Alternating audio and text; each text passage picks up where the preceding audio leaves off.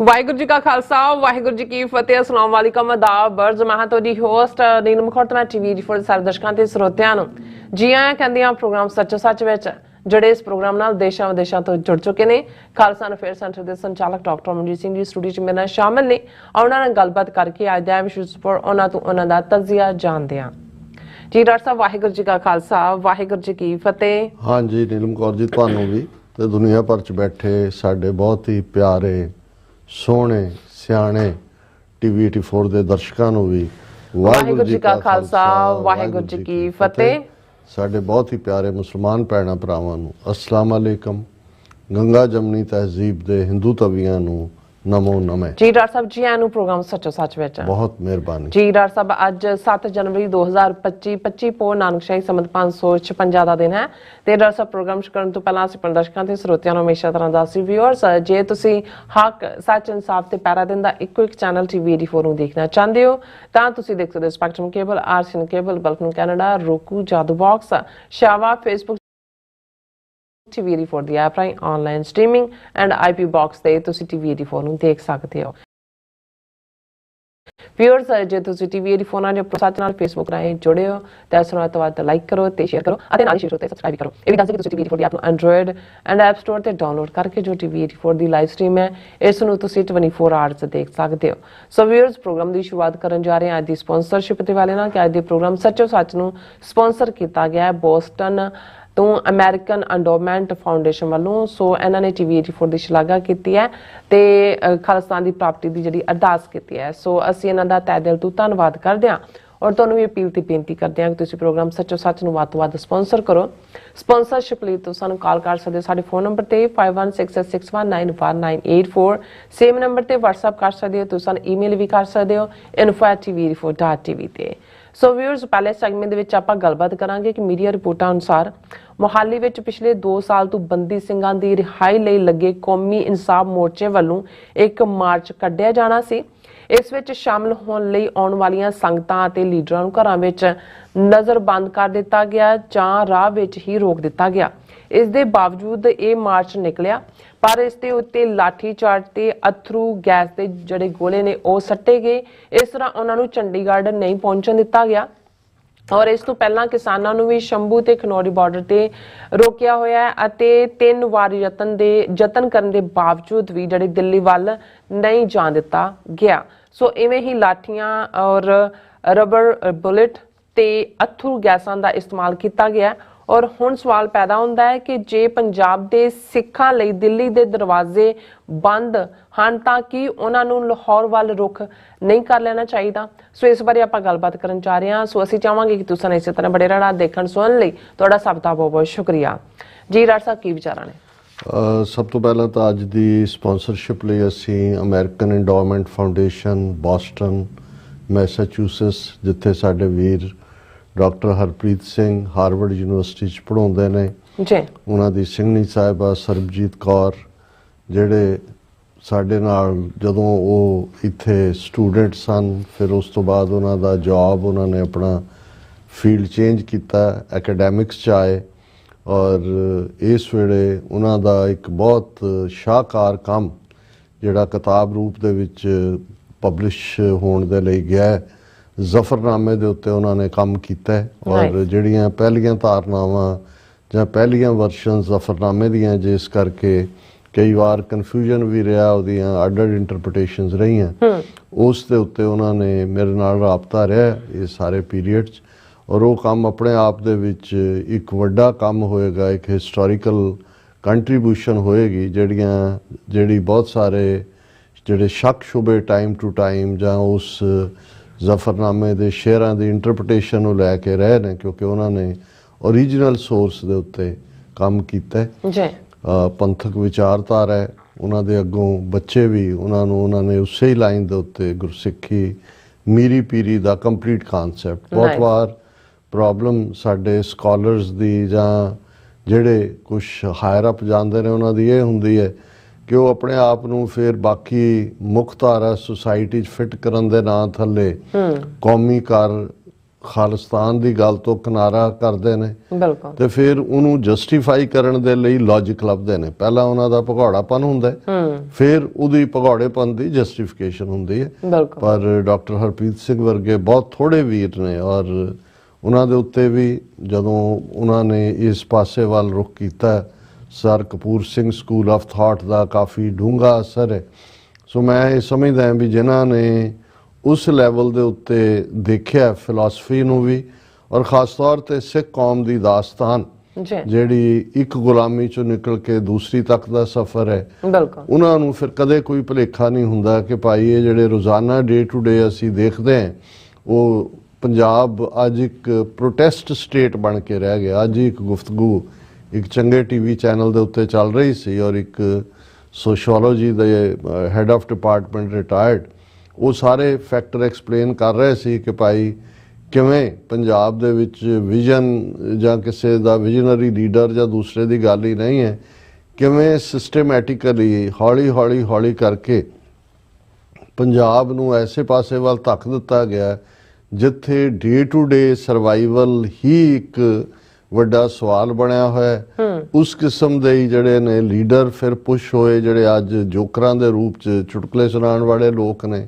ਔਰ ਕੋਈ ਵੀ ਸੈਕਟਰ ਪੰਜਾਬ ਦਾ ਜਿਹੜਾ ਇੱਕੋ ਇੱਕ ਐਗਰੀਕਲਚਰ ਦੇ ਹਵਾਲੇ ਨਾਲ ਜਿਸ 'ਚ ਬੜਾ ਫਖਰ ਮਹਿਸੂਸ ਕਰਦੇ ਸੀ ਪੰਜਾਬ ਦੇ ਕਿਸਾਨ ਜਾਂ ਪੰਜਾਬ ਦੇ ਸਿੱਖ ਕਿ ਗ੍ਰੀਨ ਰੈਵੋਲੂਸ਼ਨ ਅਸੀਂ ਸਾਰੇ ਭਾਰਤੀਆਂ ਦਾ ਢਿੱਡ ਭਰ ਦਿੱਤਾ ਹੈ, ਜਾਂ ਦੂਜਾ ਅੱਜ ਹਾਲਾਤ ਇਹ ਨੇ ਕਿ ਕਿਵੇਂ ਇੱਕ ਤੋਂ ਬਾਅਦ ਇੱਕ ਕ੍ਰਾਈਸਿਸ ਉਹਨਾਂ ਨੂੰ ਫੇਸ ਕਰਨਾ ਪੈ ਰਿਹਾ। ਇਹ 3 ਖੇਤੀ ਕਾਨੂੰਨ ਆਏ ਜਾਂ ਵਾਪਸ ਹੋ ਗਏ, ਉਸ ਦੇ ਲਈ ਕਿੰਨੀ ਕੁਰਬਾਨੀ, ਕਿੰਨਾ ਸਰਮਾਇਆ। ਗੱਲ ਕੱਲਾ 750 ਜਾਂ 800 ਕਿਸਾਨਾਂ ਦਾ ਦਿੱਲੀ ਮਰਨਾ ਤੱਕ ਹੀ ਕਾਫੀ ਨਹੀਂ ਹੈ। ਤੁਸੀਂ ਅੰਦਾਜ਼ਾ ਲਾਓ ਕਿ ਕਿੰਨੀ એનર્ਜੀ ਕਿਸ ਕੰਮ ਦੇ ਉੱਤੇ ਲੱਗੀ, ਕੱਲਾ ਉੱਥੋਂ ਦੇ ਨਹੀਂ, ਕਿਉਂਕਿ ਹੁਣ ਜਿਹੜਾ ਇਸ਼ੂ ਵੀ ਪੰਜਾਬ ਤਾਂ ਭਾਰਤੀ ਕਬਜ਼ੇ ਵਾਲਾ ਲੈ ਦੇ ਕੇ ਰਹਿ ਹੀ ਸਿੱਖਾਂ ਲਈ ਗਿਆ ਕਿ ਭਾਈ ਉੱਥੇ ਲੜਨ ਮਰਨ, ਭੁੱਖੇ ਰਹਿਣ, ਰੱਜ ਕੇ ਰਹਿਣ, ਸੁਸਾਈਡ ਕਰਨਾ। ਪੰਜਾਬ ਦੇ ਹਿੰਦੂਆਂ ਦਾ ਕੋਈ ਲਾਗਾ ਦੇ ਗਿਆ ਨਾ ਦਿੱਲੀ ਹਕੂਮਤ ਅਦਰ ਦੈਨ ਕਿ ਉਹਨਾਂ ਦਾ ਇਹ ਯਤਨ ਹੈ ਕਿ ਪੰਜਾਬ ਨੂੰ ਇਸ ਕਦਰ ਤੁਸੀਂ ਜ਼ਲੀਲ ਕਰੋ, ਉਹਨਾਂ ਨੂੰ ਇਸ ਕਦਰ ਡਿਪਰਾਈਵ ਕਰੋ ਸਾਰੇ ਨੈਚੁਰਲ ਰਿਸੋਰਸਿਸ ਤੋਂ, ਤਾਂ ਕੀਤਾ ਹੀ ਹੋਇਆ ਪਾਣੀ ਤੋਂ, ਪਰ ਡੇ ਟੂ ਡੇ ਲਾਈਫ 'ਚ ਵੀ ਇੰਨੀ ਗੁਰਾਂ ਦੀ ਦਖਲਅੰਦਾਜ਼ੀ ਕਰੋ, ਇੰਨਾ ਕ੍ਰਾਈਮ ਇੱਥੇ ਲੈ ਆਓ ਔਰ ਹਾਲਾਤ ਉਹੀ ਬਣਾ ਦਿਓ ਜਿਹੜੇ ਜਦੋਂ ਮੈਂ ਸਰ ਕਪੂਰ ਸਿੰਘ ਹੋਰਾਂ ਦੀ 70s ਦੇ ਵਿੱਚ ਵੈਨਕੂਵਰ ਦੀ ਸਪੀਚ ਨੂੰ ਕੋਟ ਕਰਦਾ ਹਾਂ ਤਾਂ ਮੈਨੂੰ ਲੱਗਦਾ ਹੈ ਕਿ ਵੀ ਆਲਮੋਸਟ ਅੱਧੀ ਸਦੀ ਤੋਂ ਵੀ ਜ਼ਿਆਦਾ ਤੋਂ ਪਹਿਲਾਂ ਜੋ ਉਹਨਾਂ ਨੇ ਦੇਖਿਆ ਸੀ ਅੱਜ ਉੱਥੇ ਉਹ ਨਜ਼ਰ ਆ ਰਿਹਾ ਹੈ ਬਿਲਕੁਲ ਕਲੀਅਰਲੀ। ਔਰ ਉਹ ਸਰ ਸਾਹਿਬ ਨੇ ਕਿਹਾ ਸੀ ਕਿ ਇੱਕ ਗੱਲ ਯਾਦ ਰੱਖੋ ਕਿ if Sikhs want have political power, your sons and their sons will be drivers of the Hindu-owned Mercedes cars, peons in the offices, security guards in front of the Hindu hotels, or wayside robbers, nothing more than that. ਕਿ ਇੱਕ ਗੱਲ ਸੁਣ ਲਓ, 200-300 ਬੰਦਾ ਹਾਲ 'ਚ ਬੈਠਾ ਸੀ, ਉਹਨਾਂ ਨੇ ਕਿਹਾ ਉਦੋਂ ਅਜੇ ਕੋਈ ਨਰਕਧਾਰੀਆਂ ਦਾ ਵਾਕਿਆ ਨਹੀਂ ਸੀ ਹੋਇਆ, ਸੰਤ ਪਿੰਡਾਂ ਵਾਲੇ ਸੀਨ ਤੇ ਨਹੀਂ ਸੀ ਆਏ, ਜੂਨ 84 ਨਵੰਬਰ 84 ਕੁਛ ਨਹੀਂ ਸੀ। 70ਵਿਆਂ ਦੇ ਵਿੱਚ ਉਹਨਾਂ ਨੇ ਕਿਹਾ ਸੀ ਕਿ ਇੱਕ ਗੱਲ ਯਾਦ ਰੱਖਿਓ, ਮੇਰੀ ਇਹਨੂੰ ਲਿਖ ਕੇ ਰੱਖ ਲਓ ਕਿ ਜੇ ਸਾਡੇ ਕੋਲ ਸਿਆਸੀ ਤਾਕਤ ਨਾ ਆਈ, ਆਟੋਨਮੀ ਨਾ ਆਈ, ਆਪਣੀ ਕਿਸਮਤ ਆਪ ਕਰਨ ਦਾ ਹੱਕ ਨਾ ਆਇਆ, ਤੇ ਫਿਰ ਯਾਦ ਰੱਖੋ ਤੁਹਾਡੇ ਬੱਚੇ ਤੇ ਉਹਨਾਂ ਦੇ ਬੱਚੇ ਤੇ ਉਹਨਾਂ ਦੇ, ਕਿਉਂਕਿ ਉਦੋਂ ਬਹੁਤ ਸਾਰਿਆਂ ਦੀਆਂ ਫੈਮਿਲੀਜ਼ ਪਿੱਛੇ ਹੀ ਸੀ ਕਿ ਵੀ ਉਹ ਜਾਂ ਦਫ਼ਤਰਾਂ ਦੇ ਵਿੱਚ ਚਪੜਾਸੀ ਹੋਣਗੇ, ਜਾਂ ਹਿੰਦੂਆਂ ਦੀਆਂ ਮਲਕੀਤਾਂ ਵਾਲੇ ਜਿਹੜੇ ਹੋਟਲ ਨੇ ਉਹਨਾਂ ਦੇ ਬਾਹਰ ਸਿਕਿਉਰਿਟੀ ਗਾਰਡ ਹੋਣਗੇ, ਜਾਂ ਹਿੰਦੂਆਂ ਦੀਆਂ ਮਰਸੀਡੀਜ਼ ਕਾਰਾਂ ਦੇ ਡਰਾਈਵਰ ਹੋਣਗੇ, ਤੇ ਜਾਂ ਲਟੇਰੇ ਹੋਣਗੇ। ਹੁਣ ਅੱਜ ਪੰਜਾਬ ਬਿਲਕੁਲ ਉਸ ਕਗਾਰ ਦੇ ਉੱਤੇ ਆ ਕੇ ਖੜਾ ਹੈ, ਔਰ ਇਸ ਦੇ ਨਾਲ ਜਿਹੜੀ ਜੁੜੀ ਹੋਈ ਜਲਾਲਤ ਹੈ, ਹਾਲਾਂ ਨਾ ਚਪੜਾਸੀ ਦਾ ਕੰਮ ਮਾੜਾ ਹੈ, ਨਾ ਡਰਾਈਵਰ ਦਾ ਮਾੜਾ ਹੈ, ਨਾ ਸਿਕਿਉਰਿਟੀ, ਲੇਕਿਨ ਇਹ ਇੱਕ ਲਾਈਨ ਡਿਫਾਈਨ ਕਰ ਦਿੱਤੀ ਸੀ ਕਿ ਮਾਲਕ ਕੌਣ ਹੈ।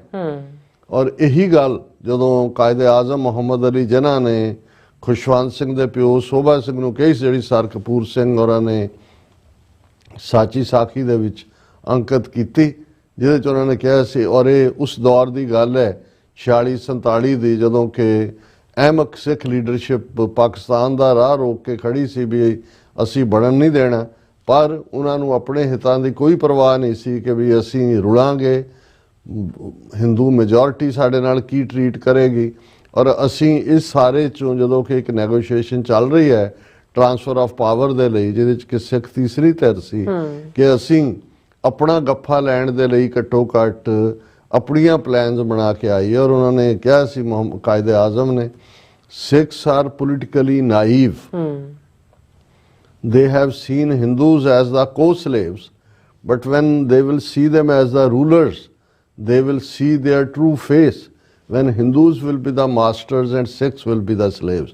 ਕਿ ਸਿੱਖ ਸਿਆਸੀ ਤੌਰ ਤੇ ਅਨਾੜੀ ਨੇ, ਉਹਨਾਂ ਨੇ ਹਿੰਦੂਆਂ ਨੂੰ ਸਹਿ ਗੁਲਾਮ ਦੇਖਿਆ, ਪਰ ਜਿਸ ਦਿਨ ਇਹ ਉਹਨਾਂ ਦੇ ਵਸ ਪਏ, ਇਹ ਸਿੱਖਾਂ ਨੂੰ ਅਕਲ ਆ ਜਾਏਗੀ ਕਿ ਹਿੰਦੂ ਮਾਲਕ ਹੋਣਗੇ ਤੇ ਸਿੱਖ ਗੁਲਾਮ ਹੋਣਗੇ। ਔਰ ਅੱਜ ਕਿਹੜੀ ਕਿਹੜੀ ਐਜੀਟੇਸ਼ਨ ਦੀ ਗੱਲ ਕਰੀਏ, ਇਸ ਵੇਲੇ ਇੱਕ ਪਾਸੇ ਅਸੀਂ ਦੇਖ ਰਹੇ ਹਾਂ ਕਿ ਪੰਜਾਬ ਕਿਵੇਂ ਉਹ ਹਰ ਪਾਸਿਓਂ ਜਿਹੜਾ ਉਸ ਨੂੰ ਉਸ ਦਾ ਥੱਲਾ ਲਾਇਆ ਹੋਇਆ ਹੈ, ਹਵਾ ਗੰਦੀ, ਪਾਣੀ ਗੰਦਾ, ਕੈਂਸਰ ਟ੍ਰੇਨਸ, ਬਿਮਾਰੀਆਂ ਦਾ ਘਰ, ਮਾਸ ਮਾਈਗ੍ਰੇਸ਼ਨ। ਔਰ ਇਸ ਵੇਲੇ ਜਦੋਂ ਅਸੀਂ ਗੱਲ ਵੀ ਕਰ ਰਹੇ ਹਾਂ, ਦੋ ਵੱਡੇ ਮੋਰਚੇ ਜਿਹੜੇ ਉਹਨਾਂ ਨੂੰ ਹੁਣ, ਔਰ ਠੀਕ ਅੱਜ ਉਸ ਡਿਸਕਸ਼ਨ 'ਚ ਇਹ ਸੀ ਕਿ ਕੋਈ IT ਸੈਕਟਰ ਦੀ ਸਟੇਟ ਬਣ ਗਈ ਹੈ, ਕੋਈ ਮਨਰੇਗਾ ਦੇ ਫਾਇਦੇ ਚੱਕਣ ਵਾਲੇ ਨੇ, ਕਿਤੇ ਇੰਡਸਟਰੀ ਜਾ ਰਹੀ ਹੈ, ਕਿਤੇ ਕੁਝ ਜਾ ਰਿਹਾ। ਤਾਂ ਉਹਨਾਂ ਨੇ ਕਿਹਾ ਜੀ ਪੰਜਾਬ ਕੀ ਹੈ, ਪੰਜਾਬ ਉਹ ਕਹਿੰਦੇ ਜੀ ਪ੍ਰੋਟੈਸਟ ਸਟੇਟ ਹੈ, ਕਿ ਸਾਡੇ ਕੋਲ ਬਿਨਾਂ ਪ੍ਰੋਟੈਸਟ ਤੋਂ ਔਰ ਪ੍ਰੋਟੈਸਟ ਕਰਨ ਲਈ ਵੀ ਹੁਣ ਦੇਖਣ ਵਾਲੀ ਗੱਲ ਇਹ ਹੈ ਕਿ ਕੈਰੋਂ ਦੀਆਂ ਦੋ ਪ੍ਰਾਪਤੀਆਂ ਬਹੁਤ ਵੱਡੀਆਂ ਗਣਾਈਆਂ ਜਾਂਦੀਆਂ ਸੀ। ਦੇਖੋ ਜਦੋਂ ਕੈਰੋਂ ਬਣ ਗਿਆ ਚੀਫ ਮਿਨਿਸਟਰ, ਕਿੰਨੀ ਪ੍ਰੋਗਰੈਸ ਕੀਤੀ ਪੰਜਾਬ ਨੇ, ਭਾਖੜਾ ਡੈਮ ਲਿਆਂਦਾ, ਸੈਂਟਰ ਨੇ ਇੰਨਾ ਲਾਇਆ, ਔਰ ਨਹਿਰੂ ਨੇ ਕਿਹਾ ਸੀ ਕਿ ਹੁਣ ਮਾਡਰਨ ਭਾਰਤ ਦਾ ਜੇ ਕੋਈ ਮੰਦਰ ਹੈ ਤਾਂ ਭਾਖੜਾ ਡੈਮ ਹੈ। ਤੇ ਦੂਸਰਾ ਕਿਹਾ ਜਾਂਦਾ ਸੀ ਕਿ ਲਾਹੌਰ ਦੀ ਕੈਪੀਟਲ ਉੱਧਰ ਰਹਿ ਗਈ ਸੀ, ਔਰ ਇਹ ਚੰਡੀਗੜ੍ਹ ਜਿਹੜਾ ਇਹ ਸੈਂਟਰ ਨੇ ਜਿਹੜਾ ਉਹ ਪਲਾਨ ਕੀਤਾ, ਲੀ ਕਾਰਬੂਸੀਅਰ ਫ੍ਰੈਂਚ ਆਰਕੀਟੈਕਟ ਨੂੰ ਸੱਦਿਆ, ਔਰ ਜਿਹੜੀ ਹੈ ਕੈਰੋਂ ਨੇ ਜਿਹੜਾ ਉਹ ਚੰਡੀਗੜ੍ਹ ਬਣਾਇਆ। ਹੁਣ ਅੱਜ ਤੁਸੀਂ ਇਹ ਦੇਖੋ ਕਿ 66 ਦੇ ਵਿੱਚ ਜਦੋਂ ਪੰਜਾਬੀ ਸੂਬਾ ਕਾਰਵ ਆਊਟ ਕਰਨ ਦਾ ਟਾਈਮ ਆਇਆ, ਪਹਿਲਾਂ ਤਾਂ ਉਹੀ ਪ੍ਰੋਟੈਸਟ ਸਟੇਟ ਵਾਂਗ ਜਿਹੜਾ ਜ਼ਬਾਨ ਦੇ ਆਧਾਰ ਦੇ ਉੱਤੇ ਮਰਾਠੀ, ਗੁਜਰਾਤੀ, ਤਾਮਿਲ, ਤੇਲਗੂ, ਕੰਨੜ, ਮਲਿਆਲਮ, ਇਹ ਸਾਰੇ ਸੂਬੇ ਜਿਹੜੇ ਪ੍ਰੋਵਿੰਸਿਸ ਤੋੜੇ, ਉਹਨਾਂ 'ਚੋਂ ਜਿਹੜੇ ਵੱਡੇ ਵੱਡੇ ਕੋ ਬੰਬੇ ਸੀ, ਬੰਬਈ ਨੂੰ ਜਿਹੜਾ ਸੌਰਾਸ਼ਟਰਾ, ਮਹਾਰਾਸ਼ਟਰਾ ਤੇ ਗੁਜਰਾਤ ਬਣਾਇਆ। ਹੈਦਰਾਬਾਦ ਨੂੰ ਕੰਕਰ ਕਰਨ ਤੋਂ ਬਾਅਦ ਉਹਨਾਂ ਨੇ ਹੈਦਰਾਬਾਦ 'ਚੋਂ ਇਹ ਜਿਹੜੀਆਂ ਨੇ ਅੱਡ-ਅੱਡ ਸਟੇਟਾਂ, ਆਂਧਰਾ, ਫਿਰ ਆਂਧਰਾ 'ਚੋਂ ਵੀ ਤੇਲੰਗਾਨਾ ਨਿਕਲਿਆ। ਲੇਕਿਨ ਕਿਸੇ ਵੀ ਇੱਕ ਕੇਸ 'ਚ ਐਸਾ ਨਹੀਂ ਹੋਇਆ ਜਿਹਦੇ 'ਚ ਕਿ ਜਿਹੜੀ ਸਟੇਟ ਹਰ ਜਿਹੜਾ ਟੁੱਟਾ ਸੂਬਾ ਦੋ ਸੂਬੇ ਬਣੇ, ਪਰ ਜਿਹੜੀ ਰਾਜਧਾਨੀ ਹੈ ਉਹ ਓਰੀਜਨਲ ਸਟੇਟ ਦੇ ਕੋਲ ਹੀ ਰਹੀ, ਜਿਹੜੀ ਜਿਹਦੇ ਚੋਂ ਉਹ ਕਾਰਵ ਆਊਟ ਹੋਇਆ। ਹੁਣ ਈਵਨ ਆਂਧਰਾ ਪ੍ਰਦੇਸ਼, ਜਦੋਂ ਆਂਧਰਾ ਪ੍ਰਦੇਸ਼ ਚੋਂ ਤੇਲੰਗਾਨਾ ਸੂਬਾ ਬਣਾਇਆ ਗਿਆ ਜਿਹੜਾ ਬੜਾ ਰੀਸੈਂਟਲੀ ਬਣਿਆ, ਹੁਣ ਹੈਦਰਾਬਾਦ ਬਹੁਤ ਵੱਡੀ ਹੱਬ ਸੀ ਆਂਧਰਾ ਪ੍ਰਦੇਸ਼ ਦਾ, ਤਾਂ ਸਾਰਾ IT ਸੈਕਟਰ, ਔਰ ਦੂਸਰਾ ਚੰਦਰ ਬਾਬੂ ਨਾਇਡੂ, ਉਹਨੂੰ IT ਦਾ ਪਿਓ ਕਿਹਾ ਜਾਂਦਾ ਉੱਥੇ। ਲੇਕਿਨ ਛੋਟਾ ਜਿਹਾ ਤੇਲੰਗਾਨਾ ਸੂਬਾ, ਕਿਉਂਕਿ ਹੈਦਰਾਬਾਦ ਉਹਦੇ ਜੁਰਿਸਡਿਕਸ਼ਨ 'ਚ ਪੈਂਦਾ ਸੀ, ਪਹਿਲਾਂ ਹੋਇਆ ਕਿ ਜੇ ਇਹਨੂੰ ਕੰਬਾਈਨ ਕਰਤਾ ਜਾਏ, ਜੁਆਇੰਟ ਕਰਤਾ ਜਾਏ, ਤੇਲੰਗਾਨਾ ਵਾਲਿਆਂ ਨੇ ਕਿਹਾ ਬਿਲਕੁਲ ਨਹੀਂ, ਇਹ ਅਸੀਂ ਕਿਉਂਕਿ ਪ੍ਰੈਸੀਡੈਂਟ ਆਲਰੇਡੀ ਸੈੱਟ ਕੀਤਾ ਹੋਇਆ ਸੀ ਚੰਡੀਗੜ੍ਹ ਦਾ ਜੋ ਹਾਲ ਕੀਤਾ, ਲੇਕਿਨ ਉਹ ਨਹੀਂ ਮੰਨੇ। ਹੈਦਰਾਬਾਦ ਅੱਜ ਤੇਲੰਗਾਨਾ ਦੀ ਕੈਪੀਟਲ ਹੈ, ਔਰ ਆਂਧਰਾ ਪ੍ਰਦੇਸ਼ ਅਜੇ ਵੀ ਆਪਣੀ ਨਵੀਂ ਰਾਜਧਾਨੀ ਦੇ ਲਈ ਐਵੇਂ ਨਹੀਂ ਉਹ ਬਾਬੂ ਨਾਇਡੂ BJP ਨਾਲ ਆਇਆ, ਪੈਸੇ ਲੈਣੇ ਨੇ ਫੈਡਰਲ ਗਵਰਨਮੈਂਟ ਤੋਂ ਆਪਣੀ ਰਾਜਧਾਨੀ ਬਣਾਉਣ ਲਈ। ਇਸੇ ਤਰ੍ਹਾਂ ਮਹਾਰਾਸ਼ਟਰਾ ਤੇ ਗੁਜਰਾਤ, ਜਦੋਂ ਕਿ ਬੰਬੇ ਸਟੇਟ ਦੀ ਡਿਵੀਜ਼ਨ ਹੋਈ, ਜ਼ਾਹਰ ਹੈ ਕਿ ਬੰਬੇ ਦੇ ਵਿੱਚ ਸਭ ਤੋਂ ਜ਼ਿਆਦਾ ਪੈਸਾ ਤਾਂ ਗੁਜਰਾਤੀਆਂ ਦਾ ਸੀ, 80-90% ਕਮਰਸ਼ੀਅਲ ਔਰ ਆਮਦਨ ਦਾ ਵੀ ਵੱਡਾ ਸਾਧਨ।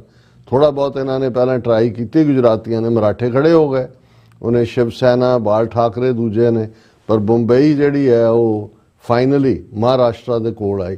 ਸੋ ਇੱਕ ਵੀ ਸੂਬਾ ਐਸਾ ਨਹੀਂ ਹੈ ਜਿਸ ਦੀ ਰਾਜਧਾਨੀ ਖੋਹ ਲਈ ਗਈ ਹੋਏ। ਔਰ ਇਹੀ ਨਹੀਂ, ਤੁਸੀਂ ਦੇਖੋਗੇ ਕਿ ਛੋਟੇ ਛੋਟੇ ਸੂਬੇ, ਅਰੁਣਾਚਲ ਪ੍ਰਦੇਸ਼ ਵਰਗੇ ਜਾਂ ਦੂਜੇ, ਉਹਨਾਂ ਦੇ ਵੀ ਆਪਣੇ ਹਾਈ ਕੋਰਟ ਨੇ।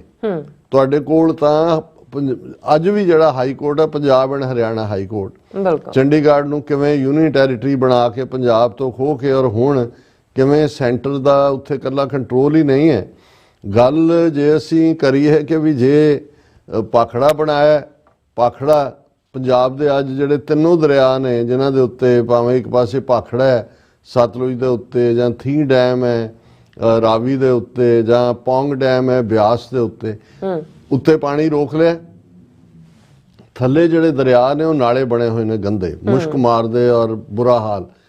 ਹੁਣ ਇੱਕੋ ਇੱਕ ਦੌਲਤ ਪੰਜਾਬ ਦੀ ਜਿਹਦੇ ਚੋਂ ਪੰਜਾਬ ਦਾ ਨਾਂ ਹੀ ਨਿਕਲਿਆ ਹੋਇਆ, ਆਬ ਪਾਣੀ ਨੂੰ ਕਹਿੰਦੇ ਨੇ, ਪਰਸ਼ੀਅਨ ਸੋਰਸ ਉਹਨੇ ਜਿਹੜਾ ਉਹ 12ਵੀਂ 13ਵੀਂ ਸਦੀ 'ਚ ਇਹ ਨਾਂ ਆਉਂਦਾ ਜੀ। ਅੱਜ ਜੇ ਅਸੀਂ ਰਫਲੀ ਔਰ ਇਹ ਜਿਹੜੀ ਮੈਂ ਕੈਲਕੂਲੇਸ਼ਨ, ਹੁਣ ਤਾਂ ਪਾਣੀ ਬਹੁਤ ਇਸ ਤੋਂ ਵੀ ਘਟ ਗਿਆ, ਜਦੋਂ 16.5 ਮਿਲੀਅਨ ਏਕੜ ਫੁੱਟ ਪਾਣੀ ਦਾ ਜ਼ਿਕਰ ਹੁੰਦਾ ਸੀ ਕਿ ਪੰਜਾਬ ਦੇ 3 ਦਰਿਆਵਾਂ 'ਚ ਹੈ, 8.5 ਮਿਲੀਅਨ ਏਕੜ ਫੁੱਟ ਪਾਣੀ ਫ੍ਰੀ ਆਫ ਕਾਸਟ ਉਸ ਰਾਜਸਥਾਨ ਨੂੰ ਜਿਹਦਾ ਕੋਈ ਕੰਢਾ ਕਿਸੇ ਦਰਿਆ ਦੇ ਨਾਲ ਨਹੀਂ ਲੱਗਦਾ, ਕੋਈ ਇਲਾਕਾ। 3.5 ਮਿਲੀਅਨ ਏਕੜ ਫੁੱਟ ਪਾਣੀ ਹਰਿਆਣੇ ਨੂੰ ਕਿ ਜੀ ਇਹ ਕਿਉਂਕਿ ਪੰਜਾਬ ਦਾ ਹਿੱਸਾ ਸੀ, ਇਸ ਲਈ ਜੇ ਹੁਣ ਅੱਡ ਹਾਲਾਂ ਇਹਨਾਂ ਤਿੰਨਾਂ ਦਰਿਆਵਾਂ 'ਚੋਂ ਕੋਈ ਦਰਿਆ ਹਰਿਆਣੇ ਨੂੰ ਟੱਚ ਨਹੀਂ ਕਰਦਾ। ਪਰ ਇਹੀ ਕ੍ਰਾਈਟੇਰੀਆ ਜਿਹੜਾ ਯਮਨਾ ਦਰਿਆ ਜਾਂ ਜਮਨਾ ਨਦੀ ਜਿਹਨੂੰ ਕਿਹਾ ਜਾਂਦਾ ਹਰਿਆਣੇ ਨੂੰ ਟੱਚ ਕਰਦਾ, ਉਹਦੇ ਪਾਣੀ ਦੇ ਉੱਤੇ ਐਕਸਕਲੂਸਿਵਲੀ ਹਰਿਆਣੇ ਦਾ ਹੱਕ ਹੀ ਹੈ।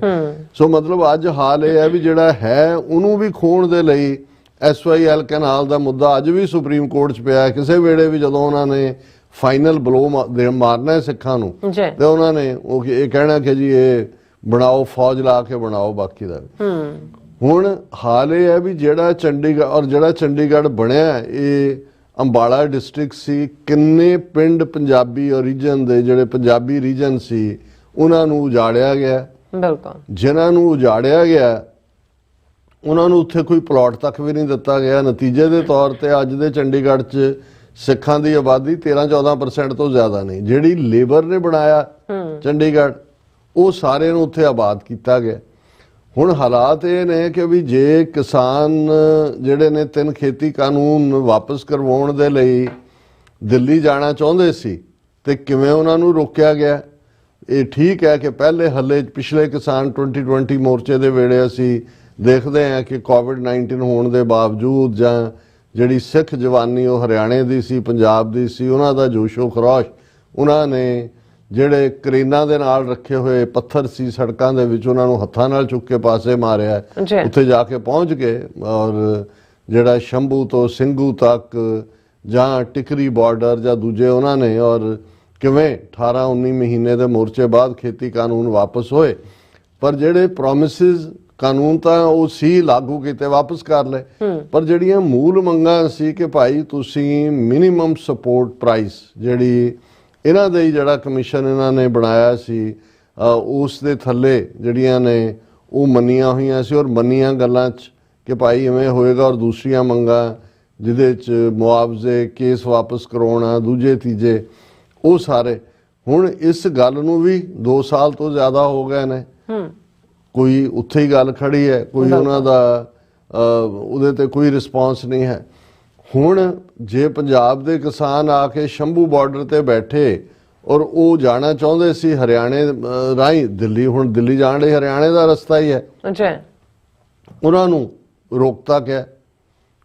ਔਰ ਕਿਵੇਂ ਬਰੂਟਲੀ ਜਿਹੜੀਆਂ ਨੇ ਗੋਲੀਆਂ ਵੀ ਚੱਲੀਆਂ ਔਰ ਸ਼ੁਭਮਨ ਸਿੰਘ ਇੱਕ ਦੀ ਡੈਥ ਹੋਈ ਜਾਂ ਦੂਜੀ, ਫਿਰ ਕੇਸ ਸੁਪਰੀਮ ਕੋਰਟ ਤੱਕ ਗਿਆ। ਸੁਪਰੀਮ ਕੋਰਟ ਨੇ ਕਿਹਾ ਜੀ ਦੇਖੋ ਇਹ ਹੈ ਕਿ ਵੀ ਇਹ ਟਰੈਕਟਰ ਨਾ ਆਉਣ, ਦੂਜੇ ਨਾ ਆਉਣ। ਫਿਰ ਹੋਇਆ ਕਿ ਚਲੋ ਅਸੀਂ 101 ਬੰਦਿਆਂ ਦਾ ਜਥਾ ਭੇਜਾਂਗੇ। 3 ਵਾਰੀ ਕੋਸ਼ਿਸ਼ ਕੀਤੀ ਉਹਨਾਂ ਨੇ 101 ਕਿਸਾਨ, ਉਹਨਾਂ ਦੇ ਉੱਤੇ ਰਬੜ ਬੁਲੇਟਸ, ਵਾਟਰ ਕੈਨਨ, ਲਾਠੀ ਚਾਰਜ ਔਰ ਜ਼ਖਮੀ ਹੋ ਕੇ ਬੁਰੇ ਹਾਲ ਬੌਂਕੇ ਦਿਹਾੜੇ ਉਹ ਆ ਕੇ ਫਿਰ ਬਹਿ ਜਾਂਦੇ ਨੇ। ਹੁਣ ਜਗਜੀਤ ਸਿੰਘ ਡੱਲੇਵਾਲ ਨੇ ਵਰਤ ਸ਼ੁਰੂ ਕੀਤਾ ਹੈ, ਆਲਮੋਸਟ 44-45 ਦਿਨ ਹੋ ਗਏ ਨੇ, ਡਰਾਮੇਬਾਜ਼ੀਆਂ ਹੋ ਰਹੀਆਂ ਨੇ। ਕੋਈ ਜਿਹੜਾ ਹੈ ਨਾ ਕੋਈ ਹਾਈ ਪਾਵਰਡ ਕਮੇਟੀ ਆ ਗਈ, ਕਿਸੇ ਕੋਲ ਕੋਈ ਪਾਵਰ ਨਹੀਂ। ਲੇਕਿਨ ਇਹ ਇੱਕ ਮੋਰਚਾ ਤਾਂ ਇਹ ਬਰਾਬਰ ਚੱਲ ਰਿਹਾ ਔਰ ਕਿਸੇ ਵੇਲੇ ਵੀ ਡੱਲੇਵਾਲ ਦਾ ਕੋਈ ਭਾਣਾ ਵਰਤਨ ਦੀ ਖਬਰ ਆ ਸਕਦੀ ਹੈ ਔਰ ਉਸ ਬਹਾਨੇ ਨਾਲ ਜੇ ਕੋਈ ਪ੍ਰੋਟੈਸਟ ਜਦੋਂ ਫਿਰ ਉਹਨਾਂ ਨੂੰ ਵੀ ਕੁੱਟਣਗੇ। ਔਰ ਇਸ ਵੇਲੇ ਉਹ ਭਗਵੰਤ ਮਾਨ ਦੀ ਸਰਕਾਰ, ਅਮਿਤ ਸ਼ਾਹ ਔਰ ਇਹ ਸਾਰੇ ਹੀ ਜਿਹੜੇ ਨੇ ਇਨ ਕਾਹੂਟਸ ਨੇ।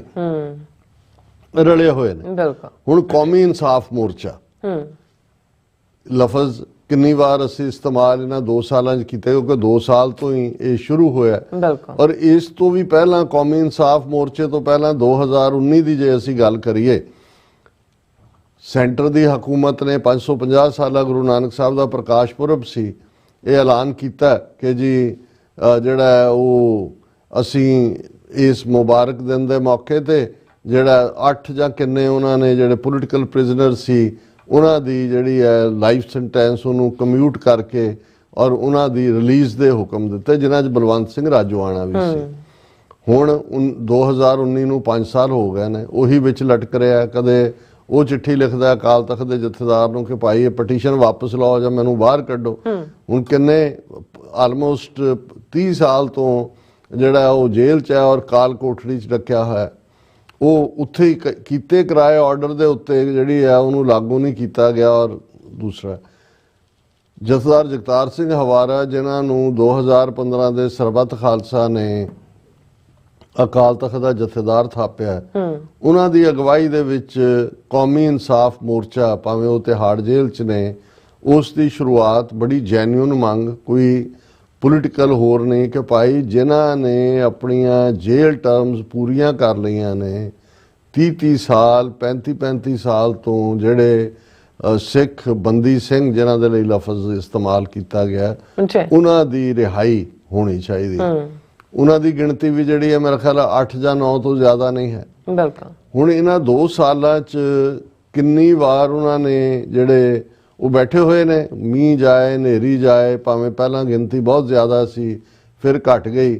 ਹੁਣ ਉਹਨਾਂ ਨੇ ਐਲਾਨ ਕੀਤਾ ਸੀ ਕਿ ਭਾਈ ਉਹਨਾਂ ਨੇ ਇਸ ਵੀਕਐਂਡ ਕਿ ਅਸੀਂ 1-2 ਸਾਲ ਹੋ ਗਏ ਨੇ ਮੋਰਚੇ ਨੂੰ ਔਰ ਅਸੀਂ ਜਿਹੜਾ ਹੈ ਉਹ ਇੱਕ ਪ੍ਰੋਟੈਸਟ ਮਾਰਚ ਕੱਢਣਾ।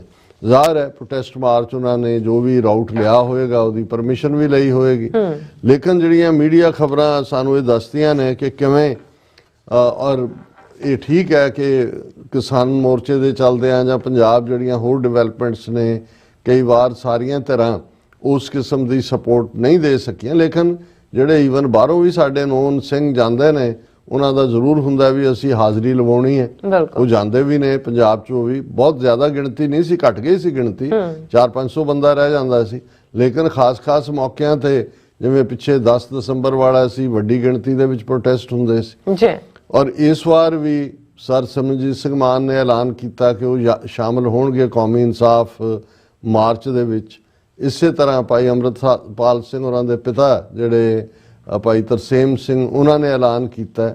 ਬਾਕੀ ਜਿਹੜੇ ਬਹੁਤ ਸਾਰੇ ਲੀਡਰਾਂ ਦਾ ਜਿਨ੍ਹਾਂ ਦਾ ਨਾਂ ਸੀ ਕਿ ਵੀ ਉਹਨਾਂ ਨੇ ਉਹਦੇ 'ਚ ਸ਼ਮੂਲੀਅਤ ਕਰਨੀ ਹੈ, ਪਰ ਉਹਨਾਂ ਨੂੰ ਤਾਂ ਪ੍ਰੀਵੀਅਸ ਨਾਈਟ ਘਰਾਂ ਦੇ ਵਿੱਚ ਹੀ ਨਜ਼ਰਬੰਦ ਕਰ ਦਿੱਤਾ ਗਿਆ। ਭਾਈ ਅੰਮ੍ਰਿਤਪਾਲ ਸਿੰਘ ਹੋਰਾਂ ਦੇ ਪਿੰਡ ਜੱਲੂ ਖੇੜਾ, ਸਾਰਾ ਪਿੰਡ ਘੇਰ ਕੇ ਪੁਲਿਸ ਨੇ ਉਹਨਾਂ ਨੂੰ, ਬਾਪੂ ਨੂੰ, ਜਿਹੜਾ ਤਰਸੇਮ ਸਿੰਘ ਨੂੰ ਨਿਕਲਣ ਨਹੀਂ ਦਿੱਤਾ।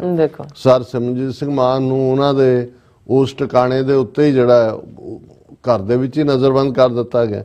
ਹੁਣ ਇਹਦੇ ਬਾਵਜੂਦ ਔਰ ਬਾਕੀ ਵੀ ਸੰਗਤਾਂ ਨੂੰ ਥਾਂ ਰੋਕ ਦਿੱਤਾ ਗਿਆ, ਲੇਕਿਨ ਜਦੋਂ ਫਿਰ ਵੀ ਕੁਝ ਜਿਹੜੀਆਂ ਸੰਗਤਾਂ ਨੇ ਪਹੁੰਚਣ 'ਚ ਕਾਮਯਾਬ ਰਹੀਆਂ ਔਰ ਜਦੋਂ ਉਹਨਾਂ ਨੇ ਮਾਰਚ ਸ਼ੁਰੂ ਕੀਤਾ ਤੇ ਉਹਨਾਂ ਦੇ ਉੱਤੇ ਜਿਹੜਾ ਲਾਠੀ ਚਾਰਜ ਕੀਤਾ ਗਿਆ, ਹੰਝੂ ਗੈਸ ਦੇ ਗੋਲੇ ਸੁੱਟੇ ਗਏ ਔਰ ਪੁਲਿਸ ਫੋਰਸਾਂ ਵੱਲੋਂ ਇੰਨੀ ਵੱਡੀ ਗਿਣਤੀ 'ਚ ਅਥਰੂ ਗੈਸ ਦੇ ਗੋਲੇ ਸੁੱਟੇ ਗਏ ਕਿ ਉੱਥੇ ਵੀ ਆ ਕੇ ਗੋਲੇ ਡਿੱਗੇ ਜਿੱਥੇ ਗੁਰੂ ਗ੍ਰੰਥ ਸਾਹਿਬ ਦਾ ਪ੍ਰਕਾਸ਼ ਸੀ, ਕਿਉਂਕਿ ਉਸ ਥਾਂ ਤੇ ਉਹਨਾਂ ਨੇ ਪ੍ਰਕਾਸ਼ ਕੀਤਾ ਹੋਇਆ। ਔਰ ਈਵਨ ਜਿਹੜੇ ਤਾਬਿਆ ਬੈਠੇ ਸਿੰਘ ਹੈ ਉਹ ਵੀ ਪ੍ਰਭਾਵਿਤ ਹੋਇਆ ਔਰ ਉਹਨਾਂ 'ਚ ਹੋਰ ਵੀ ਜਿਹੜੇ ਬੈਠੇ ਸੀ ਉਹ ਜ਼ਖਮੀ ਹੋਏ। ਹੁਣ ਇਹ ਅਸੀਂ ਦਿੱਲੀ ਜਾਣ ਤੋਂ ਰੋਕਣ ਦੇ ਲਈ ਤਾਂ ਉਹਨਾਂ ਨੇ 3 ਵਾਰ ਈਵਨ ਪੈਦਲ ਵੀ ਸਿੱਖਾਂ ਨੂੰ ਨਹੀਂ ਜਾਣ ਦਿੱਤਾ। ਹੁਣ ਚੰਡੀਗੜ੍ਹ ਜਿਹੜੀ ਕੈਪੀਟਲ ਹੈ ਪੰਜਾਬ ਦੀ, ਸਾਂਝੀ ਬਣਾ ਕੇ ਰੱਖੀ ਹੋਈ, ਯੂਨੀ ਟੈਰੀਟਰੀ ਆਪਣੇ ਕਬਜ਼ੇ 'ਚ ਰੱਖੀ, ਤੁਸੀਂ ਚੰਡੀਗੜ੍ਹ ਵੀ ਨਹੀਂ ਜਾ ਸਕਦੇ। ਹੁਣ ਇਹੀ ਗੱਲ ਔਰ ਇਹ ਜਿਹੜੀ ਗੱਲ ਅਸੀਂ ਹੁਣ ਕਹਿਣ ਜਾ ਰਹੇ ਹਾਂ ਕਿ ਭਾਈ ਫਿਰ ਸਾਡੇ ਕੋਲ ਤਾਂ ਲਾਹੌਰ ਦਾ ਰਸਤਾ ਹੀ ਬਚਦਾ ਹੈ। ਇਹ ਗੱਲ ਈਵਨ ਮੈਂ ਖੁਦ ਮੰਜੀ ਸਾਹਿਬ ਦੇ ਦੀਵਾਨ ਹਾਲ 'ਚ ਹਰਚੰਦ ਸਿੰਘ ਲੌਂਗੋਵਾਲ ਜਿਹੜਾ ਡਿਕਟੇਟਰ ਸੀ ਧਰਮ ਯੁੱਧ ਮੋਰਚੇ ਦਾ, ਉਹਦੇ ਮੂੰਹੋਂ ਸੁਣੀ, ਕਿਉਂਕਿ ਇਹੋ ਹੀ ਹਾਲਾਤ ਏਸ਼ੀਆਡ 82 ਦੇ ਵੇਲੇ ਸੀ। ਜਦੋਂ ਏਸ਼ੀਆਡ 82 ਗੇਮਸ ਦਿੱਲੀ 'ਚ ਹੋ ਰਹੀਆਂ ਸੀ ਤੇ ਭਜਨ ਲਾਲ ਦੇ ਨਾਲ ਮਿਲ ਕੇ ਇੰਦਰਾ ਗਾਂਧੀ ਨੇ ਇਸ ਗੱਲ ਨੂੰ ਯਕੀਨੀ ਬਣਾਇਆ। ਉਹਨੇ ਕਿਹਾ ਜੀ ਤੁਸੀਂ ਸਿੱਖ ਕੀ ਪੰਜਾਬ ਦਾ ਤਾਂ ਕੋਈ ਪਰਿੰਦਾ ਵੀ ਜਿਹੜਾ ਮੈਂ ਹਰਿਆਣੇ ਚੋਂ ਨਹੀਂ ਲੰਘਣ ਦਿਆਂਗਾ। ਔਰ ਸਿੱਖਾਂ ਨੂੰ ਉਹਨਾਂ ਨੇ ਗੱਡੀਆਂ ਚੋਂ ਲਾ ਕੇ, ਕਾਰਾਂ ਚੋਂ ਲਾ ਕੇ, ਦੂਜਿਆਂ ਚੋਂ ਈਵਨ ਜਿਹੜੇ ਰਿਟਾਇਰਡ ਕਈ ਜਨਰਲ ਫੌਜ ਦੇ ਔਰ ਦੂਸਰੇ ਜਿਹੜੇ ਉਹ ਖੇਡਾਂ ਦੇਖਣ ਜਾ ਰਹੇ ਸੀ, ਈਵਨ MP ਉਹਨਾਂ ਚੋਂ ਜੋ ਉਹਨਾਂ ਨੂੰ ਜ਼ਲੀਲ ਕੀਤਾ, ਉਸ ਦੀ ਉਦਾਹਰਣ ਸੀ ਕਿ ਭਾਈ ਈਵਨ ਮੈਂ ਜਿਹੜੇ ਇੱਕ ਵਾਕਿਆ ਚੰਡੀਗੜ੍ਹ ਦੇ ਹਵਾਲੇ ਨਾਲ ਹੁੰਦਾ ਹੈ ਕਿ ਜੀ ਇੱਕ ਉਹਨਾਂ ਨੇ ਚੰਡੀਗੜ੍ਹ ਦੇ ਨੌਜਵਾਨਾਂ ਨੇ ਪੰਜਾਬ ਯੂਨੀਵਰਸਿਟੀ 'ਚ ਕੋਈ ਕਾਨਫਰੰਸ ਰੱਖੀ ਪੰਥਕ ਮੁੱਦੇ ਤੇ ਕਿਸੇ ਸਿੱਖ ਫੌਜੀ ਕਰਨਲ ਸੀ ਜਾਂ ਬ੍ਰਿਗੇਡੀਅਰ ਸੀ ਉਹਦੇ ਕੋਲੋਂ ਗਏ ਕਿ ਜੀ ਸਾਨੂੰ ਥੋੜੀ ਜਿਹੀ ਫਾਈਨੈਂਸ਼ੀਅਲ ਮਦਦ ਕਰੋ। ਉਹਨਾਂ ਦੇ ਮਹੱਲੇ 'ਚ ਕੋਈ ਨੌਜਵਾਨ ਰਹਿੰਦਾ ਸੀ ਤੇ ਉਹ ਅੱਗੋਂ ਕਹਿਣ ਲੱਗਾ, ਕਹਿੰਦਾ ਕਿ ਜੀ ਕਿਹੜੀ ਡਿਸਕ੍ਰਿਮੀਨੇਸ਼ਨ, ਕਿਹੜੇ ਮੈਂ ਇਹ ਰਿਟਾਇਰ ਹੋਇਆ, ਮੇਰਾ ਪੁੱਤਰ ਇੱਕ ਬ੍ਰਿਗੇਡੀਅਰ ਹੈ, ਇੱਕ ਕਰਨਲ ਹੈ, ਨਿਕਲੋ ਬਾਹਰ। ਉਹਨੇ ਦਰਵਾਜ਼ਾ ਜੋ ਫੌਜੀਆਂ ਦਾ ਸਟਾਈਲ ਹੁੰਦਾ ਅੱਛਾ, ਔਰ ਇਹੀ ਫੌਜੀ ਅਫਸਰ ਫਿਰ ਜਦੋਂ ਏਸ਼ੀਆਡ 82 ਸੀ ਬੜਾ ਸੱਜ ਧੱਜ ਕੇ ਗੱਡੀ ਲੈ ਕੇ ਨਿਕਲਿਆ। ਜਿਉਂ ਹੀ ਉਹਨੇ ਸ਼ੰਭੂ ਬਾਰਡਰ ਜਿਹੜਾ ਪੰਜਾਬ ਹਰਿਆਣੇ ਦਾ ਬਾਰਡਰ ਹੈ ਕ੍ਰਾਸ ਕੀਤਾ, ਇੱਕ ਲੰਮੇ ਟੰਮੇ ਹਰਿਆਣਵੀ ਜਾਟ ਪੁਲਿਸੀਏ ਨੇ ਉਹਨੂੰ ਰੋਕਿਆ। ਉਹਨੇ ਆਪਣਾ ਸ਼ਨਾਖਤੀ ਕਾਰਡ ਕੱਢ ਕੇ ਦਿਖਾਇਆ ਤੇ ਉਹ ਉਹਨੂੰ ਜਾਟ ਉਹ ਕਹਿੰਦਾ ਇਹ ਗੱਤੋ ਸਾਨਾ ਦਿਖਾਲ ਮੁਝਕੋ ਉੱਤਰਕਾਰ ਮਾਸਾ, ਔਰ ਉੱਥੋਂ ਹੀ ਵਾਪਸ ਮੁੜਿਆ, ਜ਼ਲੀਲ ਹੋਇਆ। ਔਰ ਬਾਅਦ 'ਚ ਉਹਨੇ ਸੁਨੇਹਾ ਭੇਜਿਆ ਜੀ ਜਿੰਨੇ ਪੈਸੇ ਚਾਹੀਦੇ ਲੈ ਜਾਓ, ਸਾਡੇ ਨਾਲ ਤਾਂ ਬਹੁਤ ਬਦਸਲੂਕੀ ਹੁੰਦੀ। ਔਰ ਉਸ ਤੋਂ ਕਿਉਂਕਿ ਧਰਮਯੁੱਧ ਮੋਰਚਾ ਚੱਲ ਰਿਹਾ ਸੀ ਉਸ ਪੀਰੀਅਡ 'ਚ ਲੌਂਗੋਵਾਲ ਨੇ ਮੰਜੀ ਸਾਹਿਬ ਤੋਂ ਕਿਹਾ ਸੀ ਕਿ ਜੇ ਸਾਡੇ ਲਈ ਦਿੱਲੀ ਦੇ ਦਰਵਾਜ਼ੇ ਬੰਦ ਨੇ ਤਾਂ ਫਿਰ ਸਾਡੇ ਕੋਲ ਹੁਣ ਕੋਈ ਚੋਇਸ ਨਹੀਂ ਹੈ ਕਿ ਅਸੀਂ ਲਾਹੌਰ ਵੱਲ ਮੂੰਹ ਕਰੀਏ। ਭਾਵੇਂ ਇਹ ਸ਼ਬਦਾਂ ਦਾ ਜਾਲ ਹੀ ਸੀ, ਕਹਿਣ ਲਈ ਸੀ, ਕਿਉਂਕਿ ਉਹਨਾਂ ਦੀ ਨੀਅਤ ਜਾਂ ਸੰਤ ਭਿੰਡਰਾਂ ਵਾਲੇ ਜਿਹੜੇ ਕਿ ਸੱਚਮੁੱਚ ਉਸ ਸੱਚ ਲਈ ਜੂਝ ਰਹੇ ਸੀ, ਜੇ ਇਹਨਾਂ ਦੇ ਦਿਲਾਂ 'ਚ ਖੋਟ ਨਾ ਹੁੰਦਾ ਤੇ ਨਤੀਜੇ ਹੋਰ ਹੁੰਦੇ। ਲੇਕਿਨ ਇਸ ਦਾ ਪ੍ਰਭਾਵ ਇਹ ਸੀ ਕਿ ਉਸ ਤੋਂ ਬਾਅਦ ਜਿਹੜਾ ਧਰਮਯੁੱਧ ਮੋਰਚਾ ਚੱਲ ਰਿਹਾ ਸੀ, ਉਹਨਾਂ ਨੇ ਕਾਲ ਦਿੱਤੀ ਕਿ ਸਾਬਕਾ ਸਿੱਖ ਫੌਜੀਆਂ ਦਾ ਇਕੱਠ ਹੋਏਗਾ ਔਰ ਉਹਦੇ 'ਚ 5000 ਤੋਂ 10000, ਜਿਹੜਾ ਲਿਬਰਲ ਮੀਡੀਆ ਸੀ ਉਹਨੇ 10000 ਕਿਹਾ, ਆਮ ਜਿਹੜਾ ਸੀ ਜਿਹੜਾ ਬਹੁਤ ਕੰਜ਼ਰਵੇਟਿਵ ਜਾਂ ਖਿੱਚ ਕੇ ਗੱਲ 5000 ਦੇ ਕਰੀਬ ਸਿੱਖ ਫੌਜੀ ਅਫਸਰ ਇਕੱਠੇ ਹੋਏ ਸੀ ਉਸ ਇਕੱਠ ਦੇ ਵਿੱਚ, ਜਿਨ੍ਹਾਂ ਦੇ ਵਿੱਚ retired lieutenant general, major general, brigadier, colonel, ਕਪਤਾਨ, ਮੇਜਰ, ਆਮ ਤਾਂ ਹੈ ਹੀ ਸਨ ਜਿਹੜੇ ਦੂਸਰੇ ਰੈਂਕਸ ਦੇ ਨੇ, ORs ਇਹਨਾਂ ਨੂੰ ਕਹਿੰਦੇ ਨੇ। ਔਰ ਉਸੇ ਇਕੱਠ ਨੇ ਪਾਸ ਕੀਤਾ ਸੀ ਕਿ ਸੰਤ ਭਿੰਡਰਾਂ ਵਾਲਿਆਂ ਨੂੰ ਜਥੇਦਾਰ ਬਣਾਇਆ ਜਾਏ ਅਕਾਲ ਤਖਤ। ਵੱਖਰੀ ਗੱਲ ਹੈ ਕਿ ਉਸੇ ਰਾਤ ਉਹਨਾਂ ਨੇ ਫਿਰ ਗਿਆਨੀ ਕਿਰਪਾਲ ਸਿੰਘ ਜਿਹੜਾ ਹੈੱਡ ਗ੍ਰੰਥੀ ਆਫੀਸ਼ੀਏਟਿੰਗ ਜਥੇਦਾਰ ਸੀ ਉਹਨੂੰ ਪੱਕਾ ਜਥੇਦਾਰ ਬਣਾ ਦਿੱਤਾ। ਪਰ ਇਹ ਇੱਕ ਵੰਗਾਰ ਸੀ। ਈਵਨ ਉਹ ਫੌਜੀ ਜਿਨ੍ਹਾਂ ਨੇ ਵੱਡੇ ਵੱਡੇ ਅਫਸਰ ਜਿਨ੍ਹਾਂ ਨੇ ਤਿਰੰਗੇ ਦੇ ਲਈ ਕੁਰਬਾਨੀਆਂ ਕੀਤੀਆਂ ਹੋਈਆਂ ਸੀ, ਬੂਟ ਖੜਕਾਏ ਹੋਏ ਸੀ, ਉਹਨਾਂ ਨੂੰ ਵੀ ਇਹ ਸਮਝ ਆ ਗਈ ਕਿ ਨਹੀਂ ਇਹ ਸਾਡਾ ਮੁਲਕ ਨਹੀਂ। ਪਰ ਭੁੱਲ ਜਾਂਦੇ ਨੇ ਵਕਤ ਪਾ ਕੇ, ਫਿਰ ਉਹੀ ਪੈਨਸ਼ਨ ਛੱਡਣੀ ਕਿਹੜੀ ਸੌਖੀ ਹੈ, ਉਹ ਉਹਨਾਂ ਨੂੰ ਫਿਰ ਯਾਦ ਆ ਜਾਂਦੀ ਹੈ ਭਾਰਤ ਮਾਤਾ। ਲੇਕਿਨ ਹੁਣ ਜੋ ਹਾਲਾਤ ਬਣੇ ਹੋਏ ਨੇ, ਇਹ ਤਾਂ ਗੱਲ ਅਸੀਂ 1982 ਦੀ ਕਰ ਰਹੇ ਹਾਂ, ਆਲਮੋਸਟ 42 ਸਾਲ ਪਹਿਲਾਂ।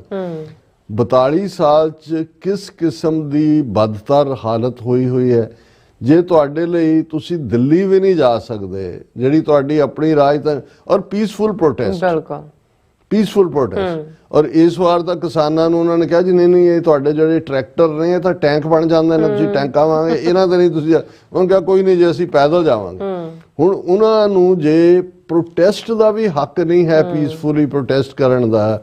ਔਰ ਇਸ ਸਾਰੇ ਦੇ ਚੱਲਦਿਆਂ ਜੋ ਹਾਲਾਤ ਬਣੇ ਹੋਏ ਨੇ, ਜੋ ਡੱਲੇਵਾਲ ਦਾ ਵਰਤ ਹੈ ਔਰ ਉਹਨੂੰ ਲੈ ਕੇ ਕੋਈ ਇਸ ਕਿਸਮ ਦੀਆਂ ਜਿਹੜੀਆਂ ਵਿਦਵਤਾ ਝਾੜ ਰਿਹਾ ਕਿ ਜੀ ਇਹ ਸਿੱਖੀ ਦੇ ਮੁਤਾਬਕ ਹੈ, ਨਹੀਂ ਗੱਲ ਇਹ ਨਹੀਂ ਹੈ। ਉਹ ਕੋਈ ਸਿੱਖੀ ਲਈ ਨਹੀਂ ਬੈਠਾ ਹੋਇਆ, ਉਹ ਇੱਕ ਅੰਮ੍ਰਿਤਧਾਰੀ ਸਿੰਘ ਹੈ, ਉਹ ਕਿਸਾਨ ਮੋਰਚੇ ਨੂੰ ਲੀਡ ਕਰ ਰਿਹਾ ਹੈ ਔਰ ਕਿਸਾਨਾਂ ਦੇ ਹੱਕਾਂ ਲਈ ਬੈਠਾ ਹੋਇਆ। ਸੋ ਉਹ as a social economical issue ਹੈ।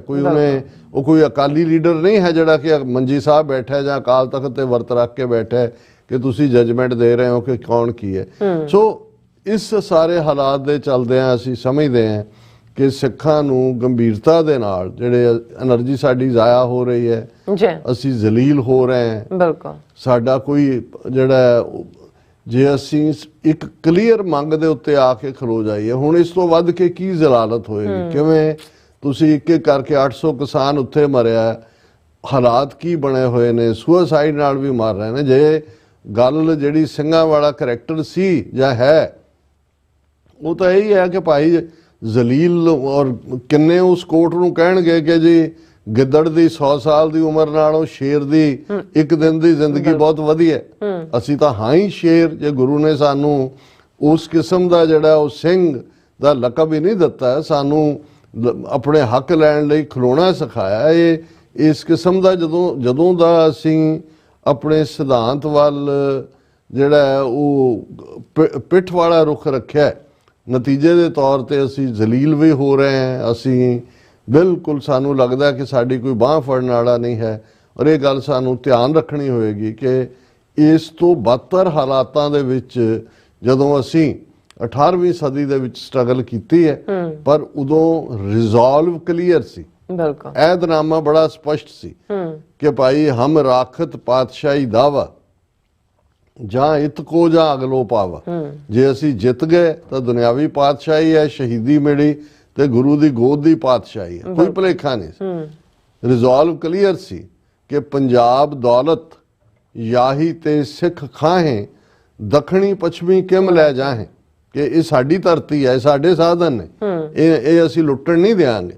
ਔਰ ਉਸ ਦੇ ਲਈ ਸਿੰਘ ਜੂਝੇ, ਉਹਨਾਂ ਨੇ ਇੱਕ ਪਾਸੇ ਦਰਾ ਖੈਬਰ ਪਾਰ ਵਾਲਿਆਂ ਨੂੰ ਖੈਬਰ ਪਾਰ ਧੱਕਿਆ, ਮਰਾਠਿਆਂ ਨੂੰ ਜਿਹੜਾ ਉਹ ਵਾਪਸ ਉਹਨਾਂ ਦੇ ਟੈਰੀਟਰੀ ਵੱਲ ਧੱਕਿਆ, ਦਿੱਲੀ ਵਾਲਿਆਂ ਦਾ ਤਾਂ ਤੱਪੜ ਹੀ ਰੋਲ ਦਿੱਤਾ ਮੁਗਲਾਂ ਦੇ। ਔਰ ਐਵੇਂ ਨਹੀਂ ਬਾਬਾ ਬੁੱਲੇ ਸ਼ਾਹ ਨੇ ਕਿਹਾ ਕਿ ਭਾਈ ਕਿਵੇਂ ਜਿਹੜਾ ਸਿੱਖਾਂ ਦੀ ਜਿਹੜੀ ਇੱਕ ਆਮ ਸੀ ਉਹ ਪਾਤਸ਼ਾਹ ਬਣੇ ਔਰ ਰਾਜੇ ਬਣੇ, ਔਰ ਉਸ ਦਾ ਹੀ ਨਤੀਜਾ ਸੀ ਕਿ ਕਿਵੇਂ ਉਹਨਾਂ ਨੂੰ ਕੌੜਾ ਕੁੱਟ ਪੀਣ ਤੇ ਮਜਬੂਰ ਹੋਣਾ ਪਿਆ ਕਿ ਭੂਰਿਆਂ ਵਾਲੇ ਰਾਜੇ ਕੀਤੇ, ਮੁਗਲਾਂ ਜ਼ਹਿਰ ਪਿਆਲੇ ਪੀਤੇ। ਤੇ ਅੱਜ ਤਾਂ ਉਦੋਂ ਤਾਂ ਅਸੀਂ ਹਜ਼ਾਰਾਂ ਦੇ ਵਿੱਚ ਸੀ, ਸ਼ਾਇਦ ਸੈਂਕੜਿਆਂ 'ਚ ਹੋਵਾਂਗੇ, ਬਿਨਾਂ ਰਿਸੋਰਸਿਸ ਤੋਂ ਸੀ। ਅੱਜ ਅਸੀਂ 35 ਮਿਲੀਅਨ ਹੈ, 5 ਮਿਲੀਅਨ ਸਿੱਖ ਜਿਹੜਾ ਦੁਨੀਆ ਦੇ 5 ਵੱਡੀਆਂ ਜਿਹੜੀ 5 ਵਾਈਜ਼ ਕੰਟਰੀਜ਼ ਨੇ ਉਹਨਾਂ ਦੇ ਵਿੱਚ ਪੋਲੀਟੀਕਲ ਇਨਫਲੂਐਂਸ ਰੱਖਦਾ ਹੈ। ਕਿਤੇ ਕੌਣ ਸਿੱਖ, ਉਹ ਇੱਕ ਯੂਕੇ ਦੇ ਸਿੱਖ ਦੀ ਇੱਕ ਦਿਨ ਕਹਾਣੀ ਸੀ ਕਿ ਜੀ ਉਹ ਆਪਣੇ ਕਿਤੇ ਗਿਆ ਕਾਰ ਲੈਣ ਤੇ ਉਹਨਾਂ ਨੇ ਦਿੱਤੀ ਨਾ, ਜਾਂ ਉਹਦੇ ਕੋਲ ਉਹਨੇ ਪੈਸੇ ਨਹੀਂ ਸੀ। ਉਹਨੇ ਕਿਹਾ ਜੀ ਕੋਈ ਗੱਲ ਨਹੀਂ, ਉਹਨੇ ਕਿਹਾ ਜੀ ਹੁਣ ਉਹਦੇ ਕੋਲ ਇੰਨੀਆਂ ਕਾਰਾਂ ਨੇ, ਜਿੰਨੇ ਰੰਗ ਦੀਆਂ ਪੱਗਾਂ ਉਨੇ ਰੰਗ ਦੀਆਂ ਕਾਰਾਂ ਨੇ ਉਹਦੇ ਕੋਲ, ਉਹ ਕਰਦਾ। ਸੋ ਮਤਲਬ ਅੱਜ ਹੀ ਕਿਸੇ ਹੋਰ ਦਾ ਸੀ ਕਿ ਦੁਨੀਆ 'ਚ ਸਭ ਤੋਂ ਜ਼ਿਆਦਾ ਵੱਧ ਤਨਖਾਹ ਲੈਣ ਵਾਲਾ ਪਤਾ ਨਹੀਂ ਕਿੰਨੇ ਹਜ਼ਾਰ ਕਰੋੜ ਕੋਈ, ਉਹ ਇੱਕ ਸਿੱਖ ਹੈ। ਸੋ ਮਤਲਬ ਇਹ ਹੈ ਵੀ ਕੋਈ ਫੀਲਡ ਐਸਾ ਨਹੀਂ ਹੈ ਜਿਹਦੇ 'ਚ ਅਸੀਂ ਜਿਹੜਾ ਉਹ ਛਾਏ ਨਹੀਂ ਹੋਏ। ਲੇਕਿਨ ਇੱਕ ਗੱਲ ਜਿਹੜੀ ਸਾਨੂੰ ਸਾਡੇ ਇਸ ਤਬਕੇ ਨੂੰ ਵੀ ਔਰ ਇੱਕ ਵੱਡੇ ਤਬਕੇ ਨੂੰ ਵੀ ਜਿਹੜੀ ਹੈ ਅਜੇ ਸ਼ਾਇਦ ਸਮਝ ਨਹੀਂ ਆਈ, ਜਾਂ ਉਹਨਾਂ ਦਾ ਰਿਜ਼ੋਲਵ ਨਹੀਂ ਬਣਦਾ, ਜਾਂ ਭਗੌੜਾਪਨ ਹੈ ਕਿ ਭਾਈ ਸਾਰੀ ਜਿੰਨੀ ਮਰਜ਼ੀ ਅਸੀਂ ਇੱਥੇ ਖੁਸ਼ਹਾਲੀ ਲੈ ਲਈਏ, ਅਲਟੀਮੇਟਲੀ ਤੁਹਾਨੂੰ ਆਪਣਾ ਘਰ ਲੈਣਾ ਪੈਣਾ, ਬਣਾਉਣਾ ਪੈਣਾ, ਲਿਬਰੇਟ ਕਰਵਾਉਣਾ ਪੈਣਾ। ਔਰ ਉਸ ਦੇ ਲਈ ਬੜਾ ਕਲੀਅਰ ਐਦ ਜਿਹੜਾ ਪਾਤਸ਼ਾਹੀ ਦਾਅਵੇ ਦਾ ਹੈ, ਉਸ ਨੂੰ ਲੈ ਕੇ ਸਾਨੂੰ ਚੱਲਣਾ ਹੋਏਗਾ। ਨਹੀਂ ਤਾਂ ਫਿਰ ਇਵੇਂ ਹੀ ਜਿਵੇਂ ਉਹ ਬਿਮਾਰੀ ਦੇ ਜੇ ਤੁਸੀਂ ਮੂਲ ਨੂੰ ਨਾ ਪਛਾਣੋ ਤੇ ਉਸ ਦੀ ਟ੍ਰੀਟਮੈਂਟ ਨਾ ਹੋਏ ਤੇ ਫਿਰ ਬਿਮਾਰੀ ਦੇ ਲੱਛਣ ਉਹਨਾਂ ਨਾਲ ਡੀਲ ਕਰਦੇ ਆ ਖੱਜਲ ਖੁਆਰੀ ਤੋਂ ਬਿਨਾਂ ਕੁਛ ਨਹੀਂ ਹੁੰਦਾ। ਬਿਮਾਰੀ ਉੱਥੇ ਦੇ ਉੱਥੇ ਹੁੰਦੀ ਹੈ, ਤੁਸੀਂ ਉਹਨਾਂ ਦੇ ਸਿੰਪਟਮਸ ਨੂੰ ਹੀ ਡੀਲ ਕਰ ਰਹੇ ਹੁੰਦੇ। ਜੀ ਡਾਕਟਰ ਸਾਹਿਬ ਤੁਹਾਡਾ ਬਹੁਤ ਬਹੁਤ ਸ਼ੁਕਰੀਆ। ਸੋ ਥਲੇ ਨੇ ਬ੍ਰੇਕ ਔਰ ਬ੍ਰੇਕ ਤੇ ਜਾਣ ਤੋਂ ਪਹਿਲਾਂ ਅਸੀਂ ਆਪਣੇ ਦਰਸ਼ਕਾਂ ਤੇ ਸਰੋਤਿਆਂ ਨੂੰ ਅਪੀਲ ਤੇ ਬੇਨਤੀ ਕਰਦੀ ਹਾਂ ਵਿਊਅਰਸ, ਜਿਸ ਤਰ੍ਹਾਂ ਕਿ ਤੁਸੀਂ ਜਾਣਦੇ ਹੋ ਕਿ ਟੀਵੀ 84 ਇੱਕ ਪੰਥਕ ਚੈਨਲ ਹੈ। ਟੀਵੀ 84 ਦੀ ਚੜ੍ਹਦੀ ਕਲਾ ਲਈ ਵੱਧ ਤੋਂ ਵੱਧ ਡੋਨੇਟ ਕਰੋ। ਡੋਨੇਟ ਕਰਨ ਲਈ ਸਾਡੀ ਵੈਬਸਾਈਟ tv84.tv ਤੇ ਜਾ ਕੇ ਪੇਪਲ ਦੀ ਵਰਤੋਂ ਕਰਕੇ ਵਨ ਟਾਈਮ ਡੋਨੇਟ ਕਰ ਸਕਦੇ ਹੋ, ਮੰਥਲੀ ਡੋਨੇਟ ਵੀ ਕਰ ਸਕਦੇ ਹੋ। ਤੁਸੀਂ ਟੀਵੀ 84 ਦੇ ਨਾਮ ਤੇ ਚੈੱਕ ਬਣਾ ਕੇ ਸਾਨੂੰ ਮੇਲ ਵੀ ਕਰ ਸਕਦੇ ਹੋ ਸਾਡੇ ਇਸ ਪਤੇ ਤੇ 36-01 37th Avenue, Long Island City, New York 11101 USA, ਜਾਂ ਫਿਰ ਤੁਸੀਂ ਸਾਨੂੰ ਫੋਨ ਰਾਹੀਂ ਵੀ ਸੰਪਰਕ ਕਰ ਸਕਦੇ ਹੋ 5166619184। ਤੁਸੀਂ ਸਾਨੂੰ ਈਮੇਲ ਵੀ ਕਰ ਸਕਦੇ info@tv84.tv ਤੇ। ਅਸੀਂ ਤੁਹਾਡੇ ਤਹਿ ਦਿਲ ਤੋਂ ਸ਼ੁਕਰਗੁਜ਼ਾਰ ਹੋਵਾਂਗੇ। ਸੋ ਥਲੇ ਨੇ ਬ੍ਰੇਕ ਵਿਊਅਰਸ, ਤੁਸੀਂ ਇਸੇ ਤਰ੍ਹਾਂ ਬਣੇ ਰਹਿਣਾ। ਮਿਲਦੇ ਹਾਂ ਛੋਟੇ ਜਿਹੇ ਬ੍ਰੇਕ ਤੋਂ ਬਾਅਦ।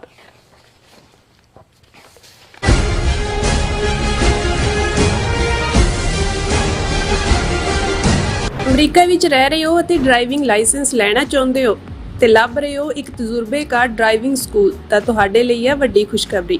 ਕੈਲੀਫੋਰਨੀਆ ਦਾ ਸਟਾਕਟਨ ਟਰੱਕ ਡਰਾਈਵਿੰਗ ਸਕੂਲ ਤੁਹਾਨੂੰ ਦੇਵੇਗਾ ਡਰਾਈਵਿੰਗ ਸਿਖਲਾਈ ਅਤੇ ਡਰਾਈਵਿੰਗ ਦੌਰਾਨ ਪੇਸ਼ ਆਉਂਦੀਆਂ ਮੁਸ਼ਕਲਾਂ ਨਾਲ ਨਜਿੱਠਣ ਦੀ ਸਿਖਲਾਈ। 25 ਸਾਲ ਤੋਂ ਵੀ ਵੱਧ ਦੇ ਤਜਰਬੇ ਨਾਲ ਤੁਹਾਨੂੰ ਮਿਲੇਗੀ ਡਰਾਈਵਿੰਗ ਨਾਲ ਸੰਬੰਧਿਤ ਹਰ ਤਰ੍ਹਾਂ ਦੀ ਸਿਖਲਾਈ, ਉਹ ਵੀ ਵਾਜਿਬ ਕੀਮਤ ਵਿੱਚ। ਫਿਰ ਦੇਰ ਕਿਸ ਗੱਲ ਦੀ? ਅੱਜ ਹੀ ਸੰਪਰਕ ਕਰੋ 2097883308 ਜਾਂ ਫਿਰ 2093139919 ਨੰਬਰਾਂ ਤੇ ਅਤੇ ਪਾਓ ਆਪਣਾ ਡਰਾਈਵਿੰਗ ਲਾਇਸੈਂਸ। ਕੀ ਤੁਸੀਂ ਰੋਜ਼ਾਨਾ ਕੰਮ ਤੇ ਆਪਣਾ ਵਧੇਰੇ ਸਮਾਂ ਬਿਤਾਉਣ ਤੋਂ ਪਰੇਸ਼ਾਨ ਹੋ? ਆਪਣੀ ਪੂੰਜੀ ਨੂੰ ਕੰਮ ਤੇ ਲਗਾਓ, ਸਾਡੇ ਨਾਲ ਇਨਵੈਸਟ ਕਰੋ। ਅਸੀਂ ਤੁਹਾਡੀ ਪੂੰਜੀ ਤੋਂ ਤੁਹਾਡੇ ਲਈ ਵਧੇਰੇ ਪੈਸੇ ਬਣਾ ਸਕਦੇ ਹਾਂ। ਅਸੀਂ ਪ੍ਰਾਈਵੇਟ ਇਕੁਇਟੀ ਇਨਵੈਸਟਮੈਂਟ ਫਰਮ ਹਾਂ ਤੇ ਕਮਰਸ਼ੀਅਲ ਰੀਅਲ ਐਸਟੇਟ ਵਿੱਚ ਮਾਹਿਰ ਹਾਂ। Property management, leasing, asset management, commercial real estate investment ਵਿੱਚ ਸਾਰੀਆਂ ਸੇਵਾਵਾਂ ਲਈ ਅਮਰੀਕਾ ਭਰ ਵਿੱਚੋਂ ਤੁਸੀਂ ਸਾਡੇ ਤੱਕ ਪਹੁੰਚ ਕਰ ਸਕਦੇ ਹੋ। ਆਜ਼ਾਦ ਕਮਰਸ਼ੀਅਲ ਰਿਐਲਿਟੀ ਸਰਵਿਸਿਜ਼ ਦੇ Azad family trust 701 Don Coast road, suite number 204, Houston, Texas. ਤੁਸੀਂ ਸਾਨੂੰ ਸਾਡੇ ਫੋਨ ਨੰਬਰ 7136861277 ਤੇ ਸੰਪਰਕ ਕਰ ਸਕਦੇ ਹੋ। Azad commercial realty services. Signature truck service route 81 ਉੱਤੇ ਐਗਜ਼ਿਟ 235 ਤੇ ਟਰੱਕਰ ਵੀਰਾਂ ਲਈ 24 ਘੰਟੇ ਰੋਡ ਸਰਵਿਸ ਦੀ ਸੁਵਿਧਾ ਮੌਜੂਦ। Heavy duty repair, oil change, ਪੁਰਾਣੇ ਅਤੇ ਨਵੇਂ tyre, computer diagnostic, DPF cleaning, brake service ਜਾਂ ਰਸਤੇ ਵਿੱਚ ਆਈ ਹਰ ਤਰ੍ਹਾਂ ਦੀ ਰਿਪੇਅਰ ਪ੍ਰੋਫੈਸ਼ਨਲ ਟੀਮ ਵੱਲੋਂ ਕੀਤੀ ਜਾਂਦੀ ਹੈ। ਬ੍ਰੇਕਫਾਸਟ, ਲੰਚ ਅਤੇ ਡਿਨਰ ਲਈ ਪੰਜਾਬੀ ਢਾਬੇ ਦਾ ਆਨੰਦ ਵੀ ਮਾਣੋ। ਡਰਾਈਵਰ ਅਤੇ ਟਰੱਕ ਆਪਰੇਟਰ ਵੀਰ ਡਿਸਪੈਚ ਦੀ ਸਰਵਿਸ ਲਈ ਸਾਡੇ ਨਾਲ ਸੰਪਰਕ ਕਰਨ। Signature truck service 58 triangle drive, Weyers Cave, Virginia 24486।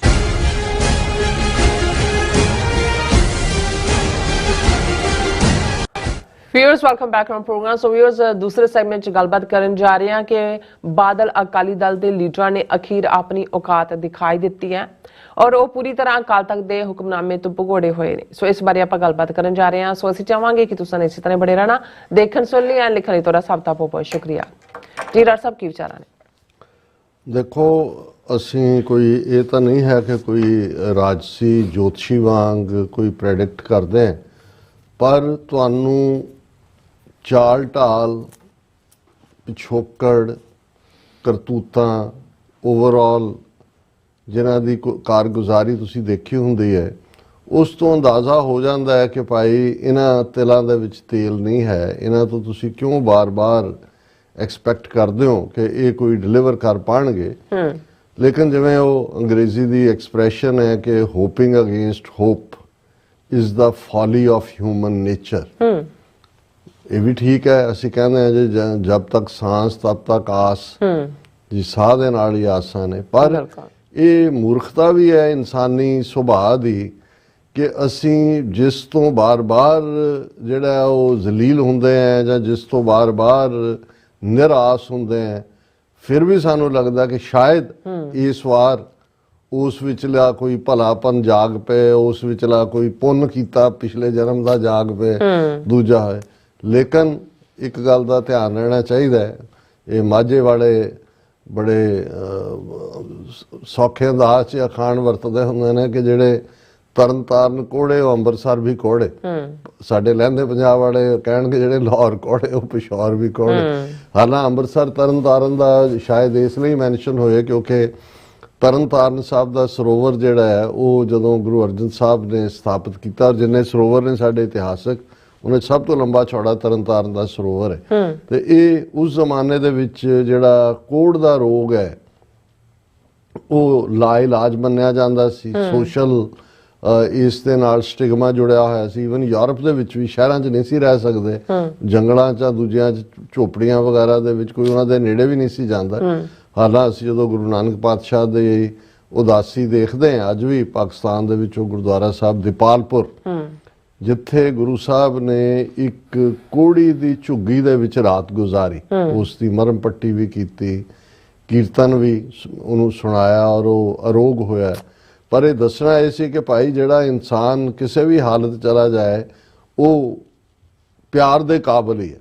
ਔਰ ਤਰਨਤਾਰਨ ਸਾਹਿਬ ਦਾ ਸਰੋਵਰ ਹੀ ਇਸ ਲਈ ਬਣਾਇਆ ਗਿਆ ਔਰ ਗੁਰੂ ਅਰਜਨ ਸਾਹਿਬ ਖੁਦ ਕੋੜ ਦੇ ਰੋਗੀਆਂ ਦਾ, ਕਿਉਂਕਿ ਇਹਨੂੰ ਲੈਪਰੋਸੀ ਕਹਿੰਦੇ ਨੇ, ਹੁਣ ਤਾਂ ਐਗਜ਼ੀਮਾ ਦੇ ਥੱਲੇ ਆ ਜਾਂਦਾ ਹੈ ਔਰ ਉਹਦੇ 'ਚ ਤਾਂ ਪਸ ਨਿਕਲਦੀ ਹੈ, ਦੂਸਰਾ ਹੁੰਦਾ ਹੈ। ਸੋ ਕਿਉਂਕਿ ਗੁਰੂ ਘਰ ਦੇ ਵਿੱਚ ਜਿਹੜਾ ਇਹ ਪਾਰਟ ਗੁਰੂ ਅੰਗਦ ਸਾਹਿਬ ਦੇ ਵੇਲੇ ਤੋਂ ਗੁਰੂ ਅਮਰਦਾਸ ਜੀ ਦੇ ਵੇਲੇ ਵੀ ਗੋਇੰਦਵਾਲ 'ਚ ਭਾਈ ਲਾਲੋ ਨਾਂ ਦੇ ਇੱਕ ਵੈਦ ਸੀ ਜਿਨ੍ਹਾਂ ਰਾਹੀਂ ਟ੍ਰੀਟਮੈਂਟ ਹੁੰਦੀ ਸੀ। ਔਰ ਇਹੀ ਕਾਰਨ ਹੈ ਪੁਰਾਣੀਆਂ ਜਿਹੜੀਆਂ ਕੁਛ ਕਿਤਾਬਚੇ ਹੁੰਦੇ ਸੀ ਤਈਏ ਤਾਪ ਦਾ ਇਲਾਜ, ਉਸ 'ਚੋਂ ਭਾਈ ਲਾਲੋ ਦੀ ਕਹਾਣੀ ਸੁਣਾਉਂਦੇ ਹੁੰਦੇ ਸੀ ਕਿ ਜੀ ਤਈਆ ਠੀਕ ਹੋ ਜਾਂਦਾ। ਐਕਚੁਅਲੀ ਭਾਈ ਲਾਲੋ ਜਿਹੜੇ ਨੇ ਉਹ ਗੁਰੂ ਅਮਰਦਾਸ ਜੀ ਦੇ ਵੇਲੇ ਇੱਕ ਸਿੱਖ ਜਿਹਨਾਂ ਨੂੰ ਦਵਾ ਬੂਟੀ ਦਾ ਪਤਾ ਸੀ। ਸੋ ਇਹ ਨਾਲ ਸੀ ਕਿ ਭਾਈ ਜਿਹੜੇ ਰੱਬ ਦੀ ਯਾਦ ਜੁੜਦੇ ਨੇ ਨਾਲ ਦੀ ਨਾਲ ਸਰੀਰ ਦੇ ਜਿਹੜੇ ਰੋਗ ਨੇ ਉਹਨਾਂ ਦਾ ਨਿਵਾਰਣ ਦੇ ਲਈ ਵੀ ਜਿਹੜਾ ਹੈ ਉਹ ਦਵਾਈ ਬੂਟੀ ਹੁੰਦੀ। ਗੁਰੂ ਹਰਰਾਏ ਸਾਹਿਬ ਨੇ ਤਾਂ ਫਿਰ ਬਹੁਤ ਵੱਡਾ ਹਰਬੇਰੀਅਮ ਐਸਟੈਬਲਿਸ਼ ਕੀਤਾ ਸੀ ਜਿਹਦੇ 'ਚ ਉਹ ਰੇਅਰ ਮੈਡੀਸੀਨਲ ਪਲਾਂਟ ਸੀ ਜਿਨ੍ਹਾਂ ਬਾਰੇ ਸਾਡਾ ਇਤਿਹਾਸ ਦੱਸਦਾ ਹੈ ਕਿ ਵੀ ਜਦੋਂ ਦਾਰਾ ਸ਼ਿਕੋ ਸ਼ਾਹਜਹਾਂ ਦਾ ਬੇਟਾ ਔਰੰਗਜ਼ੇਬ ਦਾ ਭਰਾ ਬਿਮਾਰ ਹੋਇਆ, ਉਹਦਾ ਸਾਰੇ ਇਲਾਜ ਚੱਲਦੇ ਰਹੇ ਔਰ ਉਹ ਕਿਤੇ ਠੀਕ ਨਾ ਹੋਏ। ਔਰ ਫਿਰ ਕੋਈ ਵੱਡਾ ਹਕੀਮ ਆਇਆ, ਉਹਨੇ ਉਹਨੂੰ ਕਿਹਾ ਸ਼ਾਹਜਹਾਂ ਨੂੰ ਕਿ ਜੀ ਮੈਂ ਇੱਕ ਦਵਾਈ ਤਿਆਰ ਕਰ ਸਕਦਾ ਜਿਹਦੇ ਲਈ ਇਸ ਮੇਜਰਮੈਂਟ ਦੀਆਂ ਜਾਂ ਇਸ ਬ੍ਰਾਂਡ ਦੀਆਂ ਹਰੜਾਂ, ਬਾਕੀ ਵੀ ਚੀਜ਼ਾਂ ਸੀ, ਬਾਕੀ ਸਾਰੀਆਂ ਅਵੇਲੇਬਲ ਸੀ, ਹਰੜਾਂ ਅਵੇਲੇਬਲ ਨਹੀਂ ਸੀ। ਉਦੋਂ ਕਿਸੇ ਨੇ ਜਾਂ ਜੈ ਸਿੰਘ ਨੇ ਜਿਹੜਾ ਉਹਨਾਂ ਦੇ ਦਰਬਾਰ ਦੇ ਵਿੱਚ ਹੀ ਸੀ ਜੈਪੁਰ ਦਾ, ਜਿਹਦੇ ਨਾਂ ਤੇ ਜੈਪੁਰ ਸ਼ਹਿਰ ਵਸਿਆ ਜੀ, ਉਹਨੇ ਕਿਹਾ ਜੀ ਇਸ ਤਰ੍ਹਾਂ ਗੁਰੂ ਹਰਰਾਏ ਸਾਹਿਬ ਦਾ ਬਹੁਤ ਵੱਡਾ ਜਿਹੜਾ ਉਹਨਾਂ ਨੇ ਮੈਡੀਸੀਨਲ ਪਲਾਂਟਸ ਦਾ ਜਿਹੜਾ ਉਹ ਗਾਰਡਨ ਲਾਇਆ ਹੋਇਆ ਔਰ ਉੱਥੋਂ ਮਿਲੀ ਭੇਜੀ ਬਾਜਦਾਰਸ਼ ਕੋ ਖੁਦ ਧੰਨਵਾਦ ਕਰਨ ਆਇਆ। ਸੋ ਮੈਂ ਇਸ ਲਈ ਕਹਿ ਰਿਹਾ ਕਿਉਂਕਿ ਅਸੀਂ ਗੁਰੂ ਸਾਹਿਬਾਨ ਦੀ ਸ਼ਖਸੀਅਤ ਨਾਲ ਡਿਵਿਨਿਟੀ ਜਾਂ ਦੂਸਰਾ ਤਾਂ ਕਰਦੇ ਹੀ ਆ ਜਿਹੜੀਆਂ ਉਹ ਪਰਸਨੈਲਿਟੀਜ਼ ਨੇ, ਲੇਕਿਨ ਇਹਨਾਂ ਫੀਲਡਸ ਦੇ ਵਿੱਚ ਵੀ ਜਿਹੜੀਆਂ ਉਹਨਾਂ ਨੇ ਆਟੋਨੋਮਸ ਸਿਟੀ ਸੈਂਟਰ ਕਾਇਮ ਕੀਤੇ ਜਿਹੜੇ ਟੈਕਸ ਨਹੀਂ ਸੀ ਦਿੰਦੇ ਕਿਸੇ ਨੂੰ। ਜਿੰਨੇ ਸ਼ਹਿਰ ਗੁਰੂ ਨਾਨਕ ਸਾਹਿਬ ਨੇ ਕਰਤਾਰਪੁਰ ਜਾਂ ਗੁਰੂ ਅੰਗਦ ਸਾਹਿਬ ਨੇ ਖਡੂਰ ਸਾਹਿਬ, ਗੁਰੂ ਅਮਰਦਾਸ ਜੀ ਨੇ ਗੋਇੰਦਵਾਲ ਸਾਹਿਬ, ਫਿਰ ਚੱਕ ਰਾਮਦਾਸ, ਗੁਰੂ ਅਰਜਨ ਸਾਹਿਬ ਨੇ ਚੱਕ ਰਾਮਦਾਸ, ਛੇਹਲਟਾ, ਤਰਨ ਤਾਰਨ, ਕਰਤਾਰਪੁਰ ਜਿਹੜਾ ਜਲੰਧਰ ਦੇ ਨੇੜੇ ਆ, ਹਰਗੋਬਿੰਦਪੁਰ, 6ਵੇਂ ਪਾਤਸ਼ਾਹ ਨੇ ਕੀਰਤਪੁਰ ਔਰ 7ਵੇਂ ਪਾਤਸ਼ਾਹ ਨੇ ਹੀ ਕੀਰਤਪੁਰ ਨੂੰ ਡਿਵੈਲਪ ਕੀਤਾ, 9ਵੇਂ ਪਾਤਸ਼ਾਹ ਨੇ ਆਪਣੀ ਮਾਤਾ ਦੇ ਨਾਂ ਚੱਕ ਨਾਨਕੀ, ਫਿਰ 10ਵੇਂ ਪਾਤਸ਼ਾਹ ਨੇ ਅਨੰਦਪੁਰ ਸਾਹਿਬ, ਪੌਂਟਾ ਸਾਹਿਬ, ਅਬਚਲ ਨਗਰ। ਸੋ ਇਹ ਇੰਡੀਪੈਂਡੈਂਟ ਔਰ ਜਿਨ੍ਹਾਂ ਦੇ ਵਿੱਚ ਇੰਡੀਪੈਂਡੈਂਟ ਪ੍ਰੋਫੈਸ਼ਨ ਸੀ। ਗੁਰੂ ਰਾਮਦਾਸ ਜੀ ਦੇ ਵੇਲੇ 52 ਕਿੱਤਿਆਂ ਦੇ ਲੋਕ ਜਿਹੜੇ ਨੇ ਅੰਮ੍ਰਿਤਸਰ 'ਚ ਇਨਵਾਈਟ ਕਰਕੇ, ਅੱਜ ਵੀ ਅੰਮ੍ਰਿਤਸਰ ਦੇ ਵਿੱਚ ਤੁਹਾਨੂੰ ਬਾਜ਼ਾਰ ਜਿਹੜੇ ਨੇ ਉਹੀ ਕੋਈ ਪਾਪੜ ਹੈ, ਕੋਈ ਲੋਹਾਰਾ ਹੈ, ਕੋਈ ਠਠਿਆਰਾ ਹੈ, ਕੋਈ ਮੁਨਿਆਰਾ ਹੈ, ਕੋਈ ਦੂਜਾ ਹੈ, ਪੂਰੀਆਂ ਦਾ ਇਹ ਉਸ ਪੀਰੀਅਡ 'ਚ 4 ਸਦੀਆਂ ਪਹਿਲਾਂ ਇੰਡੀਪੈਂਡੈਂਟ ਹਰ ਪ੍ਰੋਫੈਸ਼ਨ ਨੂੰ ਡਿਵੈਲਪ ਕਰਨਾ। ਸੋ ਗੱਲ ਕਹਾਵਤ ਤੋਂ ਚਲਦੀ ਕਿਤੇ ਚਲੀ ਗਈ। ਔਰ ਕਿਉਂਕਿ ਗੁਰੂ ਅਰਜਨ ਸਾਹਿਬ ਖੁਦ ਕੋੜ ਦੇ ਮਰੀਜ਼ਾਂ ਨੂੰ ਟ੍ਰੀਟ ਕਰਦੇ ਸੀ, ਉਹਨਾਂ ਦੇ ਮਰਮ ਪੱਟੀ ਵੀ ਕਰਦੇ ਸੀ ਔਰ ਉਹਨਾਂ ਨੂੰ ਸੀ ਵੀ ਸਰੋਵਰ 'ਚ ਇਸ਼ਨਾਨ ਕਰੋ। ਹਾਲਾਂਕਿ ਜਦੋਂ ਸਿੱਖ ਰਾਜ ਅੰਗਰੇਜ਼ਾਂ ਦੇ ਪੇਟੇ ਪਿਆ, ਜਿਹੜਾ ਸਭ ਤੋਂ ਵੱਡਾ ਸੈਂਟਰ ਸਾਡੇ ਲਈ ਬਣ ਸਕਦਾ ਉਹ ਕ੍ਰਿਸਚੀਅਨ ਮਿਸ਼ਨਰੀਜ਼ ਨੇ ਲੈ ਲਿਆ ਸੀ, ਹੁਣ ਵੀ ਉਹਨਾਂ ਦੇ ਕੋਲ ਹੈ। ਸੋ ਮੇਰਾ ਖਿਆਲ ਹੈ ਕਿ ਵੀ ਉਸ ਤੋਂ ਬਾਅਦ ਅੰਮ੍ਰਿਤਸਰ ਵੀ ਡਿਵੈਲਪ ਹੋਇਆ, ਦੁੱਖ ਭੰਜਨੀ ਬੇਰੀ ਦੇ ਨਾਲ ਜੁੜਿਆ ਹੋਏ ਵੀ ਇਹ ਫੇਥ ਨੇ, ਬਿਲਕੁਲ ਕਿ ਕੋੜੀ ਦਾ ਰੋਗ ਦੂਰ ਹੋਣ ਦੀ ਕਹਾਣੀ ਉਹਦੇ ਨਾਲ ਜੁੜੀ ਹੋਈ ਹੈ, ਬੀਬੀ ਰਜਨੀ ਦੇ ਪਤੀ ਦੀ। ਸੋ ਮਤਲਬ ਇਹ ਹੋਣਾ ਵੀ ਕਿਸੇ ਨੂੰ ਜਿਹਦਾ ਕੋਈ ਸਿਦਕ ਨਹੀਂ ਹੋਣਾ, ਉਹਨੇ ਕਹਿਣਾ ਵੀ ਕੋਈ ਨਹੀਂ ਮੈਂ ਹੁਣ ਤਰਨਤਾਰਨ ਤਾਂ ਨਹੀਂ ਰਹਾ, ਮੈਂ ਅੰਮ੍ਰਿਤਸਰ ਜਾ ਕੇ ਨਹਾਉਂਦਾ। ਉਹ ਕਹਿੰਦਾ ਵੀ ਨਹੀਂ, ਜਿਹੜੇ ਤਰਨਤਾਰਨ ਕੋੜੇ ਅੰਮ੍ਰਿਤਸਰ ਵੀ ਕੋੜੇ, ਜੇ ਤੇਰਾ ਫੇਥ ਜਾਂ ਸਿਦਕ ਇੱਥੇ ਨਹੀਂ ਹੈ ਤੇ ਉੱਥੇ ਵੀ ਫਰਕ ਨਹੀਂ ਪੈਣਾ। ਹੁਣ ਇਹ ਗੱਲ ਅਗੇਰ ਜਿਹੜੇ ਕੋੜੀ ਨੇ ਉਹ ਤਾਂ ਕੋੜੀ ਨੇ, ਉਹ ਤਾਂ ਵਿਚਾਰੇ ਸਰੀਰਕ ਤੌਰ ਤੇ ਉਹਨਾਂ ਦਾ ਜਿਹੜਾ ਉਹ ਉਹਨਾਂ ਦੇ ਵੱਸ ਨਹੀਂ ਸੀ, ਬਿਮਾਰੀ ਤਾਂ ਕਿਤੇ ਵੀ ਆ ਸਕਦੀ ਹੈ। ਜਿਵੇਂ ਅੱਜ ਕੱਲ੍ਹ ਵੁਹਾਨ ਵਾਇਰਸ ਦਾ ਫਿਰ ਜ਼ਿਕਰ ਚੱਲ ਰਿਹਾ ਕਿ ਜਿਵੇਂ COVID-19 ਵਾਲੀ ਆਈ ਵੀ ਫਿਰ ਚੀਨ 'ਚ ਮਰੀਜ਼ ਨੇ, ਦੂਜੇ ਨੇ, ਹਾਲਾਂਕਿ ਉਹਨਾਂ ਖਤਰਾ ਨਹੀਂ, ਰੌਲਾ ਜ਼ਿਆਦਾ ਪੈ ਰਿਹਾ। ਉਹ ਤਾਂ ਸਰੀਰਕ ਕੋੜੀ ਸੀ, ਪਰ ਇਹ ਜਿਨ੍ਹਾਂ ਦੀ ਗੱਲ ਅਸੀਂ ਕਰ ਰਹੇ ਹਾਂ ਇਹ ਤਾਂ ਜ਼ਹਿਨੀ ਕੋੜੀ ਨੇ। ਸਾਰਾ ਬਾਦਲ ਲਾਣਾ, ਸਾਰਾ ਟੱਬਰ ਇਹਨਾਂ ਦਾ, ਔਰ ਇਹਨਾਂ ਦੀ ਤਬਾਹੀ ਤਾਂ ਨਿਸ਼ਚਿਤ ਹੈ। ਇਹਨਾਂ ਦੀ ਕੋੜੀਆਂ ਦੀ ਨੋਹ ਨਹੀਂ ਜਿਹੜੀ ਹੈ ਅਰਦਾਸ ਕੀਤੀ ਸੀ ਕਿ ਮਹਾਰਾਜ ਜੇ ਅਸੀਂ ਬੇਅਦਬੀ ਕੀਤੀ ਕਰਾਏ ਸਾਡਾ ਕੱਖ ਨਾ ਰਹੇ। ਹੁਣ ਜਾਂ ਤਾਂ ਉਸ ਪਾਸੇ ਰਹੇ ਨੇ, ਪਰ ਫਿਰ ਵੀ ਇੱਕ ਤਬਕਾ ਸਾਡਾ ਹੋਪਿੰਗ ਅਗੇਂਸਟ ਹੋਪ ਕਰਦਾ ਕਿ ਜੀ ਇਹ ਰਿਵਾਈਵ ਹੋ ਜਾਣ, ਇਹ ਫਲਾਣਾ। ਔਰ ਉਹਦਾ ਉਦਾਹਰਣ ਹੈ ਕਿ 2 ਦਸੰਬਰ ਨੂੰ ਜਦੋਂ ਸਿੰਘ ਸਾਹਿਬਾਨ ਨੇ, ਜਿਹੜੇ ਸਿੰਘ ਸਾਹਿਬਾਨ ਇਹਨਾਂ ਦੇ ਥਾਪੇ ਹੋਏ ਨੇ, ਚਲੋ ਕਿਤੇ ਨਾ ਕਿਤੇ ਕੋਈ ਹਾਲਾਂ ਸਾਨੂੰ ਤਾਂ ਉਦੋਂ ਵੀ ਲੱਗਦਾ ਸੀ ਕਿ ਵੀ ਇਹ ਇੱਕ ਸਮੋਕ ਸਕਰੀਨ ਕ੍ਰੀਏਟ ਕੀਤੀ ਹੈ ਔਰ ਇਹ ਚੋਂ ਨਿਕਲਣਾ ਕੁਛ ਨਹੀਂ ਹੈ। ਔਰ ਭਾਈ ਨਾਰਾਇਣ ਸਿੰਘ ਚੌੜਾ ਨੇ ਤਾਂ ਮੌਕੇ ਤੇ ਹੀ ਖੜਾਕਾ ਕਰਕੇ ਜਵਾਬ ਦਿੱਤਾ ਸੀ ਵੀ ਸਾਨੂੰ ਕਬੂਲ। ਫਿਰ ਵੀ ਸਾਡੇ ਵੱਡੇ ਤਬਕੇ ਨੂੰ ਸੀ ਜੀ ਹੋਰ ਜਥੇਦਾਰ ਕਰ ਵੀ ਕੀ ਸਕਦੇ ਨੇ ਇਸ ਤੋਂ, ਹੁਣ ਹੋਰ ਤਾਂ ਇਹਨਾਂ ਨੂੰ ਗੋਲੀ ਤਾਂ ਮਾਰ ਨਹੀਂ ਸਕਦੇ। ਬਿਲਕੁਲ। ਔਰ ਇਸ ਲਈ ਉਹਨਾਂ ਨੇ ਇਹਨਾਂ ਨੂੰ ਕਿਹਾ ਦੇਖੋ ਬਾਦਲਾਂ ਦਾ ਯੁੱਗ ਖਤਮ ਹੋ ਗਿਆ। ਉਹਨਾਂ ਨੇ ਕਿਹਾ ਜੀ ਉਹਨਾਂ ਨੂੰ ਕਿਹਾ ਕਿ ਵੀ 3 ਦਿਨ ਦੇ ਵਿੱਚ ਅਸਤੀਫਾ ਦਿਓ ਔਰ ਨਾਲ ਦੀ ਨਾਲ 6 ਮੈਂਬਰੀ ਉਹਨਾਂ ਨੇ ਐਡਹਾਕ ਕਮੇਟੀ ਬਣਾ ਦਿੱਤੀ ਹੈ ਜਿਹੜੀ ਦੋਨੋਂ ਧਿਰਾਂ ਦੀ ਹੈ ਕਿ ਵੀ 6 ਮਹੀਨੇ ਦੇ ਵਿੱਚ ਭਰਤੀ ਕਰੋ, ਨਵੀਂ ਲੀਡਰਸ਼ਿਪ ਉੱਭਰੇਗੀ ਦੂਜੇ ਤੀਜੇ। ਬਾਕੀ ਜੋ ਧਾਰਮਿਕ ਤੌਰ ਤੇ ਭਾਂਡੇ ਮਾਂਜੋ ਔਰ ਦੂਜਾ ਗਲ 'ਚ ਤਖਤੀ ਪਾਤੀ ਤੇ ਦੂਜਾ ਬਣਾਤਾ ਬਰਛਾ ਫੜਾ ਕੇ ਉਹਨੂੰ ਬਿਠਾਤਾ ਝੋਟੇ ਨੂੰ।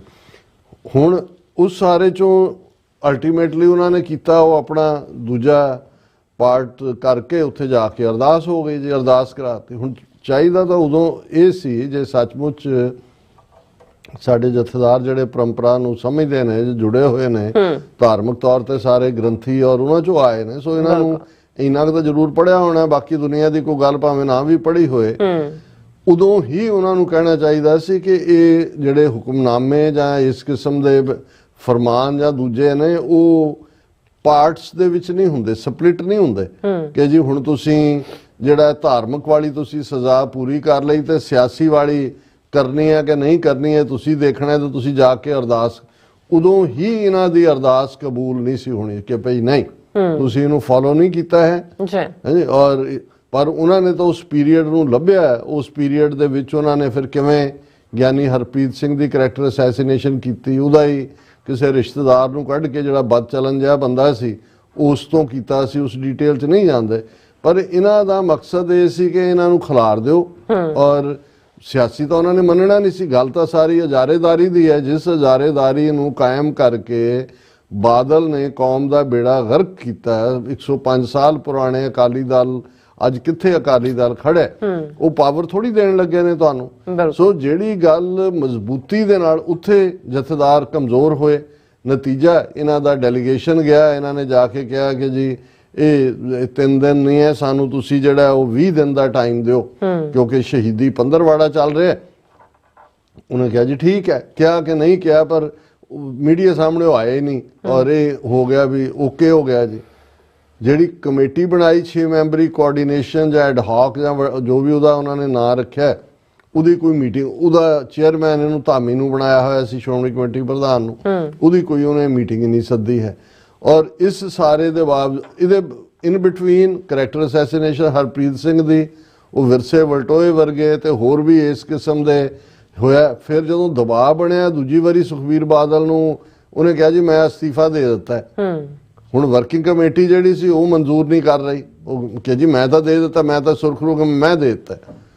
ਹੁਣ ਇਸ ਸਭ ਦੇ ਬਾਵਜੂਦ ਕਿ 2 ਦਸੰਬਰ ਤੋਂ ਬਾਅਦ ਉਹ ਸ਼ਹੀਦੀ ਪੰਦਰਵਾੜਾ ਵੀ ਲੰਘ ਗਿਆ, ਜਨਵਰੀ ਵੀ ਲੰਘ ਗਈ, ਇਹਨਾਂ ਨੇ ਐਲਾਨ ਕਰਤਾ ਅਕਾਲੀਆਂ ਨੇ ਜੀ ਅਸੀਂ 14 ਜਨਵਰੀ ਨੂੰ ਮਾਘੀ ਦੇ ਮੌਕੇ ਦੇ ਉੱਤੇ ਵੱਡੀ ਕਾਨਫਰੰਸ ਕਰ ਰਹੇ ਹਾਂ। ਸੁਖਬੀਰ ਬਾਦਲ ਬਿਆਨ ਦੇਣ ਲੱਗ ਗਿਆ, ਉਹਨੇ ਜਿਹੜਾ ਪਹਿਲਾ ਬਿਆਨ ਹੀ ਦਿੱਤਾ, ਉਹਨੇ ਕਿਹਾ ਅਸੀਂ ਕੋਈ ਜੁਰਮ ਨਹੀਂ ਸੀ ਕੀਤਾ, ਮੈਂ ਕੋਈ ਜੁਰਮ ਅਸੀਂ, ਪਰ ਫਿਰ ਵੀ ਅਸੀਂ ਆਪਣੀ ਝੋਲੀ 'ਚ ਪਵਾਇਆ। ਸੋ ਮਤਲਬ ਇਹ ਹੈ ਕਿ ਈਵਨ ਇਹ ਝੂਠ ਵੀ, ਹਾਲਾਂ ਉੱਥੇ ਬੈਠਾ ਅਕਾਲ ਤਖਤ ਦੇ ਸਾਹਮਣੇ ਜਿਵੇਂ ਉਹ ਕਾਂ ਤੇ ਆਇਆ ਹੋਏ ਤੇ ਉਹ ਜੀਭ ਕਦੇ ਬਾਹਰ ਕੱਢਦਾ ਕਦੇ ਅੰਦਰ ਪਾਉਂਦਾ, ਇਵੇਂ ਦਾ ਝੋਟੇ ਵਾਂਗੂ ਉੱਥੇ ਬੈਠਾ, ਉੱਥੇ ਤਾਂ ਕਬੂਲ ਹੈ ਕਰ ਰਿਹਾ ਸੀ।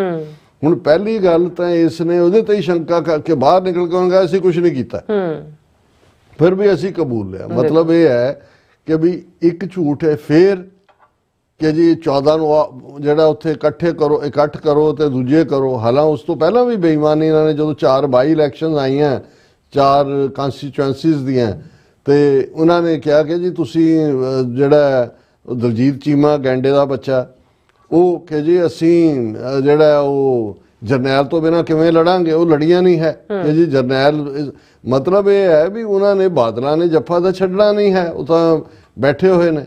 ਹੁਣ ਘੱਟੋ ਘੱਟ ਚਲੋ ਇੱਕ ਗੱਲ ਪੋਜ਼ਿਟਿਵਲੀ, ਕਿਉਂਕਿ ਸਾਰੇ ਪੀਰੀਅਡ 'ਚ ਫਿਰ ਜਿੰਨੀ ਜਿਹਨਾਂ ਨੂੰ ਹੋਪ ਹੁੰਦੀ ਹੈ ਉਹਨਾਂ ਦਾ ਫਿਰ ਰੋਸਾ ਵੀ ਹੁੰਦਾ। ਮੈਨੂੰ ਲੱਗਦਾ ਹੈ ਵੀ ਗਿਆਨੀ ਰਘਬੀਰ ਸਿੰਘ ਹੋਰਾਂ ਤੱਕ ਜਿਨ੍ਹਾਂ ਨੇ ਕਾਫੀ ਦੇਰ ਤੱਕ ਚੁੱਪੀ ਸਾਧੀ ਰਹੀ, ਇੱਕ ਸਟੇਜ ਤੇ ਤਾਂ ਇੱਕ ਅੱਧਾ ਡੈਲੀਗੇਸ਼ਨ ਜਿਹੜਾ ਉਹ ਬਾਗੀਆਂ ਦਾ ਦਾਗੀ ਤੇ ਬਾਗੀ ਉਹ ਗਏ, ਉਹਨਾਂ ਨੇ ਕਿਹਾ ਕਿ ਜੀ ਅਸੀਂ ਤਾਂ ਫੈਸਲਾ ਦੇ ਦਿੱਤਾ ਹੈ, ਹੁਣ ਸੰਗਤ ਨੇ ਦੇਖਣਾ ਕਿਵੇਂ ਲਾਗੂ ਕਰਾਉਣਾ।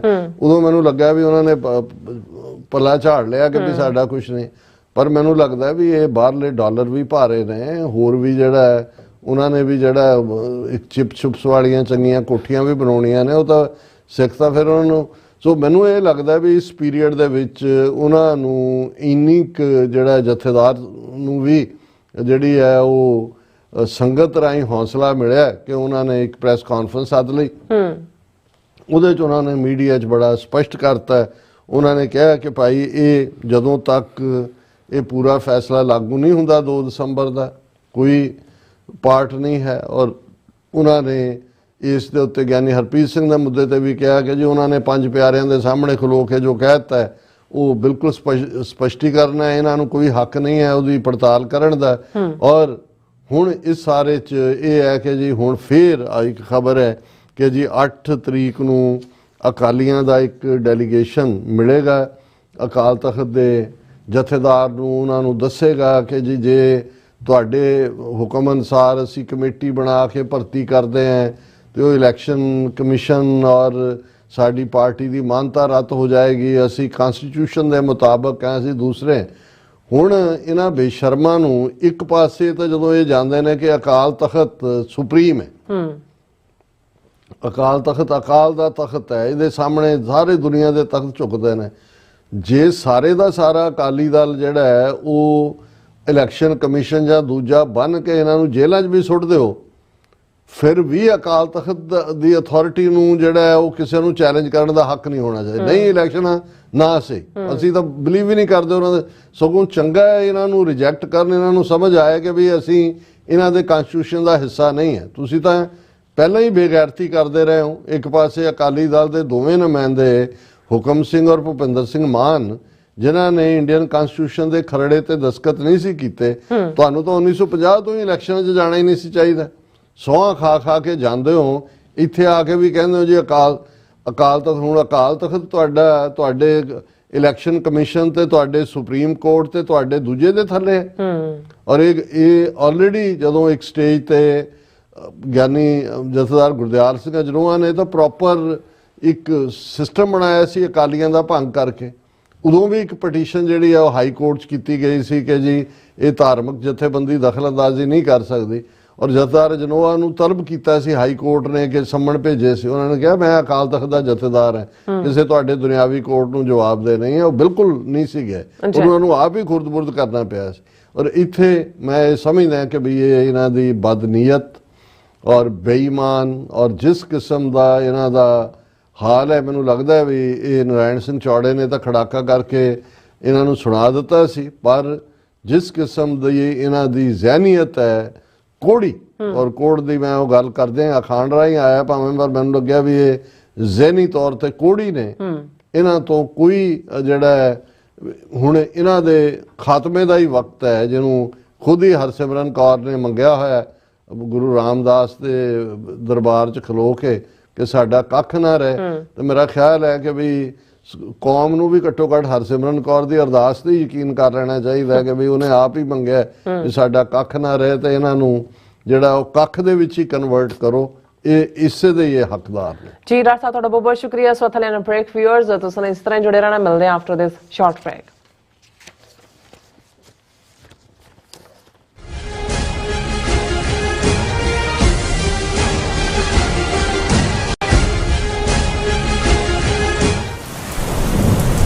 ਯੂਨਾਈਟਿਡ ਸਿੱਖ ਸੰਸਥਾ ਨੇ ਦੱਖਣੀ ਅਮਰੀਕਾ ਵਿੱਚ ਬੇਰਲ ਤੂਫਾਨ ਦੇ ਪੀੜਤਾਂ ਲਈ ਤੁਰੰਤ ਮਦਦ ਮੁਹਿੰਮ ਸ਼ੁਰੂ ਕੀਤੀ ਹੈ। ਇਸ ਭਿਆਨਕ ਤੂਫਾਨ ਨੇ ਸੈਂਟ ਵਿੰਸੈਂਟ ਅਤੇ ਗ੍ਰੇਨੇਡੀਨਸ, ਗ੍ਰੇਨੇਡਾ, ਡੋਮਿਨਿਕਾ ਤੇ ਬਾਰਬਾਡੋਸ ਨੂੰ ਬਹੁਤ ਨੁਕਸਾਨ ਪਹੁੰਚਾਇਆ ਹੈ। ਯੂਨਾਈਟਿਡ ਸਿੱਖ ਦੀਆਂ ਟੀਮਜ਼ ਲੋੜਵੰਦ ਲੋਕਾਂ ਲਈ ਜ਼ਰੂਰੀ ਸਮਾਨ ਅਤੇ ਖਾਣ-ਪੀਣ ਦੀਆਂ ਚੀਜ਼ਾਂ ਪਹੁੰਚਾ ਰਹੀਆਂ ਹਨ। ਤੁਹਾਡੇ ਸਹਿਯੋਗ ਦੀ ਲੋੜ ਹੈ। ਕਿਰਪਾ ਕਰਕੇ ਇਹ ਸਮਾਨ ਦਾਨ ਕਰੋ। ਖਾਣ-ਪੀਣ ਦੀਆਂ ਚੀਜ਼ਾਂ, ਤਿਰਪਾਲ, ਜਨਰੇਟਰ, ਕੱਪੜੇ, ਤੰਬੂ, ਟਾਇਲਟ ਪੇਪਰ, ਬਰਸਾਤੀ ਕੋਟ, ਸੈਨੇਟਰੀ ਪੈਡ, ਹਰੇਕ ਸਾਈਜ਼ ਦੇ ਡਾਈਪਰ ਆਦਿ। ਡੋਨੇਟ ਕਰਨ ਲਈ contact@unitedsikhs.org ਤੇ ਸੰਪਰਕ ਕਰੋ। ਮਦਦ ਕਰਨ ਲਈ ਕਿਰਪਾ ਕਰਕੇ ਸਾਡੀ ਵੈਬਸਾਈਟ ਤੇ ਡੋਨੇਟ ਕਰੋ। ਕੀ ਤੁਹਾਨੂੰ 30, 40 ਜਾਂ 50 ਦਿਨ ਵੇਟ ਕਰਨੀ ਪੈ ਰਹੀ ਹੈ ਤੁਹਾਡੇ ਚੈੱਕ ਲਈ? ਫਿਰ ਬ੍ਰੋਕਰਾਂ ਪਿੱਛੇ ਭੱਜਦੇ ਫਿਰਦੇ ਹੋ ਪੈਸੇ ਲਈ। ਬਹੁਤ ਜ਼ਿਆਦਾ ਟਾਈਮ ਵੇਸਟ ਹੋ ਜਾਂਦਾ ਇੱਦਾਂ ਤਾਂ। ਜੇ ਤੁਸੀਂ ਅੱਜ ਹੀ ਪੈਸੇ ਲੈਣੇ ਤਾਂ ਬੌਬਟੇਲ ਨੂੰ ਕਾਲ ਕਰੋ। ਬੌਬਟੇਲ ਤੁਹਾਡੀਆਂ ਇਨਵੋਇਸਿਸ ਸੇਮ ਡੇ ਫੰਡ ਕਰ ਸਕਦੇ ਹਨ for a small fee, no contract, no reserve and no hidden fees। ਅੱਜ ਹੀ ਕਾਲ ਕਰੋ ਬੌਬਟੇਲ ਨੂੰ ਤੇ ਤੁਹਾਡਾ ਪਹਿਲਾ ਮਹੀਨਾ ਫ੍ਰੀ।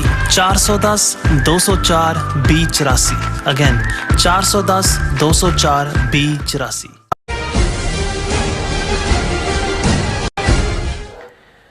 ਦਰਸ਼ਕੋ, ਬ੍ਰੇਕ ਤੋਂ ਬਾਅਦ ਤੁਹਾਡਾ ਸਭ ਦਾ ਭਰਪੂਰ ਸਵਾਗਤ ਹੈ। ਸੋ ਵੀਅਰਸ, ਗੱਲਬਾਤ ਕਰਨ ਜਾ ਰਹੇ ਹਾਂ ਕਿ ਮੀਡੀਆ ਰਿਪੋਰਟਾਂ ਅਨੁਸਾਰ ਭਾਰਤ ਦੀਆਂ 2 ਉੱਘੀਆਂ ਕੰਪਨੀਆਂ ਦੇ ਖਿਲਾਫ ਨਿਊਯਾਰਕ ਦੀ ਅਦਾਲਤ ਵਿੱਚ ਕ੍ਰਿਮੀਨਲ ਕੰਸਪੀਰੇਸੀ ਦਾ ਕੇਸ ਦਰਜ ਕੀਤਾ ਗਿਆ ਹੈ ਔਰ ਉਹਨਾਂ ਵੱਲੋਂ ਭਾਰਤ ਤੋਂ ਫੈਂਟਾਨਾਈਲ ਇੰਪੋਰਟ ਕੀਤਾ ਗਿਆ, ਜਿਸ ਨੂੰ ਹੈਰੋਇਨ ਡਰੱਗ ਬਣਾਉਣ ਵਿੱਚ ਵਰਤਿਆ ਜਾਂਦਾ ਹੈ। ਔਰ ਪਰ ਦੂਸਰੇ ਪਾਸੇ ਬਾਈਡਨ ਐਡਮਿਨਿਸਟ੍ਰੇਸ਼ਨ ਵੱਲੋਂ ਭਾਰਤ ਨਾਲ ਕਈ ਸੌਦੇਬਾਜ਼ੀਆਂ ਕੀਤੀਆਂ ਜਾ ਰਹੀਆਂ ਨੇ।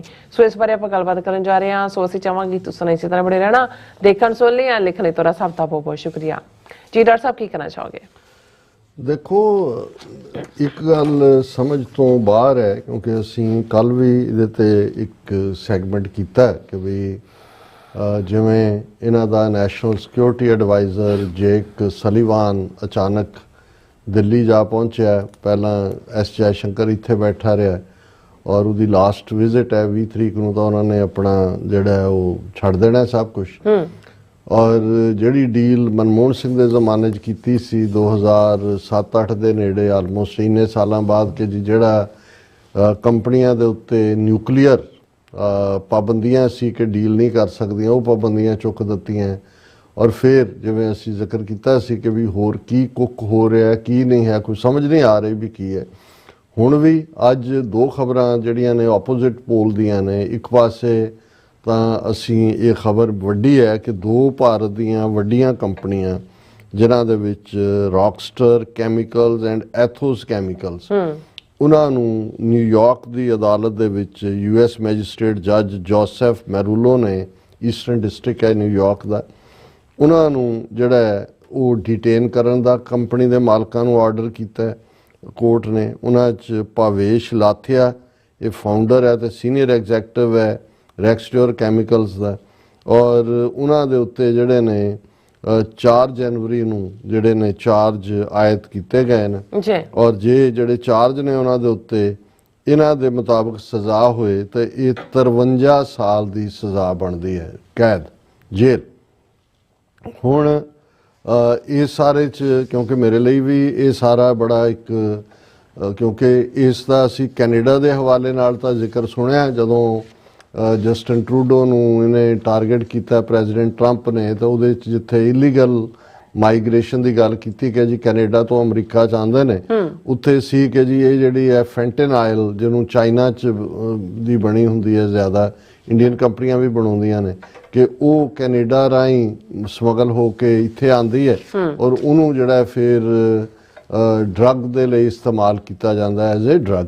ਪਰ ਇਸ ਰਿਪੋਰਟ ਤੋਂ ਇਹ ਲੱਗਦਾ ਕਿ ਵੀ ਇਹ ਜਿਹੜੀ ਫੈਂਟਨਾਈਲ ਹੈ, ਇਹ ਜ਼ਾਹਰ ਹੈ ਕਿ ਇਹ ਸਾਰੇ ਓਪੀਅਮ ਦੇ ਨਾਲ ਹੀ ਜੁੜੇ ਹੋਏ ਨੇ ਔਰ ਕਿ ਵੀ ਇਹ 50 ਟਾਈਮ ਜ਼ਿਆਦਾ ਓਪੀਅਮ ਤੋਂ ਜ਼ਿਆਦਾ ਪੋਟੈਂਟ ਹੈ ਤੇ ਹੈਰੋਇਨ ਤੋਂ 100 ਗੁਣਾ ਜ਼ਿਆਦਾ ਪੋਟੈਂਟ। ਹੁਣ ਅਸੀਂ ਜਦੋਂ ਈਵਨ ਜਿਹੜਾ ਅੱਜ ਤੱਕ ਵੀ ਜਿਹੜਾ ਬੈਸਟ ਪੇਨ ਕਿਲਰ ਹੈ ਉਹ ਜਿਹੜੀ ਓਪੀਅਮ ਹੈ, ਔਰ ਜਿਹੜੇ ਈਵਨ ਹਾਰਟ ਰਿਲੇਟਡ ਜਾਂ ਦੂਜੇ ਤੋਂ ਪੇਨ ਹੁੰਦੀ ਹੈ, ਜਿਹੜੇ ਇੰਜੈਕਸ਼ਨਸ ਅੱਜ ਤੋਂ 40 ਸਾਲ ਪਹਿਲਾਂ ਵੀ ਲੱਗਦੇ ਸੀ, ਮੋਰਫੀਨ, ਪੈਥੇਡਿਨ, ਓਪੀਅਮ ਨਾਲ ਹੀ ਜੁੜੇ ਹੋਏ ਨੇ, ਕਿਉਂਕਿ ਇਹੀ ਬੈਸਟ ਹੈ ਜਿਹੜਾ ਦਿਮਾਗ ਨੂੰ ਜਾ ਕੇ ਰਿਲੀਫ ਦਿੰਦਾ।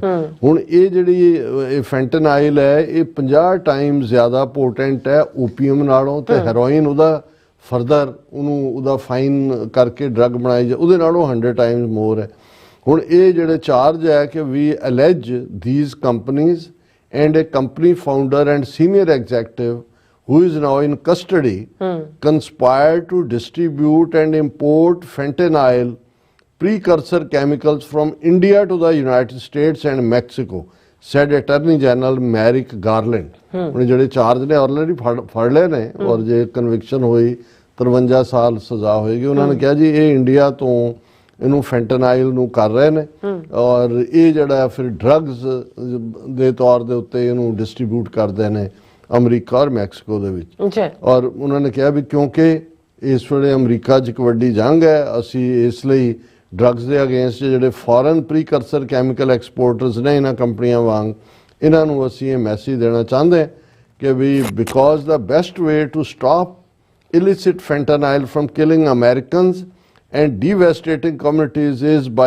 preventing it from being manufactured in the first place, said Secretary of Homeland Security Alexandro N. Mayorkas। ਹੁਣ ਇਹ ਬਹੁਤ ਵੱਡਾ ਚਾਰਜ ਹੈ ਔਰ ਇਸ ਲੈਵਲ ਦੀਆਂ ਕੰਪਨੀਆਂ, ਇਹ ਪਹਿਲੀ ਵਾਰ ਹੈ ਕਿ ਜਿਹੜੀ ਇਸ ਲੈਵਲ ਦੇ ਉੱਤੇ ਉਹਨਾਂ ਨੇ ਚਾਰਜ ਕੀਤਾ ਹੈ। ਹੁਣ ਉਸ ਤੋਂ ਪਹਿਲਾਂ ਅਸੀਂ ਅਡਾਨੀ ਔਰ ਉਹਦੇ 7 ਐਗਜ਼ੈਕਟਿਵ ਜਿਹਦੇ 'ਚ ਉਹਦਾ ਭਤੀਜਾ ਸਾਗਰ ਅਡਾਨੀ, ਉਹਨਾਂ ਦੇ ਉੱਤੇ ਕਿਵੇਂ ਅਮਰੀਕਨ ਟੈਕਸ ਪੇਅਰਸ ਦੇ ਨਾਲ ਧੋਖਾ, ਉਹਨਾਂ ਦੀ ਮਨੀ ਔਰ $260 ਮਿਲੀਅਨ ਦੀਆਂ ਆਪਣਾ ਸੋਲਰ ਪ੍ਰੋਜੈਕਟ ਜਿੱਤਣ ਦੇ ਲਈ ਉੱਥੇ ਭਾਰਤ ਦੇ ਵਿੱਚ ਮਹਾਰਾਸ਼ਟਰਾ, ਉੜੀਸਾ, ਛੱਤੀਸਗੜ੍ਹ ਔਰ ਇੱਕ ਅੱਧੀ ਹੋਰ ਸਟੇਟ ਆਂਧਰਾ ਸ਼ਾਇਦ, ਉਹਨਾਂ ਨੂੰ ਰਿਸ਼ਵਤ ਦੇਣਾ ਔਰ ਇਨਫੋਰਮੇਸ਼ਨ ਰਿਲੀਜ਼ ਨਾ ਕਰਨਾ। ਹੁਣ ਇੱਕ ਪਾਸੇ ਤਾਂ ਇਸ ਲੈਵਲ ਦੇ ਧੋਖੇ ਦੀਆਂ ਖਬਰਾਂ ਨੇ। ਹੁਣ ਦੂਸਰੀ ਖਬਰ ਸਾਈਮਲਟੇਨੀਅਸਲੀ ਭਾਰਤ ਦੀ ਵੱਡੀ ਨਿਊਜ਼ ਏਜੰਸੀ ਦੀ, India US to jointly manufacture interoperable sonobuoys for navy. ਹੁਣ ਇਹ ਵੀ ਜੈਕ ਸਲੀਵਾਨ ਦੀ ਵਿਜ਼ਿਟ ਦੇ ਦੌਰਾਨ ਹੋ ਰਿਹਾ ਕਿ ਵੀ ਅਲਟਰਾ ਮੈਰੀਨ ਇਹ US based world leader in design and production of undersea warfare capabilities and Bharat Dynamics Limited will jointly supply and manufacture sonobuoys for the Indian Navy as per US Navy standards, with production split across US and Canada in accordance with Make in India principles। ਹੁਣ ਇਹ ਜਿਹੜੇ ਇਹ ਬਣਾਉਣ ਜਾ ਰਹੇ ਨੇ America ਔਰ India ਦੀ joint collaboration ਹੈ, ਸਪਲਿਟ ਹੋਏਗਾ, ਕੁਛ ਉੱਥੇ ਬਣੇਗਾ, ਕੁਛ ਇੱਥੇ ਬਣੇਗਾ ਔਰ ਇਹਨੂੰ ਬੜੀ ਸਿਗਨੀਫਿਕੈਂਟ ਡਿਵੈਲਪਮੈਂਟਸ ਦੱਸਿਆ ਜਾ ਰਿਹਾ ਹੈ। ਔਰ ਇਹ ਜਿਹੜਾ ਉਹਨਾਂ ਨੇ ਕਿਹਾ ਕਿ ਜੀ ਇਹ ਬੜੀ ਸਿਗਨੀਫਿਕੈਂਟ ਹੈ ਕਿਉਂਕਿ welcoming the advancement of discussion between Ultra Maritime and Bharat Dynamics Limited to enhance undersea domain awareness through first of its kind of partnership ਔਰ ਦਿਸ ਇਹ ਵੀ ਜੇਕ ਸਲੀਵਾਨ ਦੀ ਇਸ ਵਿਜ਼ਿਟ ਦੇ ਨਾਲ ਹੀ ਇਹਨੂੰ ਜੋੜਿਆ ਜਾਂਦਾ ਹੈ। ਔਰ ਉਹਨਾਂ ਨੇ ਕਿਹਾ ਕਿ ਵੀ ਇਹ ਜਿਹੜਾ ਇਸ ਦੇ ਮੌਕੇ strategic technology partnership issued on January 6 at the end of US National Security Advisor Jake Sullivan's visit to India on the aspect of deepening defense innovation and industrial cooperation. Mr. Sullivan on his final trip to the region as NSA held a capstone meeting with his Indian counterpart Ajit Doval. ਹੁਣ ਇਹ ਉੱਥੇ ਬੈਠੇ nuclear ਵੀ ਉਹਨਾਂ ਨੇ ਬੰਦਸ਼ਾਂ ਚੁੱਕ ਦਿੱਤੀਆਂ, Indian ਕੰਪਨੀਆਂ ਜਿਹੜੀਆਂ ਇਹ ਸਾਰੇ ਪੀਰੀਅਡ ਸੀ। ਹੁਣ ਇਸ ਲੈਵਲ ਦੀ ਇਨਵੈਸਟਮੈਂਟ ਵੀ ਹੈ। ਦੂਜੇ ਪਾਸੇ ਇੱਧਰ ਉਹਨਾਂ ਨੇ ਜਿਹੜੀਆਂ 2 ਵੱਡੀਆਂ ਇੰਡੀਅਨ ਕੰਪਨੀਆਂ ਜਿਹੜੀਆਂ ਕਿ ਅਮਰੀਕਨ ਬੱਚਿਆਂ ਨੂੰ ਡਰੱਗੀ ਬਣਾ ਰਹੀਆਂ ਔਰ ਪ੍ਰੋਫਿਟ ਖਾ ਰਹੀਆਂ ਫੈਂਟਨਿਲ ਇੰਡੀਆ 'ਚੋਂ ਕਰਕੇ, ਇਹ ਔਰ ਮੈਨੂੰ ਇਹ ਲੱਗਦਾ ਵੀ ਇਹ ਵਾਕਈ ਜੋ ਬਾਈਡਨ ਦੇ ਨਾਲ ਹੋਇਆ ਇਹਦਾ ਹੀ ਹੱਕਦਾਰ ਸੀ। ਇਹਨਾਂ ਨੇ ਜਿਸ ਕਿਸਮ ਦਾ ਸਾਰਾ ਮਾਹੌਲ ਬਣਾਇਆ, ਇੰਡੀਅਨ ਜਿਸ ਕਿਸਮ ਦੀ ਘੁਸਪੈਠ ਵਿੱਚ ਪੈਦਾ ਹੋਈ ਔਰ ਜਿਵੇਂ ਯੂਕਰੇਨ ਦੇ ਮਾਮਲੇ 'ਚ ਫੇਲ ਹੋਇਆ ਟੋਟਲੀ, ਜੋ ਗਜ਼ਾ ਦੇ ਵਿੱਚ ਚੱਲ ਰਿਹਾ ਹੈ ਉਹਦੇ 'ਚ ਟੋਟਲ ਫਲॉप ਹੈ। ਔਰ ਮੈਨੂੰ ਇਹ ਲੱਗਦਾ ਹੈ ਵੀ ਇੰਡੀਆ ਦੇ ਮਾਮਲੇ 'ਚ ਇੰਡੀਅਨ ਜਿਹੜੇ ਨੇ ਇਹ ਡਿਊਪ ਕਰਨ 'ਚ ਕਾਮਯਾਬ ਰਹੇ ਕਿ ਉਹਨਾਂ ਨੇ ਇਹਨਾਂ ਨੂੰ ਕਿਵੇਂ ਮੂਰਖ ਵੀ ਬਣਾਇਆ, ਰੂਸ ਨੂੰ ਵੀ ਕਰੂਡ ਆਇਲ ਵੇਚੀ ਗਏ, ਟ੍ਰਾਂਸਨੈਸ਼ਨਲ ਰਿਪਰੈਸ਼ਨ ਵੀ ਕੀਤੀ ਔਰ ਹੁਣ ਜਾਂਦੇ ਜਾਂਦੇ ਐਸੀ ਕੀ ਮਜਬੂਰੀ ਹੈ। ਹਾਲਾਂ ਇਹ ਤਾਂ ਹੁਣ ਠੀਕ ਹੈ ਵੀ $20,000 ਦੀ ਜਿਹੜੀ ਹੈ ਹੀਰੇ ਦੀ ਮੁੰਦਰੀ ਉਹਦੀ ਬੀਬੀ ਨੂੰ, ਬਾਈਡਨ ਦੀ ਵਾਈਫ ਨੂੰ ਦਿੱਤੀ ਇਹਨੇ ਮੋਦੀ ਜਦੋਂ ਆਇਆ, ਕਿਉਂਕਿ ਉਹਦੀ ਕੀਮਤ ਪਾਈ ਜਾਂਦੀ ਹੈ ਜਦੋਂ ਅਹੁਦਾ ਜਾਂਦਾ ਵੀ ਜਾਂ ਪੈਸੇ ਦਿਓ ਤੇ ਦੂਜਾ। ਹਾਲਾਂ ਮੇਰਾ ਖਿਆਲ ਹੈ ਸ਼ਾਇਦ ਟਰੰਪ ਨਾਰਾਜ਼ ਵੀ ਨਾ ਹੋਏ ਕਿ ਜਦੋਂ ਪਹਿਲਾਂ ਮੋਦੀ ਟਰੰਪ ਦੇ ਵੇਲੇ ਆਇਆ ਤੇ ਉਹਦੀ ਘਰ ਵਾਲੀ ਮੈਲੋਨੀਆ ਨੂੰ $2,500 ਵਾਲੀ ਜਿਹੜੀ ਹੈ ਉਹ ਗਹਿਣਾ ਦਿੱਤਾ ਸੀ। ਉਹ ਹੁਣ ਪਤਾ ਲੱਗ ਗਿਆ ਉਹਨੂੰ ਕਿ ਵੀ ਅੱਛਾ ਇਹ ਉਹਨੂੰ 20,000 ਵਾਲਾ ਦਿੱਤਾ ਹੈ। ਪਤਾ ਨਹੀਂ ਹੁਣ ਉਹ ਕੋਈ ਹਿਸਾਬ ਕਿਤਾਬ ਬਰਾਬਰ ਕਰ ਰਿਹਾ ਕਿ ਗਹਿਣਾ ਹਿਸਾਬ 'ਚ ਪਾਇਆ ਹੋਏ, ਕੋਈ ਜੇਬ 'ਚ ਨਾ ਲਟਕਾਇਆ ਹੋਏ, ਕਿਉਂਕਿ ਕਰਪਟ ਤਾਂ ਹੈ ਜੋ ਇਹਦਾ ਮੁੰਡਾ ਵੀ ਹੰਟਰ ਬਾਈਡਨ ਔਰ ਜਿਵੇਂ ਉਹਨੇ ਜਿਹੜਾ ਉਹ ਪੈਸੇ ਪੂਸੇ ਬਣਾਏ ਨੇ ਹੁਣ ਉਹ ਆਪ ਹੀ ਉਹਨੂੰ ਮਾਫੀ ਪਾਰਡਨ ਕਰ ਰਿਹਾ ਆਪਣੇ ਮੁੰਡੇ ਨੂੰ ਜਿਹਦੀ ਕਨਵਿਕਸ਼ਨ ਹੈ। ਸੋ ਕੁੱਲ ਮਿਲਾ ਕੇ ਇਹ ਜਿਹੜਾ ਸਾਡੇ ਲਈ ਥੋੜਾ ਇਹ ਸਮਝਣਾ ਔਖਾ ਹੈ। ਅਸੀਂ ਹੋਪ ਕਰਦੇ ਹਾਂ ਕਿ ਟਰੰਪ ਐਡਮਿਨਿਸਟ੍ਰੇਸ਼ਨ ਇਸ ਕਿਸਮ ਦੀ ਡਾਈਕੋਟਮੀ ਦਾ ਸ਼ਿਕਾਰ ਨਹੀਂ ਹੋਏਗਾ ਔਰ ਇੰਡੀਆ ਨੂੰ ਜਿਹਨੂੰ ਕਹਿੰਦੇ ਨੇ ਕਿ ਵੀ ਜਿਸ ਸਲੂਕ ਦਾ ਉਹ ਹੱਕਦਾਰ ਹੈ ਉਹੀ ਕੀਤਾ ਜਾਏਗਾ। ਅਮਰੀਕਨ ਸਿਟੀਜ਼ਨਸ ਦੇ ਇੰਟਰਸਟ ਨੂੰ ਪ੍ਰਾਇੋਰਟੀ ਹੋਏਗੀ ਔਰ ਇਹ ਬੇਈਮਾਨ ਜਿਹੜਾ ਸਾਰਾ ਇਹਨਾਂ ਦਾ ਕੰਮਕਾਰ ਦਾ ਸਿਲਸਿਲਾ ਹੈ ਇਹਨਾਂ ਨੂੰ ਜਿਹੜਾ ਉਹ ਟਿਕਾਣੇ ਰੱਖਿਆ ਜਾਏਗਾ। ਬਿਲਕੁਲ ਡਾਕਟਰ ਸਾਹਿਬ, ਤੁਹਾਡਾ ਬਹੁਤ ਬਹੁਤ ਧੰਨਵਾਦ। ਸਾਥ ਲੈਣ ਬ੍ਰੇਕ। ਵਿਊਅਰਸ, ਤੁਸੀਂ ਕਿਤੇ ਨਹੀਂ ਜਾਣਾ, ਮਿਲਦੇ after this short break.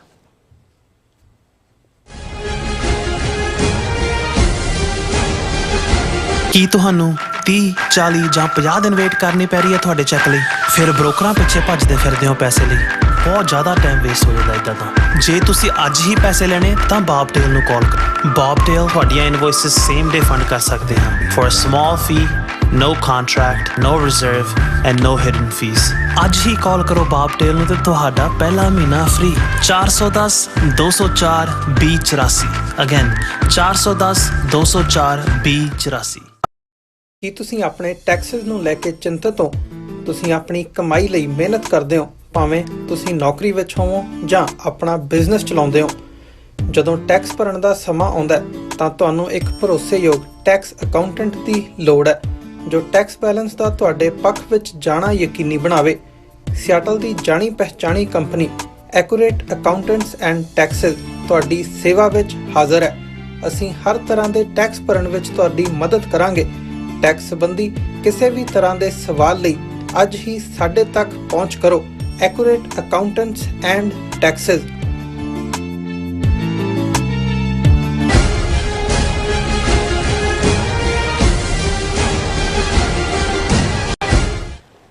Viewers, welcome back on program. So viewers, ਗੱਲਬਾਤ ਕਰਨ ਜਾ ਰਹੇ ਹਾਂ ਆਸਟ੍ਰੇਲੀਆ ਦੇ ਹਵਾਲੇ ਨਾਲ ਕਿ ਆਸਟ੍ਰੇਲੀਆ ਦੀ ਪ੍ਰਮੁੱਖ ਸਿੱਖ ਜਥੇਬੰਦੀ ਸਿੱਖ ਫਾਊਂਡੇਸ਼ਨ ਆਫ ਆਸਟ੍ਰੇਲੀਆ ਵੱਲੋਂ ਇੱਕ ਬਿਆਨ ਜਾਰੀ ਕਰਕੇ ਆਸਟ੍ਰੇਲੀਅਨ ਏਜੰਸੀਆਂ ਨੂੰ ਕਿਹਾ ਗਿਆ ਹੈ ਕਿ ਉਹ ਇਸ ਗੱਲ ਨੂੰ ਯਕੀਨੀ ਬਣਾਉਣ ਕਿ ਬਾਹਰਲੇ ਮੁਲਕ ਅਮਰੀਕਾ ਦੀਆਂ ਜਮਹੂਰੀ ਸੰਸਥਾਵਾਂ ਵਿੱਚ ਘੁਸਪੈਠ ਨਾ ਕਰਨ।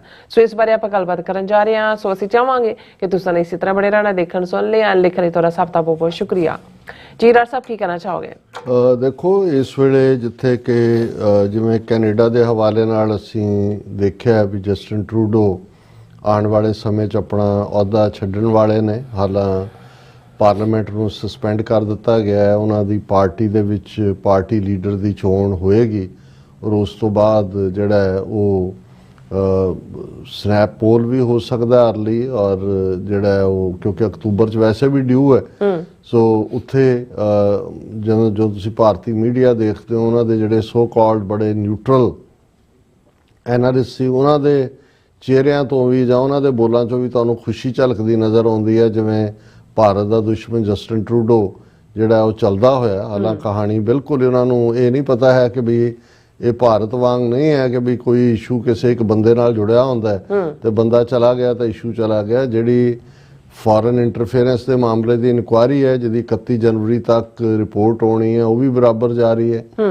ਦੂਸਰੇ ਪਾਸੇ ਜੋ ਕੋਰਟ ਕੇਸ ਨੇ ਉਹ ਵੀ ਜਾਰੀ ਨੇ, ਜੋ ਉਹਨਾਂ ਦੀ RCMP ਔਰ ਸੀਸਸ ਉਹਨਾਂ ਦੀਆਂ ਇਨਕੁਆਇਰੀਜ਼ ਔਰ ਉਹਨਾਂ ਦਾ, ਸੋ ਉਹਦੇ ਨਾਲ ਕੋਈ ਫਰਕ ਨਹੀਂ ਪਏਗਾ। ਹਾਂ, ਪੋਲੀਟੀਕਲੀ ਜਦੋਂ ਨਵੀਂ ਕੋਈ ਵੀ ਟੀਮ ਆਏਗੀ ਉਹ ਕਿੰਨਾ ਐਗਰੈਸਿਵਲੀ ਪਰਸਿਊ ਕਰਦੀ ਹੈ, ਲੇਕਿਨ ਆਲਰੇਡੀ ਜਿਹੜਾ ਇੰਡੀਆ ਹੈ ਉਹ ਐਕਸਪੋਜ਼ ਹੋ ਚੁੱਕਾ ਹੈ। ਸੋ ਫਾਈਵ ਆਈਜ਼ ਕੰਟਰੀਜ਼ 'ਚ ਪਹਿਲਾ ਜਿਹੜਾ ਮਰਡਰ ਹੁੰਦਾ ਹਰਦੀਪ ਸਿੰਘ ਨਿੱਜਰ ਦਾ ਔਰ ਜਿਹਦੇ ਨਾਲ ਫਿਰ ਨਿਖਲ ਗੁਪਤਾ ਦਾ ਕੇਸ ਜਿਹੜਾ ਗੁਰਪਤਵੰਤ ਸਿੰਘ ਪੰਨੂ ਮਰਡਰ ਪਲਾਟ ਜਦੋਂ ਫਾਈਲ ਕਰਦੀਆਂ ਨੇ ਅਮਰੀਕਨ ਏਜੰਸੀ। ਸੋ ਉਸੇ ਪੀਰੀਅਡ ਦੇ ਵਿੱਚ ਹੀ ਅਸੀਂ, ਕਿਉਂਕਿ ਹਰਦੀਪ ਸਿੰਘ ਨਿੱਜਰ ਤੋਂ 3 ਦਿਨ ਪਹਿਲਾਂ 15 ਜੂਨ ਨੂੰ ਅਵਤਾਰ ਸਿੰਘ ਹੰਡੇ ਦਾ ਮਰਡਰ ਹੋਇਆ ਸੀ UK, ਜਿਹਨੂੰ ਮੈਨੂੰ ਬਹੁਤ ਵਾਰੀ ਅਫਸੋਸ ਵੀ ਹੁੰਦਾ ਕਿ UK ਦੀਆਂ ਸਿੱਖ ਜਥੇਬੰਦੀਆਂ ਨੇ ਉਸ ਲੈਵਲ ਤੇ ਮੌਕੇ ਦੇ ਉੱਤੇ ਰੌਲਾ ਨਹੀਂ ਪਾਇਆ, ਲੌਬੀ ਨਹੀਂ ਕੀਤੀ ਔਰ ਨਤੀਜੇ ਦੇ ਤੌਰ ਤੇ ਜਿਹੜਾ ਇੱਕ ਮਰਡਰ ਸੀ, ਪੋਲੀਟੀਕਲ ਮਰਡਰ ਸੀ, ਉਹ ਜਿਹੜਾ ਉਹ ਬਿਮਾਰੀ ਦੇ ਖਾਤੇ 'ਚ ਪਾਇਆ। ਈਵਨ ਆਟੋਪਸੀ ਵੀ ਨਹੀਂ ਹੋਈ ਉਹਨਾਂ ਦੀ। ਲੇਕਿਨ ਇਸੇ ਪੀਰੀਅਡ ਦੇ ਵਿੱਚ ਆਸਟ੍ਰੇਲੀਆ 'ਚ ਜਿਵੇਂ ਉਹਨਾਂ ਦੇ ਜਿਹੜਾ ਏਜੰਸੀ ਨੈਟਵਰਕ ਇੰਟੈਲੀਜੈਂਸ ਉਹਨਾਂ ਦੇ ਸਪਾਈ ਚੀਫ ਨੇ ਲਫ਼ਜ਼ ਕਿ ਇੰਡੀਆ ਦੀ ਕਿੰਨੀ ਇੰਟਰਫੇਰੈਂਸ ਆਸਟ੍ਰੇਲੀਆ 'ਚ ਉਹਨੂੰ ਨੈਸਟ ਆਫ ਸਪਾਈਜ਼ ਕਿਹਾ। ਫਿਰ ਆਸਟ੍ਰੇਲੀਆ ਦੀ ਜਿਹੜੀ ਬੀਬੀ ਉਹਨਾਂ ਦੀ ABC ਆਸਟ੍ਰੇਲੀਅਨ ਬ੍ਰੌਡਕਾਸਟਿੰਗ ਕਾਰਪੋਰੇਸ਼ਨ ਦੀ ਦਿੱਲੀ ਬੇਸਡ ਸੀ, ਸ੍ਰੀਲੰਕਾ ਦੀ ਬੀਬੀ ਹੈ, ਉਹਨੇ ਉੱਥੋਂ ਵੀ ਸਟੋਰੀ ਕੀਤੀ, ਡਾਕੂਮੈਂਟਰੀ ਬਣਾਈ ਜਿਹਨੂੰ ਇੰਡੀਆ ਨੇ ਪ੍ਰਵੇਲ ਕਰਕੇ X ਤੋਂ ਔਰ YouTube ਔਰ ਦੂਸਰਿਆਂ ਤੋਂ ਹਟਵਾਇਆ ਔਰ ਉਹਨੂੰ ਜਿਹੜਾ ਵੀਜ਼ਾ ਵੀ ਉਹਦਾ ਕੰਟੀਨਿਊ ਨਹੀਂ ਕੀਤਾ।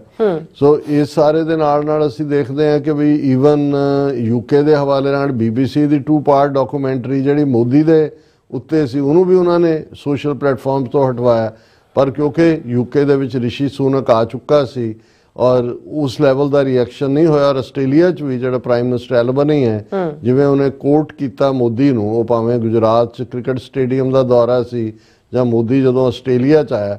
ਸੋ ਇਸ ਸਾਰੇ ਪੀਰੀਅਡ ਦੇ ਵਿੱਚ ਆਸਟ੍ਰੇਲੀਆ 'ਚ ਹੋਰ ਵੀ ਸਟੋਰੀਜ਼ ਉਹਨਾਂ ਦੇ ਮੀਡੀਆ ਰਾਹੀਂ ਵੀ ਉੱਭਰ ਕੇ ਸਾਹਮਣੇ ਆਈਆਂ, ਉਹਨਾਂ ਦੀਆਂ ਏਜੰਸੀਆਂ ਰਾਹੀਂ ਵੀ ਆਈਆਂ ਕਿ ਸਿੱਖਾਂ ਨੂੰ ਵੀ ਕਿਵੇਂ ਜਿਹੜਾ ਉਹ ਹਰਾਸ ਕੀਤਾ ਗਿਆ ਜਾਂ ਕਿਵੇਂ ਫੋਲੋ ਕੀਤਾ ਗਿਆ। ਔਰ ਖਾਲਿਸਤਾਨ ਰੈਫਰੈਂਡਮ ਦੇ ਪੀਰੀਅਡ 'ਚ ਇਹ ਵੀ ਸਾਹਮਣੇ ਆਇਆ ਕਿ ਮੰਦਰਾਂ ਦੇ ਵਿੱਚ ਖੁਦ ਗ੍ਰੈਫਟੀ ਕਰਕੇ ਮੈਨੇਜਮੈਂਟ ਜਿਹੜੀ ਆ ਉਹਨੇ ਸਿੱਖਾਂ ਦੇ ਖਾਤੇ 'ਚ ਪਾਉਣ ਦੀ ਕੋਸ਼ਿਸ਼ ਕੀਤੀ। ਸੋ ਇਸ ਸਾਰੇ ਦੇ ਚੱਲਦਿਆਂ ਆਸਟ੍ਰੇਲੀਆ ਕਾਫੀ ਅਹਿਮ ਹੋ ਗਿਆ ਸਿੱਖ ਨੁਕਤਾ ਨਿਗਾਹ ਤੋਂ ਵੀ, ਔਰ ਉਸ ਦਾ ਰੀਜ਼ਨ ਕੱਲਾ ਫਾਈਵ ਆਈਜ਼ ਕੰਟਰੀਜ਼ ਨਹੀਂ, ਆਸਟ੍ਰੇਲੀਅਨ ਸਿੱਖ ਐਕਟਿਵਿਜ਼ਮ। ਔਰ ਮੈਂ ਇਸ ਗੱਲ ਨੂੰ ਬਹੁਤ ਚੰਗੀ ਤਰ੍ਹਾਂ ਸਮਝਦਾ ਵੀ ਕਿਵੇਂ ਅੱਡ-ਅੱਡ ਸਿੱਖ ਜਥੇਬੰਦੀਆਂ ਆਪੋ ਆਪਣੇ ਫੀਲਡਸ ਦੇ ਵਿੱਚ ਤਾਂ ਕੰਮ ਕਰਦੀਆਂ ਹੀ ਨੇ, ਲੇਕਿਨ ਵੱਡੇ ਲੈਵਲ ਦੇ ਉੱਤੇ ਜਿਵੇਂ ਕੈਨਬਰਾ ਦੇ ਵਿੱਚ ਪਿੱਛੇ ਜਿਹੜਾ ਇੱਕ ਵੱਡਾ ਇਕੱਠ ਪਾਰਲੀਮੈਂਟੇਰੀਅਨਸ ਦੇ ਨਾਲ ਵੀ ਇੰਟਰੈਕਸ਼ਨ, ਜਿਹਦੇ ਡਾਕਟਰ ਇਕਤਾਰ ਕਰਾਮਤ ਚੀਮਾ ਵੀ ਗਏ, ਔਰ ਦੂਸਰਾ ਹੁਣ ਵੀ ਜਿਵੇਂ ਸਿੱਖ ਫੈਡਰੇਸ਼ਨ ਜਿਸ ਨੂੰ ਇਸੇ ਲੈਵਲ ਦੇ ਉੱਤੇ ਯੂਕੇ ਦੇ ਵਿੱਚ, ਕੈਨੇਡਾ ਦੇ ਵਿੱਚ, ਅਮਰੀਕਾ, ਆਸਟ੍ਰੇਲੀਆ ਦੇ ਵਿੱਚ ਜਿਹੜਾ ਉਹ ਦੁਬਾਰਾ ਉਸ ਵੱਡੇ ਪੈਮਾਨੇ ਤੇ ਇੰਟਰਨੈਸ਼ਨਲ ਬਾਡੀ ਦੇ ਤੌਰ ਤੇ ਇਹਨੂੰ ਜਥੇਬੰਦ ਕੀਤਾ ਜਾ ਰਿਹਾ। ਔਰ ਆਸਟ੍ਰੇਲੀਆ ਦੇ ਵਿੱਚ ਸਿੱਖ ਫੈਡਰੇਸ਼ਨ ਆਫ ਆਸਟ੍ਰੇਲੀਆ ਦੇ ਸਪੋਕਸਪਰਸਨ ਸਾਡੇ ਪੁਰਾਣੇ ਸਾਥੀ ਆਲਮੋਸਟ 35-36 ਸਾਲ ਦੇ ਵੀਰ ਅਜੀਤ ਸਿੰਘ ਨੇ, ਐਡੀਲੇਡ ਦੇ ਵਿੱਚ ਰਹਿੰਦੇ ਨੇ। ਔਰ ਇਹਨਾਂ ਦੀ ਇੱਕ ਸਟੇਟਮੈਂਟ ਜਿਹਦੇ 'ਚ ਉਹਨਾਂ ਨੇ ਆਸਟ੍ਰੇਲੀਅਨ ਏਜੰਸੀਆਂ ਨੂੰ ਕਿਹਾ ਕਿ ਭਾਈ ਤੁਸੀਂ ਜਿਹੜਾ ਸੇਫਗਾਰਡ ਲਿਆਓ, ਕਿਵੇਂ ਆਸਟ੍ਰੇਲੀਆ ਦੀਆਂ ਡੈਮੋਕ੍ਰੈਟਿਕ ਇੰਸਟੀਟਿਊਸ਼ਨਸ ਦੇ ਵਿੱਚ ਫੋਰਨ ਇੰਟਰਫੇਰੈਂਸ ਹੋ ਰਹੀ ਹੈ। ਜ਼ਾਹਰਾ ਤੌਰ ਤੇ ਇੰਡੀਆ ਵੱਲ ਇਸ਼ਾਰਾ, ਹੋਰ ਵੀ ਮੁਲਕ ਉਹਦੇ ਤੇ ਚਾਈਨਾ ਵੀ ਇੰਟਰਫੀਅਰ ਕਰਦਾ ਹੈ ਔਰ ਬਾਕੀ ਮੁਲਕ ਵੀ ਕੁਝ ਉਹਨਾਂ ਦੇ ਲਾਅ ਵੀ ਇਸ ਕਿਸਮ ਦੇ ਨੇ ਜਿਹਦੇ 'ਚ ਉਹ ਬਾਹਰਲੀ ਇਨਵੈਸਟਮੈਂਟ ਦੇ ਲਈ ਕੁਝ ਸੂਬਿਆਂ 'ਚ ਉਹਨਾਂ ਨੇ ਕੁਝ ਫਰੀडम्स ਦਿੱਤੀਆਂ ਹੋਈਆਂ ਸੀ, ਉਸ ਦਾ ਵੀ ਜਿਹੜਾ ਗਲਤ ਫਾਇਦਾ ਇੰਡੀਆ ਜਾਂ ਦੂਸਰੇ ਮੁਲਕਾਂ ਨੇ ਚੁੱਕਿਆ। ਔਰ ਉਹਨਾਂ ਦੀ ਸਟੇਟਮੈਂਟ ਹੈ ਕਿ Australian agencies must safeguard democratic institutions from foreign interference. ਔਰ ਉਹਨਾਂ ਨੇ ਇਹ ਕਿਹਾ ਕਿ ਭਾਈ ਆਸਟ੍ਰੇਲੀਅਨ ਅਥਾਰਟੀਜ਼ ਵਿਜੀਲੈਂਟ ਹੋਣ, ਜਿਹੜਾ ਪੋਟੈਂਸ਼ੀਅਲ ਹੈ ਫੋਰਨ ਇੰਟਰਫੇਰੈਂਸ ਦਾ ਸਾਡੀਆਂ ਡੈਮੋਕ੍ਰੈਟਿਕ ਪ੍ਰੋਸੈਸ ਦੇ ਵਿੱਚ, ਖਾਸ ਤੌਰ ਤੇ ਜਿਹੜੇ ਕੈਨੇਡਾ ਦੇ ਵਿੱਚ ਸਬੂਤ ਐਮਰਜ ਹੋਏ ਨੇ ਕਿ ਕਿਵੇਂ ਕੈਨੇਡਾ ਦੇ ਸਿਸਟਮ 'ਚ ਇਹਨਾਂ ਨੇ ਇੰਟਰਫੀਅਰ ਕੀਤਾ। ਔਰ ਉਹਨਾਂ ਨੇ ਫਿਰ ਇਹਦੇ 'ਚ ਕੈਨੇਡਾ ਦੀ ਫੋਰਨ ਇੰਟਰਫੇਰੈਂਸ ਕਮਿਸ਼ਨ ਦੀ ਹੀਅਰਿੰਗ ਦਾ ਹਵਾਲਾ ਦਿੱਤਾ ਕਿ ਵੀ ਉੱਥੇ ਜਿਹੜਾ ਹੈ ਇਹ ਕ੍ਰੈਡੀਬਲ ਐਵੀਡੈਂਸ ਪ੍ਰੋਡਿਊਸ ਕੀਤੀ ਗਈ ਹੈ ਕਿ ਭਾਰਤ ਨੇ ਕਾਫੀ ਲੈਵਲ ਦੇ ਉੱਤੇ ਕਲੈਂਡੈਸਟਿਨਲੀ ਹੁੰਦਾ ਚੋਰੀ ਛਿਪੇ ਉੱਥੇ ਜਿਹੜਾ ਉਹਨਾਂ ਨੇ ਕੈਨੇਡੀਅਨ ਇਲੈਕਸ਼ਨਸ ਨੂੰ ਪ੍ਰਭਾਵਿਤ ਕਰਨ ਦੀ ਕੋਸ਼ਿਸ਼ ਕੀਤੀ, ਕੈਨੇਡੀਅਨ ਨੀਤੀ ਨੂੰ। ਔਰ ਜਿਹੜੀਆਂ ਇੰਡੀਆ ਦੀਆਂ ਐਕਟੀਵਿਟੀਜ਼ ਨੇ ਕੈਨੇਡਾ ਦੇ ਵਿੱਚ, ਜਿਸ ਦੇ ਵਿੱਚ ਉਹਨਾਂ ਨੇ ਕਿਵੇਂ ਆਪਣੀਆਂ ਪ੍ਰੋਕਸੀਜ਼ ਨੂੰ ਯੂਜ਼ ਕੀਤਾ ਇਲਿਸਿਟ ਫੰਡਿੰਗ ਕਰਨ ਦੇ ਲਈ ਅੱਡ-ਅੱਡ ਇਲੈਕਸ਼ਨ ਕੈਂਪੇਨਸ ਦੇ ਵਿੱਚ। ਔਰ ਇਸੇ ਤਰ੍ਹਾਂ ਉਹਨਾਂ ਨੇ ਜਿਹੜਾ ਇਨਫੋਰਮੇਸ਼ਨ ਐਕੋਸਿਸਟਮ ਨੂੰ ਕਿਵੇਂ ਮੈਨੀਪੂਲੇਟ ਕੀਤਾ, ਕਿਵੇਂ ਉਹਨਾਂ ਨੇ ਡਿਸਇਨਫੋਰਮੇਸ਼ਨ ਔਰ ਜਿਵੇਂ ਇੰਡੀਅਨ ਡਿਪਲੋਮੈਟਸ ਨੇ ਕੋਇਰਸ ਕਰਕੇ ਕੈਨੇਡੀਅਨ ਸਿਟੀਜ਼ਨਸ ਤੋਂ ਇਨਫੋਰਮੇਸ਼ਨ ਲੈ ਕੇ ਗੈਂਗਸਟਰਾਂ ਤੱਕ ਪਹੁੰਚਾਈ। ਔਰ ਇਹ ਸਾਰੇ ਜਿਹੜੇ ਨੇ ਕੈਨੇਡਾ ਦੀ ਇਸ ਜਿਹੜਾ ਫੋਰਨ ਇੰਟਰਫੇਰੈਂਸ ਕਮਿਸ਼ਨ ਦੀ ਹੀਅਰਿੰਗ ਦੇ ਦੌਰਾਨ ਸਾਹਮਣੇ ਆਏ ਨੇ। ਔਰ ਇਹਨਾਂ ਨੇ ਕਿਹਾ ਆਪਣੀ ਸਟੇਟਮੈਂਟਸ ਕਿ ਵੀ ਇਹ ਜਿਹੜੀ ਰੈਵਲੇਸ਼ਨ ਨੇ ਇਹਨਾਂ ਨਾਲ ਇਹ ਗੰਭੀਰ ਜਿਹੜਾ ਸੀਰੀਅਸ ਕੰਸਰਨ ਹੈ ਕਿ ਭਾਈ ਇਹ ਜਿਹੜੀ ਡੈਮੋਕ੍ਰੈਟਿਕ ਨੇਸ਼ਨ ਨੇ ਜਿਵੇਂ ਆਸਟ੍ਰੇਲੀਆ ਵੀ ਹੈ, ਵੀ ਸਾਡੀ ਇਲੈਕਸ਼ਨ ਪ੍ਰੋਸੈਸ 'ਚ ਕਿੰਨੀ ਕਿ ਫ੍ਰੀ ਐਂਡ ਫੇਅਰ ਹੈ, ਜਾਂ ਇਹਦੇ 'ਚ ਵੀ ਭਾਰਤ ਜਿਹੜੇ ਨੇ ਭਾਰਤ ਸਰਕਾਰ ਦਾ ਪੈਸਾ ਕੁਝ ਆਸਟ੍ਰੇਲੀਅਨ ਲਾਅ ਮੇਕਰਸ ਨੂੰ ਗਰੂਮ ਕਰਨ ਦੇ ਉੱਤੇ ਲੱਗਦਾ ਹੈ। ਔਰ ਉਹਨਾਂ ਨੇ ਇਹ ਕਿਹਾ ਕਿ ਵੀ ਇੱਥੇ ਆਸਟ੍ਰੇਲੀਆ 'ਚ ਵੀ ਅਸੀਂ ਅਬਜ਼ਰਵ ਕੀਤਾ ਕਿ ਵੀ ਇਸ 'ਚ ਜੋ ਹੈ ਪ੍ਰੋਪਰ ਸਕਰੂਟਨੀ ਹੋਣੀ ਚਾਹੀਦੀ ਹੈ, ਪੁੱਛ ਪੜਤਾਲ ਹੋਣੀ ਚਾਹੀਦੀ ਹੈ। ਪਿਛਲੀਆਂ ਫੈਡਰਲ ਇਲੈਕਸ਼ਨਸ ਦੇ ਵੇਲੇ ਜਿਹੜੇ RSS ਦੇ ਨਾਲ ਲਿੰਕਡ ਇੰਡੀਵਿਜੂਅਲ ਸੀ ਔਰ ਜਿਹੜੇ ਅਲਟੀਮੇਟਲੀ ਇੰਡੀਅਨ ਗਵਰਨਮੈਂਟ ਦੇ ਨਾਲ ਜੁੜੇ ਹੋਏ ਨੇ, ਉਹਨਾਂ ਨੇ ਇੱਥੇ ਫੰਡ ਰੇਜ਼ਿੰਗ ਡਿਨਰ ਤੇ ਹੋਰ ਐਕਟੀਵਿਟੀਜ਼ ਕੀਤੀਆਂ। ਇਸ ਤੋਂ ਇਹ ਅੰਦਾਜ਼ਾ ਹੁੰਦਾ ਹੈ ਕਿ ਵੀ ਇੱਥੇ ਵੀ ਉਨਾ ਹੀ ਪੋਟੈਂਸ਼ੀਅਲ ਹੈ ਜਿੱਥੇ ਕਿ illegal funding Australian political campaigns ਦੇ ਵਿੱਚ ਘਸੋੜੀ ਗਈ ਹੋ ਸਕਦੀ ਹੈ।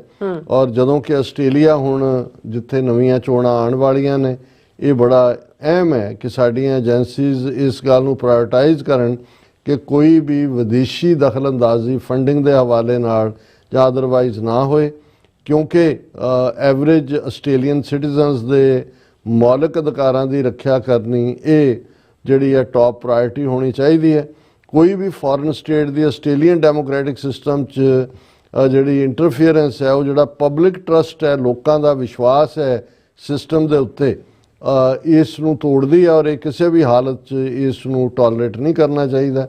ਸਾਰੀਆਂ ਸਿਆਸੀ ਪਾਰਟੀਆਂ ਜਿਹੜੀਆਂ ਨੇ ਉਹ ਇਸ ਟਰਸਟ ਨੂੰ ਕਾਇਮ ਰੱਖਣ ਔਰ ਇਸ ਦੇ ਲਈ ਜਿਹੜਾ ਇਸ ਗੱਲ ਨੂੰ ਯਕੀਨੀ ਬਣਾਉਣ ਕਿ ਸਾਰੇ ਜਿਹੜੇ ਕੈਂਡੀਡੇਟ ਨੇ ਉਹਨਾਂ ਦਾ ਪਿਛੋਕੜ ਪ੍ਰੋਪਰ ਚੈੱਕ ਕੀਤਾ ਜਾਏ, ਇਹ ਦੇਖਿਆ ਜਾਏ ਕਿ ਭਾਈ ਉਹਨਾਂ ਦੀਆਂ ਕੋਈ ਟਾਈਜ਼ ਤਾਂ ਨਹੀਂ ਨੇ ਫੋਰਨ ਗਵਰਨਮੈਂਟਸ ਦੇ ਨਾਲ ਜਾਂ ਉਹਨਾਂ ਦੇ ਪ੍ਰੋਕਸੀ ਗਰੁੱਪਸ ਦੇ ਨਾਲ ਦੀ ਨਾਲ ਟਰਾਂਸਪੇਰੈਂਟ ਮੈਕੈਨਿਜ਼ਮ ਹੋਏ ਜਿਹੜਾ ਇਸ ਗੱਲ ਨੂੰ ਯਕੀਨੀ ਬਣਾਏ ਕਿ ਇਲੀਗਲ ਫੰਡਿੰਗ ਫੋਰਨ ਸਟੇਟਸ ਦੀ ਇੱਥੋਂ ਦੇ ਜਿਹੜੇ ਇਲੈਕਸ਼ਨ ਆਊਟਕਮ ਨੂੰ ਪ੍ਰਭਾਵਿਤ ਨਾ ਕਰੇ।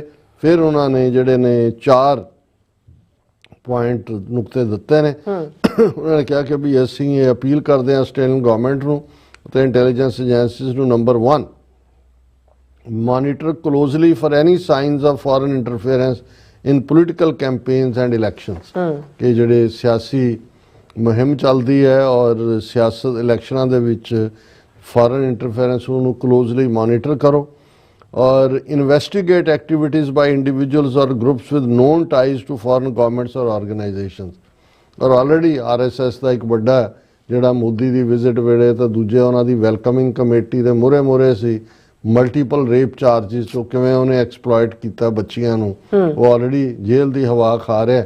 ਸੋ ਇਹ ਸਾਰੀਆਂ ਜਥੇਬੰਦੀਆਂ ਜਿਹੜੀਆਂ ਇਸ ਪੀਰੀਅਡ 'ਚ ਪ੍ਰੋਕਸੀਜ਼ ਨੇ ਇੰਡੀਅਨ ਗਵਰਨਮੈਂਟ ਦੀਆਂ, ਉਹਨਾਂ ਨੂੰ ਜਿਹੜਾ ਇਨਵੈਸਟੀਗੇਟ ਕੀਤਾ ਜਾਏ ਕਿ ਭਾਈ ਕਿਸ ਲੈਵਲ ਦੇ ਉੱਤੇ ਇਹ ਜਿਹੜਾ ਹੈ ਉਹਨਾਂ ਦੀ ਇੰਟਰਫੀਅਰੈਂਸ ਹੈ।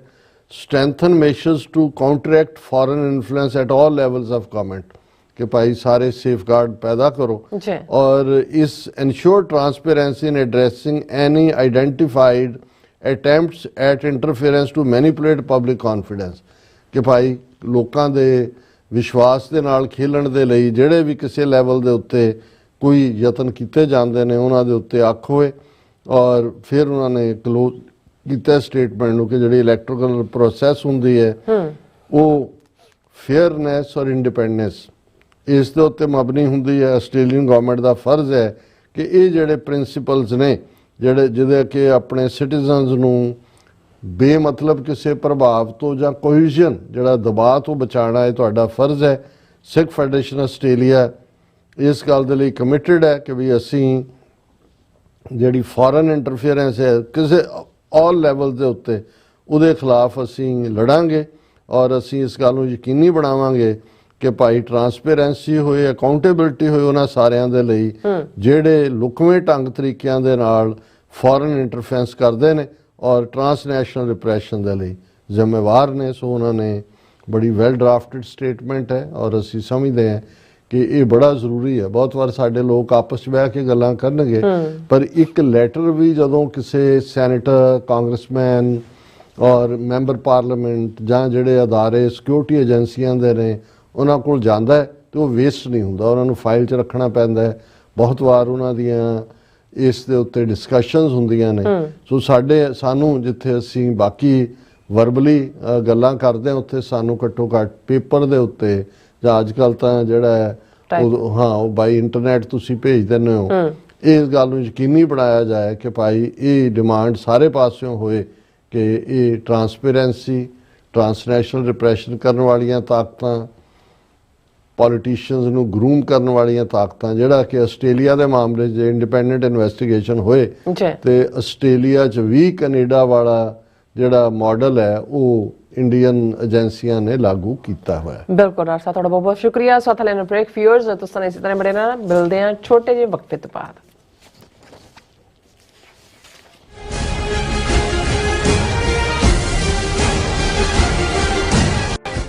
ਸਿਗਨੇਚਰ ਟਰੱਕ ਸਰਵਿਸ ਰਾਊਟ 81 ਉੱਤੇ ਐਗਜ਼ਿਟ 235 ਤੇ ਟਰੱਕਰ ਵੀਰਾਂ ਲਈ 24 ਘੰਟੇ ਰੋਡ ਸਰਵਿਸ ਦੀ ਸੁਵਿਧਾ ਮੌਜੂਦ। Heavy duty repair, oil change, ਪੁਰਾਣੇ ਅਤੇ ਨਵੇਂ tyre, computer diagnostic, DPF cleaning, brake service ਜਾਂ ਰਸਤੇ ਵਿੱਚ ਆਈ ਹਰ ਤਰ੍ਹਾਂ ਦੀ ਰਿਪੇਅਰ ਪ੍ਰੋਫੈਸ਼ਨਲ ਟੀਮ ਵੱਲੋਂ ਕੀਤੀ ਜਾਂਦੀ ਹੈ। ਬ੍ਰੇਕਫਾਸਟ, ਲੰਚ ਅਤੇ ਡਿਨਰ ਲਈ ਪੰਜਾਬੀ ਢਾਬੇ ਦਾ ਆਨੰਦ ਵੀ ਮਾਣੋ। ਡਰਾਈਵਰ ਅਤੇ ਟਰੱਕ ਆਪਰੇਟਰ ਵੀਰ ਡਿਸਪੈਚ ਦੀ ਸਰਵਿਸ ਲਈ ਸਾਡੇ ਨਾਲ ਸੰਪਰਕ ਕਰਨ।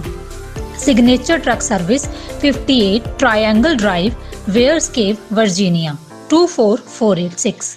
ਅਮਰੀਕਾ ਵਿੱਚ ਰਹਿ ਰਹੇ ਹੋ ਅਤੇ ਡਰਾਈਵਿੰਗ ਲਾਇਸੈਂਸ ਲੈਣਾ ਚਾਹੁੰਦੇ ਹੋ ਤੇ ਲੱਭ ਰਹੇ ਹੋ ਇੱਕ ਤਜਰਬੇਕਾਰ ਡਰਾਈਵਿੰਗ ਸਕੂਲ ਤਾਂ ਤੁਹਾਡੇ ਲਈ ਹੈ ਵੱਡੀ ਖੁਸ਼ਖਬਰੀ। ਕੈਲੀਫੋਰਨੀਆ ਦਾ ਸਟਾਕਟਨ ਟਰੱਕ ਡਰਾਈਵਿੰਗ ਸਕੂਲ ਤੁਹਾਨੂੰ ਦੇਵੇਗਾ ਡਰਾਈਵਿੰਗ ਸਿਖਲਾਈ ਅਤੇ ਡਰਾਈਵਿੰਗ ਦੌਰਾਨ ਪੇਸ਼ ਆਉਂਦੀਆਂ ਮੁਸ਼ਕਲਾਂ ਨਾਲ ਨਜਿੱਠਣ ਦੀ ਸਿਖਲਾਈ।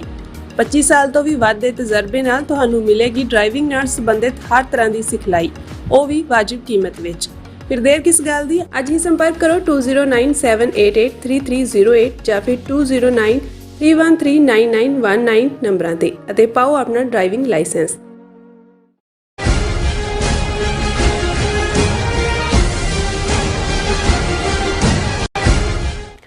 Viewers welcome back to program. So viewers another section 'ਚ ਆਪਾਂ ਪਹੁੰਚ ਚੁੱਕੇ ਹਾਂ। ਉਸ ਵਿੱਚ ਆਪਾਂ ਗੱਲਬਾਤ ਕਰਨ ਜਾ ਰਹੇ ਹਾਂ ਕਿ ਨੀਦਰਲੈਂਡਸ ਦੀ ਸਰਕਾਰ ਨੇ 4,25,000 ਲੋਕਾਂ ਦੇ ਨਾਵਾਂ ਦੀ ਲਿਸਟ ਜਿਹੜੀ ਹੈ ਉਹ ਪਬਲਿਕ ਕੀਤੀ ਹੈ ਔਰ ਜਿਨ੍ਹਾਂ ਨੇ ਦੂਸਰੇ ਸੰਸਾਰ ਯੁੱਧ ਦੌਰਾਨ ਨਾਜ਼ੀਆਂ ਦੇ ਨਾਲ ਸਹਿਯੋਗ ਕੀਤਾ ਸੀ ਜਾਂ ਸਾਂਠਗਾਂਠ ਕੀਤੀ ਸੀ।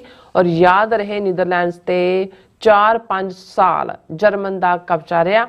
ਇਹ ਭਾਰਤੀ ਨਾਜ਼ੀਆਂ ਨੂੰ ਵੀ ਯਾਦ ਰੱਖ ਲੈਣਾ ਚਾਹੀਦਾ ਹੈ ਕਿ ਜੇ 80 ਸਾਲ ਬਾਅਦ ਨਾਜ਼ੀਆਂ ਨੂੰ ਪਹਿਚਾਣਿਆ ਜਾ ਸਕਦਾ ਹੈ ਤਾਂ ਹਿੰਦੂਤਵੀ ਵਾਰ ਕ੍ਰਿਮੀਨਲ ਨੂੰ ਵੀ ਸਿੱਖ ਇਨਸਾਫ ਜ਼ਰੂਰ ਦੇਣਗੇ। ਸੋ ਇਸ ਬਾਰੇ ਆਪਾਂ ਗੱਲਬਾਤ ਕਰਨ ਜਾ ਰਹੇ ਹਾਂ ਔਰ ਨਾਲ ਹੀ ਜਿਹੜੇ ਤੁਹਾਡੇ ਲਾਈਵ ਮੈਸੇਜ ਨੇ ਉਹ ਵੀ ਆਪਾਂ ਸ਼ੇਅਰ ਕਰਨ ਜਾ ਰਹੇ ਹਾਂ। ਸੋ ਅਸੀਂ ਚਾਹਾਂਗੇ ਕਿ ਤੁਸੀਂ ਇਸੇ ਤਰ੍ਹਾਂ ਬਣੇ ਰਹਿਣਾ, ਦੇਖਣ ਸੁਣਨ ਲਈ ਲਿਖਣ ਲਈ ਤੁਹਾਡਾ ਸਭ ਦਾ ਬਹੁਤ ਬਹੁਤ ਸ਼ੁਕਰੀਆ ਜੀ। ਡਾਕਟਰ ਸਾਹਿਬ ਕੀ ਵਿਚਾਰਾਂ ਨੇ? ਦੇਖੋ, ਅਸੀਂ ਜਦੋਂ ਨਾਜ਼ੀਆਂ ਦਾ ਜ਼ਿਕਰ ਕਰਦੇ ਹਾਂ ਤੇ ਸਾਡੇ ਸਾਹਮਣੇ ਆਪਣੇ ਨਾਜ਼ੀ ਹੁੰਦੇ ਨੇ। ਨਾਜ਼ੀ ਫਰੇਜ਼ ਇੱਕ ਸਿੰਬਲ ਬਣ ਗਿਆ ਜ਼ੁਲਮ ਕਰਨ ਵਾਲੀ ਤਾਕਤ ਲਈ, ਨਸਲਵਾਦੀ ਕ੍ਰਿਮੀਨਲ ਐਕਟੀਵਿਟੀ ਲਈ ਔਰ ਮਨੁੱਖੀ ਹੱਕਾਂ ਦਾ ਘਾਣ ਲਈ। ਔਰ ਜਦੋਂ ਅਸੀਂ ਇਹ ਕਹਿੰਦੇ ਹਾਂ ਕਿ ਜਿਵੇਂ ਨਾਜ਼ੀਆਂ ਨੂੰ ਸੈਕੰਡ ਵਰਲਡ ਵਾਰ ਖਤਮ ਹੋਣ ਤੋਂ ਬਾਅਦ ਇੱਕ ਤਾਂ ਉਹ ਸੀ ਜਿਹੜੇ ਹਿਟਲਰ ਦੇ ਨਾਲ ਸਿੱਧੇ ਤੌਰ ਤੇ ਜਰਮਨ ਦੇ ਵਿੱਚ ਇਨਵੋਲਵ ਸੀ, ਜਿਨ੍ਹਾਂ 'ਚ ਖਾਸ ਤੌਰ ਤੇ ਉਹਨਾਂ ਦਾ ਜਿਹੜਾ ਸਪਾਈ ਚੀਫ ਜਾਂ ਪੁਲਿਸ ਚੀਫ ਮਿਸਟਰ ਆਈਕਮੈਨ ਸੀ, ਜਿਹਨੂੰ ਅਰਜਨਟੀਨਾ ਤੋਂ ਬੋਰੀ 'ਚ ਪਾ ਕੇ ਜਿਹੜਾ ਉਹ ਇਜ਼ਰਾਈਲ ਲਿਜਾਇਆ ਗਿਆ ਸੀ। ਪਰ ਇਸ ਤੋਂ ਇਲਾਵਾ ਬਹੁਤ ਸਾਰੇ ਜਿਹੜੇ ਨਰਮਬਰਗ ਟਰਾਇਲ ਚੱਲੇ, ਉਹਨਾਂ 'ਚ ਹਜ਼ਾਰਾਂ ਨਾਜ਼ੀ ਜਿਨ੍ਹਾਂ ਨੇ ਜ਼ੁਲਮ ਕੀਤੇ ਸੀ ਔਰ ਉਹਨਾਂ ਦੀ ਆਈਡੈਂਟੀਫਿਕੇਸ਼ਨ ਹੋਈ। ਕਈਆਂ ਨੂੰ ਫਾਂਸੀ, ਕਈਆਂ ਨੂੰ ਉਮਰ ਕੈਦਾਂ, ਕਈਆਂ ਨੂੰ ਦੂਜਾ। ਸੋ ਬਹੁਤ ਸਾਰਿਆਂ ਨੂੰ ਲੱਗਦਾ ਹੋਵੇਗਾ ਕਿ ਵੀ ਠੀਕ ਹੈ, 1939 'ਚ ਸੈਕੰਡ ਵਰਲਡ ਵਾਰ ਤੋਂ ਪਹਿਲਾਂ ਉਹਨਾਂ ਦੇ ਜ਼ੁਲਮ ਸ਼ੁਰੂ ਹੋਏ, ਵਾਰ ਦੌਰਾਨ ਜਾਰੀ ਰਹੇ। 1945 'ਚ ਵਾਰ ਖਤਮ ਹੋ ਗਈ ਔਰ ਗੱਲ ਮੁੱਕ ਗਈ। ਔਰ ਅਗਲੇ 5-7-10 ਸਾਲ ਜਿਹੜੀ ਫੜੀ ਜਾਂ ਮੁਕੱਦਮੇ ਬਾਜ਼ੀਆਂ ਜਾਂ ਦੂਜਾ ਨਹੀਂ, ਇਹ ਹੁੰਦਾ ਹੈ ਜਦੋਂ ਤੁਸੀਂ ਇਹ ਮਿੱਥ ਲੈਂਦੇ ਹੋ ਕਿ ਵੀ ਜਿਹੜੇ ਕ੍ਰਿਮੀਨਲ ਨੇ, ਜਿਹੜੇ ਵਾਰ ਕ੍ਰਾਈਮ ਜਿਨ੍ਹਾਂ ਨੇ ਕੀਤੇ ਨੇ, ਜੰਗੀ ਅਪਰਾਧ, ਉਹਨਾਂ ਨੂੰ ਇਹੀ ਨਹੀਂ ਕਿ ਵੀ ਉਹਨਾਂ ਦੀ ਹੋ ਸਕਦਾ ਬਹੁਤ ਸਾਰੇ ਮਰ ਗਏ ਹੋਣ ਜਾਂ ਦੂਜੇ, ਪਰ ਉਹਨਾਂ ਦੀਆਂ ਜਨਰੇਸ਼ਨਾਂ ਨੂੰ ਵੀ ਪਤਾ ਹੋਣਾ ਚਾਹੀਦਾ ਹੈ ਕਿ ਉਹਨਾਂ ਦੇ ਬਾਪ ਦਾਦਿਆਂ ਨੇ ਕੀ ਕੁਕਰਮ ਕੀਤੇ ਸੀ। ਔਰ ਜਿਹੜੇ ਉਹਨਾਂ ਦਾ ਸ਼ਿਕਾਰ ਹੋਏ ਉਹਨਾਂ ਦੇ ਵੀ ਪੋਤਿਆਂ, ਦੋਤਿਆਂ ਔਰ ਅਗਲੀਆਂ ਜਨਰੇਸ਼ਨਾਂ ਨੂੰ ਪਤਾ ਹੋਣਾ ਚਾਹੀਦਾ ਵੀ ਕੀ ਹੋਇਆ। ਔਰ ਅਜੇ ਤੱਕ ਵੀ ਕਈ 96 ਸਾਲ ਦੇ ਬੁੱਢੇ ਨਾਜ਼ੀ, ਜਿਵੇਂ ਇੱਕ ਕਿਤੇੋਂ ਡਿਪੋਰਟ ਕਰਕੇ ਫਰਾਂਸ 'ਚੋਂ ਜਿਹੜਾ ਉਹਨੂੰ ਉੱਥੇ ਭੇਜਿਆ ਉਹਦੇ ਲਈ ਟਰਾਇਲ ਦੇ ਲਈ ਜਾਂ ਦੂਜੇ ਨੇ, ਉਹ ਚੱਲ ਹੀ ਰਿਹਾ। ਪਰ ਮੇਰੀ ਨਜ਼ਰ ਪਈ BBC ਦੀ ਖਬਰ ਦੇ ਉੱਤੇ, ਕਿਉਂਕਿ ਇੱਕ ਗੱਲ ਦਾ ਧਿਆਨ ਰਿਹਾ ਕਿ ਵੀ ਜਦੋਂ ਨਾਜ਼ੀਆਂ ਨੇ, ਜਰਮਨ ਨੇ ਅਟੈਕ ਸ਼ੁਰੂ ਕੀਤੇ, ਆਕੂਪਾਈ ਕਰਨੀ ਟੈਰੀਟਰੀ ਸ਼ੁਰੂ ਕੀਤੀ, ਫਰਾਂਸ ਉਹਨਾਂ ਨੇ ਲਿਆ, ਪੋਲੈਂਡ ਲਿਆ, ਆਸਟ੍ਰੇਲੀਆ ਲਿਆ, ਨੀਦਰਲੈਂਡਸ ਜਿਹਨੂੰ ਅਸੀਂ ਕਹਿੰਦੇ ਹਾਂ, ਇਹਦਾ ਪੁਰਾਣਾ ਨਾਂ ਹਾਲੈਂਡ ਸੀ, ਹੁਣ ਵੀ ਹਾਲੈਂਡ ਵੀ ਕਹਿੰਦੇ ਨੇ। ਇੱਥੋਂ ਦੇ ਜਿਹੜੇ ਰਹਿਣ ਵਾਲੇ ਨੇ ਉਹਨਾਂ ਨੂੰ ਅਸੀਂ ਡੱਚ ਕਹਿੰਦੇ ਹਾਂ, ਪਰ ਇਹ ਡੁੱਚ ਵੀ ਕਿਉਂਕਿ DUTCH ਲਿਖਿਆ ਜਾਂਦਾ, ਇਹਨਾਂ ਦੀ ਬੋਲੀ ਵੀ ਅਸੀਂ ਡੱਚ ਹੈ ਪਰ ਉਹਨੂੰ ਡੁੱਚ ਕਹਿੰਦੇ ਨੇ ਬੋਲੀ ਨੂੰ। ਹੁਣ ਨੀਦਰਲੈਂਡ ਜਿਹੜਾ ਹੈ ਇਹ ਇਨੀਸ਼ੀਅਲੀ ਆਲਮੋਸਟ 1940 ਦੇ ਵਿੱਚ ਹੀ ਜਿਹੜਾ ਉਹ ਨਾਜ਼ੀਆਂ ਨੇ ਆਕੂਪਾਈ ਕਰ ਲਿਆ ਸੀ। ਫਿਰ ਇੱਕ ਹੁਣ ਕਿੰਨੇ ਕੁ ਜਰਮਨ ਦੇ ਕਿੰਨੇ ਕੁ ਸੋਲਜਰ ਜਾਂ ਦੂਜੇ ਸੀ, ਉਹਨਾਂ ਨੇ ਕਿਉਂਕਿ ਜਿਹੜੀ ਯਹੂਦੀਆਂ ਦੇ ਖਿਲਾਫ ਜਾਂ ਜਿਪਸੀਆਂ ਦੇ ਖਿਲਾਫ ਨਫ਼ਰਤ ਸੀ ਸਾਰੇ ਯੂਰਪ 'ਚ, ਜਿਹੜੀ ਸਦੀਆਂ ਤੋਂ ਚਲੀ ਆ ਰਹੀ ਸੀ, ਉਹਨੂੰ ਵੀ ਨਾਜ਼ੀਆਂ ਨੇ ਕੈਸ਼ ਕੀਤਾ। ਫਿਰ ਜਿਸ ਟੈਰੀਟਰੀ ਨੂੰ ਉਹਨਾਂ ਨੇ ਆਕੂਪਾਈ ਕੀਤਾ, ਜਿਵੇਂ ਈਵਨ ਆ ਸਰਬੀਆ ਜਿਹੜੇ ਨੇ ਇਹ ਵੀ ਨਾਜ਼ੀਆਂ ਦੇ ਨਾਲ ਰਲੇ ਹੋਏ ਸੀ। ਜਿਹੜਾ ਰਸ਼ੀਆ 'ਚ ਈਵਨ ਯੂਕਰੇਨ ਔਰ ਦੂਜਾ ਜਿੱਥੇ ਯੂਕਰੇਨ ਆ ਹੁਣ ਜ਼ੈਲੈਂਸਕੀ ਵੀ ਯਹੂਦੀ ਹੈ ਔਰ ਯੂਕਰੇਨ ਵਾਲੇ 'ਚ ਬਹੁਤ ਸਾਰੇ ਯਹੂਦੀ ਮਾਰੇ ਗਏ। ਫਿਰ ਜਿਹੜੇ ਲੋਕਲ ਰੇਸਿਸਟ ਸੀ ਉਹਨਾਂ ਨੇ ਕੋਲੈਬੋਰੇਟ ਕੀਤਾ ਨਾਜ਼ੀਆਂ ਦੇ ਨਾਲ ਅੱਗੇ ਵੱਧ ਕੇ ਉਹਨਾਂ ਨੂੰ ਮਰਵਾਉਣ 'ਚ ਜਾਂ ਦੂਜੇ ਲੱਭ ਕੇ ਮਾਰਿਆ। ਔਰ ਬਹੁਤ ਥੋੜ੍ਹੀਆਂ ਥਾਵਾਂ ਸੀ ਜਿੱਥੇ ਉਹਨਾਂ ਦੇ ਲਈ ਕੋਈ ਪ੍ਰੋਟੈਕਸ਼ਨ ਸੀ, ਜਿਵੇਂ ਡੈਨਮਾਰਕ ਦੇ ਕਿੰਗ ਨੇ ਥੋੜ੍ਹੀ ਬਹੁਤ ਸੇਫਟੀ ਦਿੱਤੀ, ਜਾਂ ਜਦੋਂ ਅਸੀਂ ਕੈਸਾਬਲਾਂਕਾ ਦਾ ਜ਼ਿਕਰ ਕਰਦੇ ਹਾਂ ਮੋਰਾਕੋ ਦਾ, ਕਿਉਂਕਿ ਉੱਥੋਂ ਕੁਝ ਜਿਹੜੇ ਨੇ ਉਹਨਾਂ ਨੂੰ ਐਸਕੇਪ ਕਰਨ 'ਚ ਮਦਦ ਕੀਤੀ। ਸੋ ਕੱਲਾ ਇਹ ਨਹੀਂ ਹੈ ਜਦੋਂ ਹੁੰਦਾ ਜੀ ਯਹੂਦੀ ਮਾਰਤੇ, ਜਿਪਸੀ ਮਾਰਤੇ ਜਾਂ ਫਲਾਣੇ, ਜਰਮਨੀ, ਯੂਰਪ ਔਰ ਇਹ ਹੀਟਰੇਡ ਔਰ ਇਹ ਜਿਹੜੀ ਕਲੈਕਟਿਵ ਗਿਲਟ ਸੀ ਯੂਰਪ ਦੀ ਜਿਹਦੇ ਲਈ ਇਹ ਸਾਰੇ ਜ਼ਿੰਮੇਵਾਰ ਸੀ, ਇਹਨਾਂ ਨੇ ਮੁੜ ਕੇ ਲਿਜਾ ਕੇ ਉਹ ਗਿਲਟ ਆਪਣੀ ਜਿਹੜੀ ਆ ਫਲਸਤੀਨ 'ਚ ਕੱਢੀ, ਉਹਨਾਂ ਲੋਕਾਂ ਨੂੰ ਬੇਘਰੇ ਕਰਕੇ ਉੱਥੇ ਜਾ ਕੇ ਇਜ਼ਰਾਈਲ ਬਣਾਉਣ ਦੀ ਲਾਈਨ ਲਈ। ਪਰ ਜਿਹੜਾ BBC ਦੀ ਮੇਨ ਖਬਰ ਔਰ ਇਹ ਬੜੀ ਸ਼ੌਕਿੰਗ ਸੀ ਮੇਰੇ ਲਈ ਕਿ ਵੀ ਹੁਣ ਕਿੰਨਾ ਕੁ ਨੀਦਰਲੈਂਡਸ ਹੈ, ਖਬਰ ਹੈ ਕਿ 4,25,000 ਨਾਵਾਂ ਦੀ ਲਿਸਟ ਜਿਹੜੀ ਹੈ ਉਹਨਾਂ ਨੇ ਪਬਲਿਕ ਕੀਤੀ ਹੈ ਨੀਦਰਲੈਂਡ ਦੀ ਹਕੂਮਤ ਨੇ, ਜਿਨ੍ਹਾਂ ਨੇ ਨਾਜ਼ੀਆਂ ਦੇ ਨਾਲ ਕੋਲੈਬੋਰੇਟ ਕੀਤਾ। ਹੁਣ ਕੋਲੈਬੋਰੇਟ ਕੀ ਹੈ? ਜ਼ਾਹਰ ਹੈ ਲੋਕਲ ਪਾਪੂਲੇਸ਼ਨ ਹੈ ਔਰ ਉਹ ਡੱਚ ਲੋਕ ਨੇ, ਉਹਨਾਂ 'ਚ ਉਹਨਾਂ ਨੇ ਇਹ ਕਿਹਾ ਕਿ ਭਾਈ ਇਹ ਆਲਰੇਡੀ ਇਹਨਾਂ 'ਚੋਂ ਜਿਹੜੇ 4,25,000 ਸਸਪੈਕਟਡ ਨਾਜ਼ੀ ਕੋਲੈਬੋਰੇਟਰਸ ਪਬਲਿਸ਼ ਜਿਹਨਾਂ ਦੀ ਲਿਸਟ ਕੀਤੀ ਹੈ, ਉਹਨਾਂ 'ਚੋਂ 1,50,000 ਉਹ ਨੇ ਜਿਨ੍ਹਾਂ ਨੂੰ ਪਹਿਲਾਂ ਹੀ ਕਿਸੇ ਨਾ ਕਿਸੇ ਕਿਸਮ ਦੀ ਪਨਿਸ਼ਮੈਂਟ ਦਿੱਤੀ ਜਾ ਚੁੱਕੀ ਹੈ। ਸੋ ਇਸ ਲੈਵਲ ਤੇ ਇਕੱਲੇ ਇੱਕ ਮੁਲਕ ਦੇ ਵਿੱਚ ਹੀ ਜਿਹੜੀ ਆ ਉਹਨਾਂ ਦੀ ਕੋਲੈਬੋਰੇਸ਼ਨ ਸੀ। ਉਹਨਾਂ ਨੇ ਕਿਹਾ ਜੀ ਇਹ ਅਸੀਂ ਰਿਕਾਰਡ ਪਬਲਿਕ ਨੈਸ਼ਨਲ ਆਰਕਾਈਵਸ ਹੇਗ ਦੇ ਵਿੱਚ ਜਿਹੜੇ ਹੈ ਉਹ ਅਸੀਂ ਇਹਨੂੰ ਪਬਲਿਕ ਕਰ ਰਹੇ 1940 ਤੋਂ 45 ਤੱਕ। ਔਰ ਉਹਦੇ 'ਚ ਉਹਨਾਂ ਨੇ ਕਿਹਾ ਕਿ ਵੀ ਇਹ ਜਿਹੜਾ ਆਰਕਾਈਵ ਨੇ, ਆਰਕਾਈਵਸ ਦੇ ਵਿੱਚ ਵਾਰ ਕ੍ਰਿਮੀਨਲਸ ਦੀ ਜਿਹੜੀ ਲਿਸਟ ਹੈ ਉਹਨਾਂ 'ਚ 20,000 ਉਹ ਡੱਚ ਲੋਕ ਨੇ who enlisted in the German armed forces and alleged members of the National Socialist Movement, the Dutch Nazi Party. ਸੋ ਉਹਨਾਂ ਨੇ ਨਾਜ਼ੀ ਪਾਰਟੀ ਉੱਥੇ ਵੀ ਬਣਾਈ, ਉਹ ਉਹਦੇ ਮੈਂਬਰ ਵੀ ਬਣੇ ਔਰ 20,000 ਡੱਚ ਜਿਹੜੇ ਨੇ ਸਿੱਧੇ ਤੌਰ ਤੇ ਜਰਮਨ ਫੋਰਸ ਦੇ ਵਿੱਚ ਰਿਕਰੂਟ ਹੋਏ। ਔਰ ਇਸ ਦੇ ਉੱਤੇ ਹਾਲਾਂ ਉਹਨਾਂ ਦੇ ਬਹਿਸ ਚੱਲ ਰਹੀ ਹੈ ਕਿ ਭਾਈ ਇਹਦੇ ਨਾਲ ਤਾਂ ਜਿਹੜੇ ਟੱਬਰਾਂ ਸਾਹਮਣੇ ਨਾ ਆਣਗੇ ਕਿ ਭਾਈ ਉਹਨਾਂ ਦੇ ਦਾਦਾ ਜਾਂ ਪਿਓ ਜਾਂ ਦੂਜੇ ਨੇ ਇਹ ਕਲੈਬ। ਉਹਨਾਂ ਨੇ ਕਿਹਾ ਜੀ ਕੋਈ ਨਹੀਂ, ਇਹ ਜਿਹੜੀ ਹੀਲਿੰਗ ਪ੍ਰੋਸੈਸ ਦੇ ਵਿੱਚ ਇਹ ਬੜਾ ਜ਼ਰੂਰੀ ਹੈ ਕਿ ਵੀ ਇਹ ਲੋਕਾਂ ਦੇ ਸਾਹਮਣੇ ਹੋਣਾ ਚਾਹੀਦਾ ਹੈ।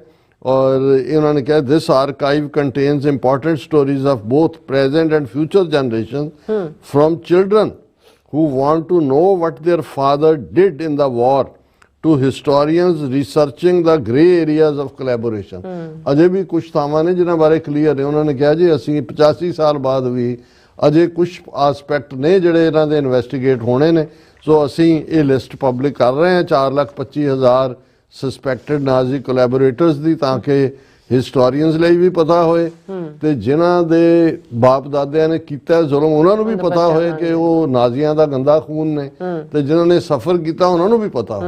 ਹੁਣ ਇਹ ਬਹੁਤ ਵੱਡੀ ਗੱਲ ਹੈ। ਔਰ ਇਹ ਜਦੋਂ ਇਹ ਹੁੰਦਾ ਹੈ ਕਿ ਜੀ ਜ਼ਖਮ ਅਜੇ ਰਿਸਦੇ ਨੇ, ਜ਼ਖਮ ਅੱਲੇ ਨੇ, ਸੱਲ ਤਾਜ਼ਾ, ਹੁਣ ਇਹ ਜਦੋਂ ਵੀ ਕੋਈ ਇਸ ਕਿਸਮ ਦੇ ਵੱਡੇ ਲੈਵਲ ਦੇ ਜੈਨੋਸਾਈਡ ਹੋ ਕੇ ਹਟਦੇ ਨੇ, ਟ੍ਰੈਜਡੀਜ਼ ਹੋ ਕੇ ਹਟਦੀਆਂ ਨੇ, ਬਹੁਤ ਵਾਰੀ ਰੀਕਨਸੀਲੇਸ਼ਨ ਕਮਿਸ਼ਨ ਬਣਦੇ ਨੇ। ਇਹਨੇ ਨੈਲਸਨ ਮੰਡੇਲਾ ਨੇ, ਕਿਉਂਕਿ ਅਪਾਰਥਾਈਡ ਦਾ ਸ਼ਿਕਾਰ ਕਿੰਨੇ ਕਾਲੇ ਲੋਕ ਹੋਏ, ਉਹਨੇ ਅਪਾਰਥਾਈਡ ਦੇ ਉਹ ਸਾਰੇ ਦੌਰ ਨੂੰ ਲੈ ਕੇ ਟਰੂਥ ਕਮਿਸ਼ਨ ਬਣਾਇਆ ਵੀ ਆਓ ਤੁਹਾਨੂੰ ਸਜ਼ਾ ਕੋਈ ਨਹੀਂ ਹੋਏਗੀ, ਤੁਸੀਂ ਜੋ ਵੀ ਆ ਐਡਮਿਟ ਕਰੋ ਆ ਕੇ ਕਿ ਵੀ ਤੁਸੀਂ ਤੁਹਾਡੇ ਨਾਲ ਕੀ ਹੋਇਆ। ਇਹਦਾ ਮਕਸਦ ਇਹ ਹੁੰਦਾ ਹੈ ਕਿ ਵੀ ਇਹ ਜਿਹੜਾ ਕੋਈ ਵੀ ਇਸ਼ੂ ਹੈ ਉਹਨੂੰ ਕੈਪ ਅਪ ਕੀਤਾ ਜਾਏ, ਤਾਂ ਕਿ ਰੈਪ ਅਪ ਨਹੀਂ ਕੈਪ, ਤਾਂ ਕਿ ਤੁਸੀਂ ਉਹ ਸਾਰੇ ਦੇ ਬੋਝ ਤੋਂ ਜਿਹੜਾ ਇੱਕ ਕਰਨ ਵਾਲਾ ਜ਼ੁਲਮ ਹੈ, ਇੱਕ ਸਹਿਣ ਵਾਲਾ ਹੈ, ਉਹ ਵੀ। ਔਰ ਇਸੇ ਤਰ੍ਹਾਂ ਇਹਨਾਂ ਨੇ ਤਾਂ ਟਰਾਇਲ ਕੀਤੇ ਨਾਜ਼ੀਆਂ ਦੇ ਔਰ ਦੂਸਰਿਆਂ ਦੇ।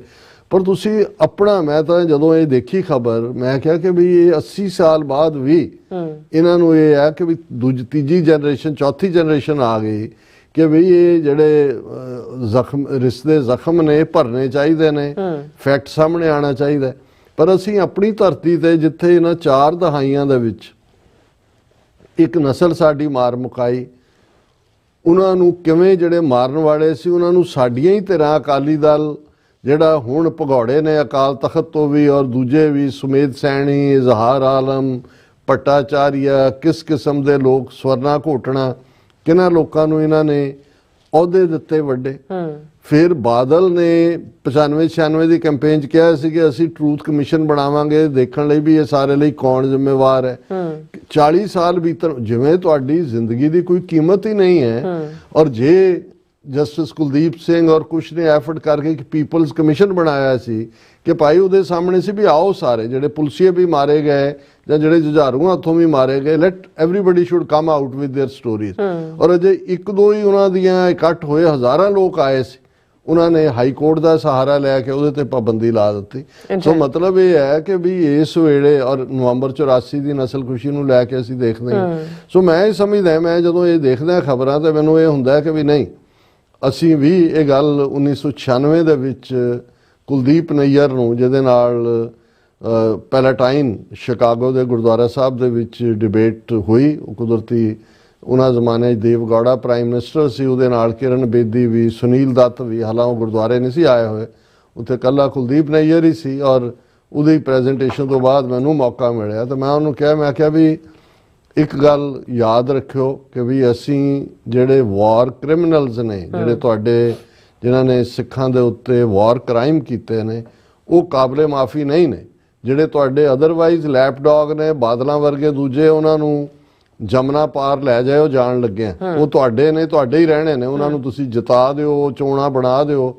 ਲੇਕਿਨ ਜਿਹੜੇ ਵਾਰ ਕ੍ਰਿਮੀਨਲਸ ਨੇ, ਇੱਕ ਗੱਲ ਯਾਦ ਰੱਖਿਓ, ਕਿਤੇ ਵੀ ਦੁਨੀਆ 'ਚ ਲੁਕੇ ਹੋਣਗੇ, we will chase them, find them, extradite them, try them and hang them। ਵੀ ਉਹਨਾਂ ਦੇ ਲਈ ਕੋਈ ਜਿਹੜੀ ਹੈ ਉਹ ਮਾਫੀ ਨਹੀਂ ਹੈ। ਸੋ ਇਹਨੂੰ ਇਸ ਕਿਸਮ ਦੀ ਖਬਰ ਜਦੋਂ ਮੈਂ ਦੇਖਦਾ ਤਾਂ ਮੇਰੀਆਂ ਅੱਖਾਂ 'ਚ ਇੱਕ ਚਮਕ ਵੀ ਹੁੰਦੀ ਹੈ ਕਿ ਇਹ ਤਾਂ 80 ਸਾਲ ਬਾਅਦ ਹਿਸਾਬ ਲੈ ਰਹੇ ਨੇ, ਅਜੇ ਸਾਡੇ ਕੋਲ ਤਾਂ ਜਿਹੜਾ ਵਕਤ ਬਚਿਆ ਔਰ ਖਾਲਿਸਤਾਨ ਬਹੁਤ ਜਲਦੀ ਹੋਣ ਦੇ ਵਿੱਚ ਆਏਗਾ। ਔਰ ਇਹਨਾਂ ਸਾਰੇ ਹੀ ਵਾਰ ਕ੍ਰਿਮੀਨਲਸ ਨੂੰ ਕਿਤੇ ਵੀ ਜਾ ਕੇ ਲੁਕੇ ਹੋਣ, ਇਹਨਾਂ ਦੇ ਪੁੱਤਰ ਪੋਤਰੇ ਵੀ ਹੋਣ, ਉਹਨਾਂ ਨੂੰ ਵੀ ਜਿਹੜਾ ਹੈ ਉਸ ਦੇ ਲਈ ਜਵਾਬਦੇਹ ਬਣਾਇਆ ਜਾਏਗਾ। ਜੀ ਡਾਕਟਰ ਸਾਹਿਬ, ਤੁਹਾਡਾ ਬਹੁਤ ਬਹੁਤ ਸ਼ੁਕਰੀਆ। ਸੋ ਹੁਣ ਆਪਾਂ ਆਪਣੇ ਜਿਹੜੇ ਵਿਊਅਰਸ ਮੈਸੇਜ ਨੇ ਉਹ ਲੈਣ ਜਾ ਰਹੇ ਹਾਂ, ਸਭ ਦਾ ਬਹੁਤ ਬਹੁਤ ਸ਼ੁਕਰੀਆ ਅਦਾ ਕਰਦੇ ਹਾਂ। ਸੋਨੂੰ ਮਾਲ ਜੀ ਸਾਡੇ ਪਹਿਲੇ ਵਿਊਅਰ ਨੇ, ਇਹ ਸਾਨੂੰ ਫਤਿਹ ਬੁਲਾਉਂਦੇ ਨੇ। ਔਰ ਇੰਦਰਜੀਤ ਸੰਧੂ ਜੀ ਵੀ, ਨਿਹੰਗ ਸਿੰਘ ਜੀ ਵੀ, ਬਲਜੀਤ ਫਰੈਦ ਜੀ, ਪਰਮਿੰਦਰ ਜੀ, ਇਹ ਸਭ ਸਾਨੂੰ ਫਤਿਹ ਬੁਲਾਉਂਦੇ ਨੇ ਔਰ ਖਾਲਸਾ ਜ਼ਿੰਦਾਬਾਦ ਕਹਿੰਦੇ ਨੇ। ਔਰ ਗੁਰਨਾਮ ਸਿੰਘ ਜੀ ਕਹਿੰਦੇ ਨੇ excellent program, great job done by TV 84 team, thank you so much. ਔਰ ਸੁਖਵਿੰਦਰ ਸਿੰਘ ਜੀ ਵੀ ਫਤਿਹ ਬੁਲਾਉਂਦੇ ਨੇ ਔਰ ਖਾਲਸਾ ਜ਼ਿੰਦਾਬਾਦ ਕਹਿੰਦੇ ਨੇ। और फिर इसी तरह राजनप्रीत सिंह जी भी और दलावर सिंह जी भी, धर्म सिंह जी भी और सुखजीवन बच्चू जी गुड जॉब कहते ने। All about truth and Sikhism जी फतेह और प्रगट सिंह जी भी फतेह। और एरियन जिहड़े ने वो कहते ने कैनेडा तां लैंदा पंजाब जिंदाबाद। और फिर जिंदाबाद जसपाल सिंह कैले भी फतेह बुलांदे ने। और इसी तरह हाँ जी, और जसकीरत सिंह जी भी, निहंग सिंह जी कहते कारा भी डॉक्टर साहब राइस ने सारियां उसके कोल। और इस तरह ब्लैक गेमी जी फतेह, बलिहार सिंह कंग जी भी फतेह, मारखोर जी भी खालसा जिंदाबाद कहते ने। हरविंदर सिंह जी भी, कुलदीप कौर जी भी, जगतार सिंह जी भी। और इसी तरह मारखोर जी कहते हैं Pak ISI should fully support Khalistan independent movement like Indian रॉ सपोर्टिंग की कहते हैं Afghanistan. Pak ISI should all separatist movements in गंदस्तान टू लग पता चले जाएगा। मारखोर जी तुसी नाम ਤੁਹਾਡਾ ਬਹੁਤ ਵਧੀਆ, ਮਾਰਖੋਰ। ਕਾਸ਼ ISI ਵੀ ਪੂਰੀ ਮਾਰਖੋਰੀ ਹੋਏ ਤਾਂ ਇਵੇਂ ਹੀ ਕਰੇ ਜਿਵੇਂ ਤੁਸੀਂ। ਮੈਂ ਤਾਂ ਇਨਸ਼ਾਅੱਲਾ ਹੀ ਕਹਿ ਸਕਦਾ ਕਿ ਵੀ ਜੇ ਇਵੇਂ ਕਰਨ ਤੇ ਚੰਗਾ ਹੋਏਗਾ, ਕੰਮ ਸਾਡਾ ਸੌਖਾ ਹੋ ਜਾਏਗਾ। ਬਿਲਕੁਲ। ਹਰਦੀਪ ਸਿੰਘ ਜੀ ਵੀ ਔਰ motivation for peace and love ਵੀ ਫਤਿਹ ਬੁਲਾਉਂਦੇ ਨੇ। ਮਨਪ੍ਰੀਤ ਸਿੰਘ ਢਿੱਲੋਂ ਜੀ ਵੀ ਫਤਿਹ। ਜਸਪ੍ਰੀਤ ਸਿੰਘ ਜੀ ਕਹਿੰਦੇ ਨੇ ਹਾਊ ਡੂ ਯੂ ਸੀ, ਹਾਂ ਕਹਿੰਦੇ ਨੇ how do you C India move of leaving BRICS, will it affect our struggle? Now US will not intervene in our matter because their interests are fulfilled now. Second, we can hear Nikhil Gupta released now. Jaspreet Singh ji, ਪਹਿਲਾਂ ਤਾਂ ਦੂਸਰੇ ਨੂੰ ਮੈਂ tackle ਕਰਦਾ। ਕੱਲ ਦਾ ਇੱਕ segment ਸਾਡਾ ਇਸ ਦੇ ਉੱਤੇ ਸੀ, ਅਜੇ ਤੱਕ ਕੋਈ ਇਸ ਬਾਰੇ ਪੁਖਤਾ ਜਾਣਕਾਰੀ ਨਹੀਂ ਹੈ। ਇੱਕ ਅਮਰ ਚੀਮਾ ਨਾਂ ਦੇ ਇੱਕ ਜਿਹੜਾ ਯੂਟਿਊਬਰ ਨੇ ਇਸ ਦੀ ਸ਼ੁਰੂਆਤ ਕੀਤੀ, ਪਰ ਇਹਨੂੰ ਮੈਂ ਰੂਲ ਆਊਟ ਨਹੀਂ ਕਰਦਾ, ਕਿਉਂਕਿ ਜਿਸ ਲੈਵਲ ਦੇ ਉੱਤੇ ਜਾਂਦੇ ਜਾਂਦੇ ਬਾਈਡਨ ਐਡਮਿਨਿਸਟ੍ਰੇਸ਼ਨ ਦਿਆਲ ਹੋਇਆ ਹੈ, ਕੁਝ ਵੀ ਪਾਰਡਨ ਦੇ ਥੱਲੇ ਹੋ ਸਕਦਾ, ਬਟ ਅਜੇ ਤੱਕ ਇਹ ਜਾਣਕਾਰੀ ਠੀਕ ਨਹੀਂ ਹੈ। ਬਾਕੀ ਮੈਨੂੰ ਲੱਗਦਾ ਹੈ ਵੀ ਇੰਡੀਆ ਨੇ ਕਈ ਪਲਸੇਟੇ ਮਾਰਨੇ ਨੇ ਬ੍ਰਿਕਸ ਚੋਂ। ਬੇਸ਼ੱਕ ਟਰੰਪ ਔਰ ਉਹਨਾਂ ਦਾ ਦਾਅਵਾ ਹੈਗਾ, ਬਟ ਅਲਟੀਮੇਟਲੀ ਇਹਨੇ ਰੂਸਮ ਸ਼ਰਣਮ ਗੱਛਾਮੀ ਹੋਣਾ ਹੈ, ਔਰ ਟਰੰਪ ਐਡਮਿਨਿਸਟ੍ਰੇਸ਼ਨ ਨੇ ਇਹਨਾਂ ਨੂੰ ਫਿਰ ਸਿੱਧੇ ਜਿਹੜਾ ਹੈ ਉਹ ਸਿੱਧਾ ਕਰਨਾ ਹੈ। ਸੋ ਸਾਡੇ ਦਿਨ ਹੀ ਹੋਣੇ ਨੇ ਜਦੋਂ ਇਹਨਾਂ ਦਾ ਜਿਹੜੀ ਡਬਲ ਕ੍ਰਾਸ ਕਰਦੇ ਨੇ ਇਹ ਐਕਸਪੋਜ਼ ਹੋਣਗੇ। ਦੇਸ਼ ਪੰਜਾਬ ਦੇ ਫਿਰ ਇਸ ਤਰ੍ਹਾਂ ਬਲਕਾਰ ਸਿੰਘ ਜੀ, ਫਿਰ ਇਸੇ ਤਰ੍ਹਾਂ ਮਾਰਕੋਟ ਜੀ ਕਹਿੰਦੇ ਇਨਸ਼ਾਅੱਲਾ ਪੰਜਾਬ बनेगा, खालिस्तान पाकिस्तान इन नेशन अपने 6 ब्रदर्स के साथ है। और इसी तरह गुरजीत सिंह जी भी, फिर इसी तरह कमांडो फोर्स जी, सतनाम औजला जी, राजविंदर सिंह जी, पन्नू जी और Manjit Singh Tharu ji. Solid statement NDP president Jagmeet Singh for Canada is top of the chart in politics international जी। और इस तरह जोरा राय जी कहते हैं कि is Donald Trump close to or to महाराजा रणजीत सिंह? नहीं, जोरा राय जी महाराजा रणजीत सिंह ਦਾ 40 ਸਾਲ ਦਾ ਰਾਜ ਉਹ ਜ਼ਮਾਨੇ ਇੱਕ ਡਿਫਰੈਂਟ ਇੱਥੇ ਅਜੇ ਜੱਜ ਕੀਤਾ ਜਾਏਗਾ ਡੋਨਲਡ ਟਰੰਪ ਨੂੰ ਉਹਨਾਂ ਦੀ ਕਾਰਗੁਜ਼ਾਰੀ ਤੋਂ। ਬਟ ਵੀ ਹੋਪ ਕਿ ਵੀ ਬੈਸਟ ਰੂਲ ਹੁੰਦਾ, ਬਟ ਇਹ ਕੰਪੈਰੀਜ਼ਨ ਨਹੀਂ ਬਣਦਾ। ਹਾਂਜੀ, ਸੁਖਵਿੰਦਰ ਸਿੰਘ ਜੀ ਵੀ, ਫਿਰ ਇਸੇ ਤਰ੍ਹਾਂ ਮੁਹੰਮਦ ਜਾਕੂਬ ਜੀ ਆਏ ਨੇ, ਸਾਡਾ ਹਾਲ ਚਾਲ ਪੁੱਛਦੇ ਤੇ ਤੁਹਾਡਾ ਹਾਲ ਕੀ ਹੈ, ਤੁਸੀਂ ਗਾਇਬ ਰਹਿੰਦੇ ਹੋ, ਸਾਡਾ ਹਾਲ ਤਾਂ ਤੁਹਾਡੇ ਸਾਹਮਣੇ ਹੀ ਹੈ। ਹਾਂਜੀ, ਗੁਰਜੀਤ ਸਿੰਘ, ਹਾਂਜੀ, ਫਿਰ ਇਸੇ ਤਰ੍ਹਾਂ ਸ਼ੈਤਾਨ ਬੁਆਏ ਕਹਿੰਦੇ ਡਾਕਟਰ ਸਾਹਿਬ ਸਤਿ ਸ਼੍ਰੀ ਅਕਾਲ, ਇਹ ਕੀ ਹੈ ਬ੍ਰਾਹਮਣ citizen find the piece of ਅਰਥ ਆਫਟਰ ਡੈਥ ਫॉर ਹੈਲ sleeping barbarian in civilization find the peace of earth after death for hell sleeping in coffin। ਹਾਂਜੀ, ਗੁਰਜੀਤ ਸਿੰਘ ਜੀ ਪੰਜਾਬ ਹਾਲ ਖਾਲਸਾ ਜ਼ਿੰਦਾਬਾਦ, ਜਵੇਦ ਬੱਬਰ ਜੀ ਵੀ ਖਾਲਸਾ ਜ਼ਿੰਦਾਬਾਦ ਲਿਖਦੇ ਨੇ। ਕੁਲਵਿੰਦਰ ਸਿੰਘ ਕਹਿੰਦੇ ਡਾਕਟਰ ਸਾਹਿਬ ਜੀ ਤੁਸੀਂ ਕੀ ਲਿਖਦੇ ਨੇ ਸਤਿਕਾਰ, ਹਾਂਜੀ ਸਤਿਕਾਰਯੋਗ ਹੋ। ਲਵਲੀ ਵੀ ਸਾਨੂੰ ਖਾਲਸਾ ਜ਼ਿੰਦਾਬਾਦ ਕਹਿੰਦੇ ਨੇ। ਖੜਕ ਸਿੰਘ ਜੀ ਵੀ ਫਤਿਹ। ਫਿਰ ਇਸੇ ਤਰ੍ਹਾਂ ਜਾਵੇਦ ਬੱਬਰ ਨੋ ਹਿੰਦੀ ਨੋ ਹਿੰਦੁਸਤਾਨ ਪੰਜਾਬ ਬਣੇਗਾ ਖਾਲਿਸਤਾਨ। ਬਸਰਾ ਜੀ ਵੀ ਔਰ ਇਸੇ ਤਰ੍ਹਾਂ ਕੁਲਵਿੰਦਰ ਸਿੰਘ ਜੀ ਵੀ। ਡਾਕਟਰ ਸਾਹਿਬ ਜੀ ਪਰ ਪੰਜਾਬ ਵਿੱਚ ਤਾਂ ਖਾਲਿਸਤਾਨੀ ਲੀਡਰ ਹੈ, ਤਾਂ ਪਤਾ ਨਹੀਂ ਕੀ ਕਹਿਣਾ ਚਾਹੁੰਦੇ ਨੇ, ਸੌਰੀ ਅਬਾਊਟ ਦੈਟ। ਉਹਨਾਂ ਨੇ ਕਿਹਾ ਵੀ ਉਹ ਤਾਂ ਬੋਲ ਰਹੇ ਨੇ ਕਿ ਸਾਨੂੰ ਕਿਸੇ ਦੀ ਲੋੜ ਨਹੀਂ, ਅਸੀਂ ਆਪਣੇ ਆਪ ਬਣਾ ਲਵਾਂਗੇ, ਕੀ ਇਹ ਪੋਸੀਬਲ ਹੈ? ਕੁਲਵਿੰਦਰ ਸਿੰਘ ਜੀ ਇਹ ਠੀਕ ਹੈ, ਉਹਨਾਂ ਦਾ ਕੌਨਫੀਡੈਂਸ ਜਿਹੜਾ ਹੈ ਉਹ ਸ਼ਾਇਦ ਇਸ ਦੇ ਉੱਤੇ ਖੜਾ ਹੈ ਕਿ ਜੀ ਕਹੂ ਕਿਸੇ ਕੋ ਰਾਜ ਨਾ ਦੇ ਹੈ ਜੋ ਲੈ ਹੈ ਨਿਜ ਬਲ ਸੇ ਲੈ ਹੈ, ਔਰ ਇਹ ਕੌਨਫੀਡੈਂਸ ਬਹੁਤ ਚੰਗੀ ਗੱਲ ਹੈ। ਪਰ ਅਸੀਂ ਸਮਝਦੇ ਹਾਂ ਵੀ ਜਿਹੜੀ ਨਿਊ ਮੈਪ ਮੇਕਿੰਗ ਹੁੰਦੀ ਹੈ, ਪਾਸਟ 'ਚ ਵੀ ਦੇਖ ਲਓ ਜਾਂ ਹੁਣ ਜੋ ਸਾਹਮਣੇ ਹੈ, ਉਹਦੇ 'ਚ ਫੋਰਨ ਇੰਟਰਵੈਂਸ਼ਨ ਜ਼ਰੂਰੀ ਹੁੰਦੀ ਹੈ, ਹਾਲਾਤ ਉਸ ਕਿਸਮ ਦੇ ਬਣ ਜਾਂਦੇ ਨੇ। ਅਸੀਂ ਪੰਜਾਬ ਦੀ ਲੀਡਰਸ਼ਿਪ ਨੂੰ ਐਡਮਾਇਰ ਕਰਦੇ ਹਾਂ, ਜਿਹੜੇ ਬਹੁਤ ਐਡਵਰਸ ਮਾਹੌਲ ਦੇ ਬਾਵਜੂਦ ਜਿਨ੍ਹਾਂ ਨੇ ਖਾਲਿਸਤਾਨ ਦਾ ਝੰਡਾ ਚੁੱਕਿਆ ਹੋਇਆ ਹੈ, ਪਰ ਅਲਟੀਮੇਟਲੀ ਜਿਹੜਾ ਇਸ ਦੇ ਵਿੱਚ ਕੀ ਰੋਲ ਅਦਾ ਕਰਨਾ ਹੈ ਉਹ 5 ਆਈਜ਼ ਕੰਟਰੀਜ਼ ਨੇ ਇਨ ਜਨਰਲ ਐਂਡ ਅਮਰੀਕਾ ਨੇ ਇਨ ਪਾਰਟਿਕੂਲਰ ਕਰਨਾ ਹੈ। ਜੀ ਡਾਕਟਰ ਸਾਹਿਬ ਤੁਹਾਡਾ ਬਹੁਤ ਬਹੁਤ ਸ਼ੁਕਰੀਆ, ਆਪਣੇ ਵੀਰ ਦਾ ਬਹੁਤ ਬਹੁਤ ਸ਼ੁਕਰੀਆ ਅਦਾ ਕਰਦੇ ਹਾਂ ਔਰ ਤੁਹਾਡੇ ਕੋਲ ਲੈਣੇ ਇਜਾਜ਼ਤ। ਵਿਊਅਰਸ, ਸਾਡੇ ਪ੍ਰੋਗਰਾਮ ਦਾ ਸਮਾਂ ਇੱਥੇ ਮੁੱਕਦਾ। ਤੁਸੀਂ ਆਪਣੇ ਰਾਏ ਤੇ ਸੁਝਾਅ ਸਾਨੂੰ ਭੇਜ ਨਾ ਭੁੱਲਣਾ। ਸਾਡੇ ਇਸ ਪਤੇ ਤੇ SOSRTV ਤੇ ਅਸੀਂ ਆਪਣਾ ਪ੍ਰੋਗਰਾਮ ਲੈ ਕੇ ਫਿਰ ਦੁਬਾਰਾ ਤੁਹਾਡੇ ਰੂਬਰੂ ਹੋਵਾਂਗੇ। ਤਦ ਤੱਕ ਲਈ ਮੈਨੂੰ ਤੇ ਆਪਣਾ ਆਸਰਾ ਗਿਆ ਤੋਂ ਦੇਖਦੇ ਰਹੋ। TV 4 ਬੁਲਾ ਦਿਓ। ਫਤਿਹ। ਵਾਹਿਗੁਰੂ ਜੀ ਕਾ ਖਾਲਸਾ, ਵਾਹਿਗੁਰੂ ਜੀ ਕੀ ਫਤਿਹ। ਰੱਬ ਰਾਖਾ।